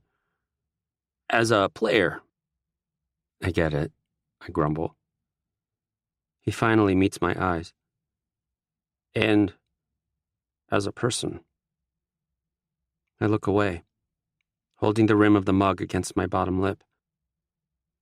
I'm not going to pretend to really know you. His voice sounds almost choked with emotion, enough that it makes my eyes burn. I know I've failed in that regard, and I want to do better. But I've seen the way you've changed through interviews, things your sisters say, how you carry yourself. And I'm proud. My hands are shaking. Why are my hands shaking? I could talk about how you've changed on the ice, too, but... He clasps his fingers together, rolls his thumbs around each other, sighs. But that only matters if this is something you want to keep doing. I blink at him. There's no way he's saying what I think he's saying. What do you mean? I ask slowly. Do you want to play hockey, Mickey? God, I really wish I'd spiked this cocoa. Those are words I never thought I'd hear come out of Dad's mouth. It's never been a question. He carried me on the ice as an infant, strapped skates to my feet as soon as I was steady on solid ground, had me out on our pond when I was 3. Before my parents even met, it was decided I would play hockey. This is the one thing I have wanted him to ask me from the beginning, and now I have no idea what I'm supposed to say. I swirl what's left of my cocoa, watching it creep up the sides of the mug. I don't know. I mean, this is important, bud. Dad inches closer, and I glance up for a second to see him giving me this sad, serious look. This isn't something you can go into with uncertainty. There are contracts and millions of dollars involved. You don't get a choice where you end up, and sometimes you don't even get a warning before you're traded across the continent. It's not something you should follow through with unless you're fully in it. My chest feels like it's caving in, my heart wrung out. Then there's this, Dad adds, quiet and cautious as he reaches out to tug on the sleeve of my hoodie. But it's not my hoodie. It's big enough to engulf my hands and hang halfway down my thighs. Because it's collars. Shit. It's got his name and number on the back. He left it in my room, and I like big sweaters, and I didn't even think about it. Shit.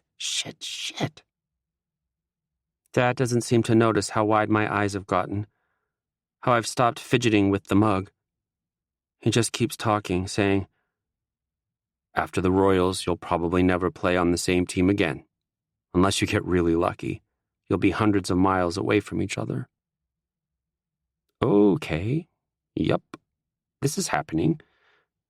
I set my mug on the coffee table and put my face in my hands. Rub my eyes, push my fingers into my hair. Try not to freak out. You'll have to think about it for anyone you end up with. You'll be traveling a lot. If you get traded, it's not just your life that's disrupted. Then there's... Dad! I cannot listen to this anymore. What is happening right now? I keep my elbows on my knees and my hands in my hair and stare at the floor. It sounds like you're trying to talk me out of it right now. No, of course not, he says quickly. There's a lot of great things about going pro, too. I wouldn't trade my experience in the NHL for anything. But, Mickey, your heart's never been in this. I thought if I keep pushing you, you'd eventually learn to like it more, but because it's done the opposite, and I'm sorry. I'm sorry, Mickey. I just want you to be happy. But that's the thing, I say. My voice shakes. Nothing makes me happy. Not really. It's not even that I don't like hockey, it's just... I don't like anything. Not enough to matter. All I ever wanted with hockey was a choice. I wanted to come with you when you moved. I didn't care about the best opportunities. I was 10. I wanted my family. You could have retired in Buffalo, but you chose to come here and keep playing. You chose to leave me. And when you did finally retire, instead of coming back, you stayed here. Dad looks down at his hands, his eyes red-rimmed. I'm sorry, he says. The words are soft and genuine, and God damn it. I choke on a sob and drop my face back into my hands. My whole body shakes. I can't breathe. Dad puts a hand on my shoulder and pulls me in until my head is against his chest. Whatever you need to do, he says. His chin on top of my head and a hand rubbing my back. The couch dips on my other side. I smell Mom's perfume a second before another set of arms wraps around me. We'll support it. But I don't know what I want, I say. I hear glass clinking in the kitchen. The sizzling sound of something cooking. If I can hear that, my sisters can hear this. I don't have the energy to be embarrassed. You have time, Mom says. You can stay in school, get a degree, or play in the NHL and take online classes, or do none of those things and come live here until you figure it out. There's no rush, Topolino. But what if I take too long and miss the cut? What if I never figure it out? You will, Dad insists. The most important thing is taking care of yourself. We'll get you through this, Mom adds. She kisses me on the shoulder and presses her face against my back, both of them holding me together as I fall apart. It doesn't erase the years of absence, but in this moment, I wouldn't trade it for anything. Chapter 26. January. Campus is quiet. Classes don't start for another 3 weeks, and with the snow muffling everything, it feels like I'm the only one here. It's cold, but I miss the dock. Bundled up in enough layers to make moving inconvenient. I sit on the edge with my legs pulled up and my phone in my lap. My search history is a mess. NHL prospect rankings, Jason Caulfield, LGBT pro athletes, Ryan Getzlaff playoff slur, homophobia in NHL, Heartland University marine science, NHL players with depression, NHL prospect rankings, Marine science jobs, marine science degree. Mickey James III, Mickey James, Jason Caulfield. Gay hockey players, online marine science degree, Heartland University online degree, NHL players with college degrees, degree or NHL, NHL draft prospects. Mom and Dad say I have time, but really all I have is till the draft combine in June. 6 months to figure out the rest of my life. No pressure. And then there's Collar. I'm surprised Dad didn't make a bigger deal about it. I didn't outright confirm it, but I didn't deny it either. Sure, he supported my sisters from the start, but I thought it'd be different for me, being under heavier scrutiny or whatever. Most rankings still have me at number 1, but they're all sure to point out it's a close call, and the only thing putting me over Collar is my availability next season. The ones that put me second or even lower sometimes can't get past my size. None of it's helpful. I close out of my history and call Nova. She's busy and has her life together and probably isn't going to answer, but hey! Nova sounds so bright and cheery for a second I forget why I was even calling her. Hey, Nova. My voice is rough from all the crying I've been doing lately. My eyes eternally swollen. Can you do something for me? We snap often enough that I don't feel bad about skipping the pleasantries. Need me to kick someone's ass? I roll my eyes. No, jackass. She chuckles a little. I hear cars passing in the background. People talking. She breathes heavy like she's walking fast. What's up? What do you need? I'm about to have this serious talk with Collar, and I need, cute penguin pictures on standby if it goes bad. Need to change my coping habits. All right, she says hesitantly. I'm taking a solo lunch right now, so I'll work on that. You're going to give me the details later, right? Of course, Nova. Love you. Love you too, babe. Good luck. I sit in the quiet for another few minutes, head tilted back, breathing in the fresh, cold air, clearing my head, letting it wake me up. We have practice in a few hours. 2 games this week, another 4 before classes start again. 6 months to let go of everyone's expectations and figure out who I'm going to be. How the 3rd on the end of my name has me measure up to the ones before me. I take one last deep breath, so cold it hurts the inside of my nose, and let it out in a slow sigh before standing up. Collar's heading down the dock toward me.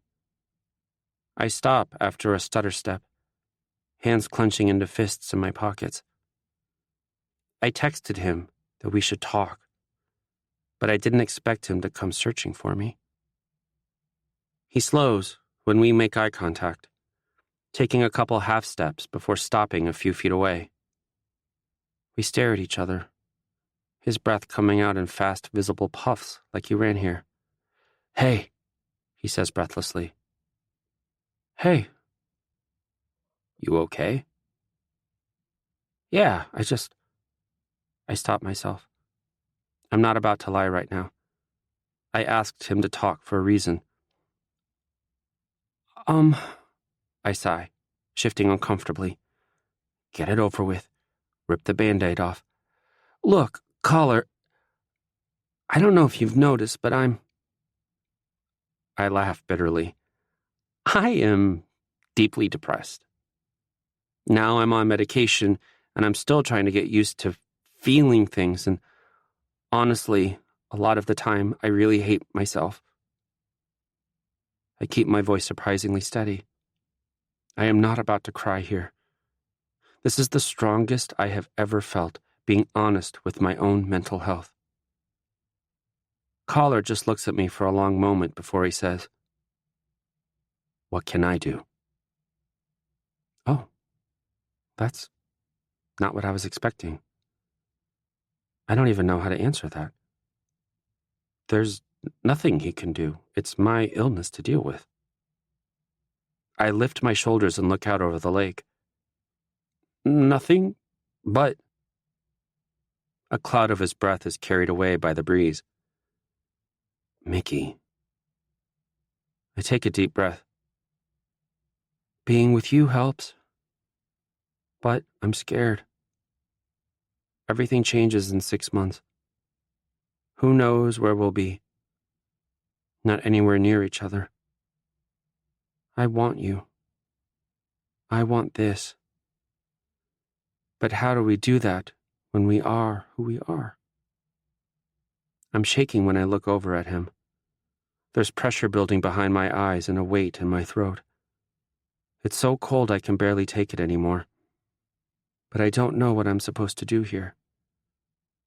Dorian wanted the 4 of us to have lunch together to celebrate making it to our 2nd semester. It's got to be close to that time now. How do I resolve this before we have to leave? Hey. Caller raises a hand to my face, letting it hover near my jaw, not quite touching. He waits for me to look him in the eye. Can I? I swallow hard. Yeah. He traces his cold fingers along my jawline, pushes them into the hair at the nape of my neck, and pulls me against his chest. I melt into him, wrap my arms around his waist, and squeeze him tight. I don't want to be just another one of your former teammates, he says into my hair. I want to be able to call you after your games and make fun of the faces you made on the bench or freak out about a sick play you made. And I want you to call and ask about mine. And I want to wake up to texts from you. I want to be the one you call when you're having a rough time. You'll have to take that one up with Nova, I mutter into his chest. I'm not opposed to group video chats. I huff out a laugh. Collar loosens his hold on me and pulls back enough for us to look at each other again. He keeps his hands on my shoulders. I want this too, he says. And I know it's going to be hard, maybe even impossible, but I want to see where we can take it. There's like 8 teams within a 5-hour drive of here. Maybe we'll get lucky and you'll get drafted by one of them. We could see each other sometimes at least. What do you think? He goes quiet, waiting for me to say something. God, this feels almost exactly like Dad asking me if I want to play hockey. There's way too much to think about before I can decide on something like that. Collar's right. It is going to be damn near impossible having any kind of relationship with him going forward, especially when we're both in the NHL. But it'll be completely impossible if we don't try at all. Even if it only lasts through June. At least it's something. Okay, I say. I wipe my nose on the back of my hand and he doesn't even flinch. Yeah, let's try it. He smiles so soft and beautiful, it makes my heart stop for a second or two. I don't think anyone's ever looked at me like that before. If he keeps doing it, this might be easier than I thought. Then let's do this right, he says. He steps back enough to hold my hands between us. He lifts one up to brush his lips against my knuckles. My knees feel weak. Mickey, Liam, James III. Will you be my boyfriend? I'm shaking, and I doubt it's just from the cold. Yeah, I say, pulling him back to me, rising on my tiptoes to kiss him. Campus is empty. I'm with my favorite person in my favorite spot at Heartland, kissing as snow starts to fall around us. This was never how I thought college would go for me, but I wouldn't dare complain. Collar breaks our kiss to hug me again, holding me tight until I say, All right, can we please go in before my balls freeze off? Collar laughs. I smile. We walk back to campus to meet Dorian and Barbie with our hands held between us. It feels so nice. I barely notice how cold our fingers are. Epilogue. June. I twirl my NCAA championship ring around my finger and stand on my toes to see through the crowd. It's hopeless. I'm surrounded by giant-ass hockey players and their mostly equally giant-ass families, and I can't see anything. You sure he's here? Nicolette asks. He texted me like 5 minutes ago saying his bus was pulling in, I say. Mom pulls on my tie, fixing the knot for the 100th time in the half hour I've had it on. Relax, Topolino. This isn't the last time you'll see Jason. It sure feels like it. He probably got an interview request, Dad says, smiling as a man approaches to give him a handshake and then me. I've already shaken hands with so many people I don't know today, and the draft hasn't even started. Michaela's on the phone, Madison says. She says Jordan's had the hiccups for half an hour and she doesn't know what to do. Burp her, Mom suggests as she fixes my hair that looks fine as it is. Or make her laugh. Don't let her eat so fast.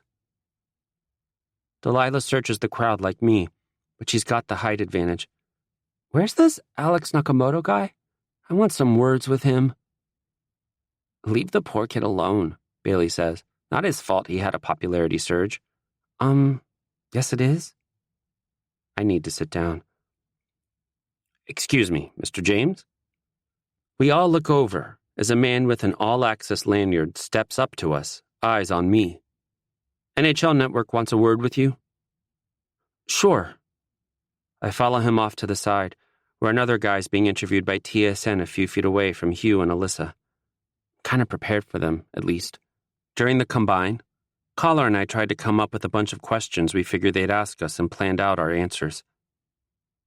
I stand with him in front of a backdrop with the NHL Network logo blown up in the center and share a few laughs about the criticism they had for me throughout the season before Alyssa says, There's been a lot of talk about your improvement with the Royals, mostly where it came from. Last summer, most of the talk was that you'd hit your amateur peak, and the only way for you to improve would be to play at a higher level. Where do you think it came from? I told myself I would be completely honest if they asked me something like this. I've been practicing my answer in my head for weeks.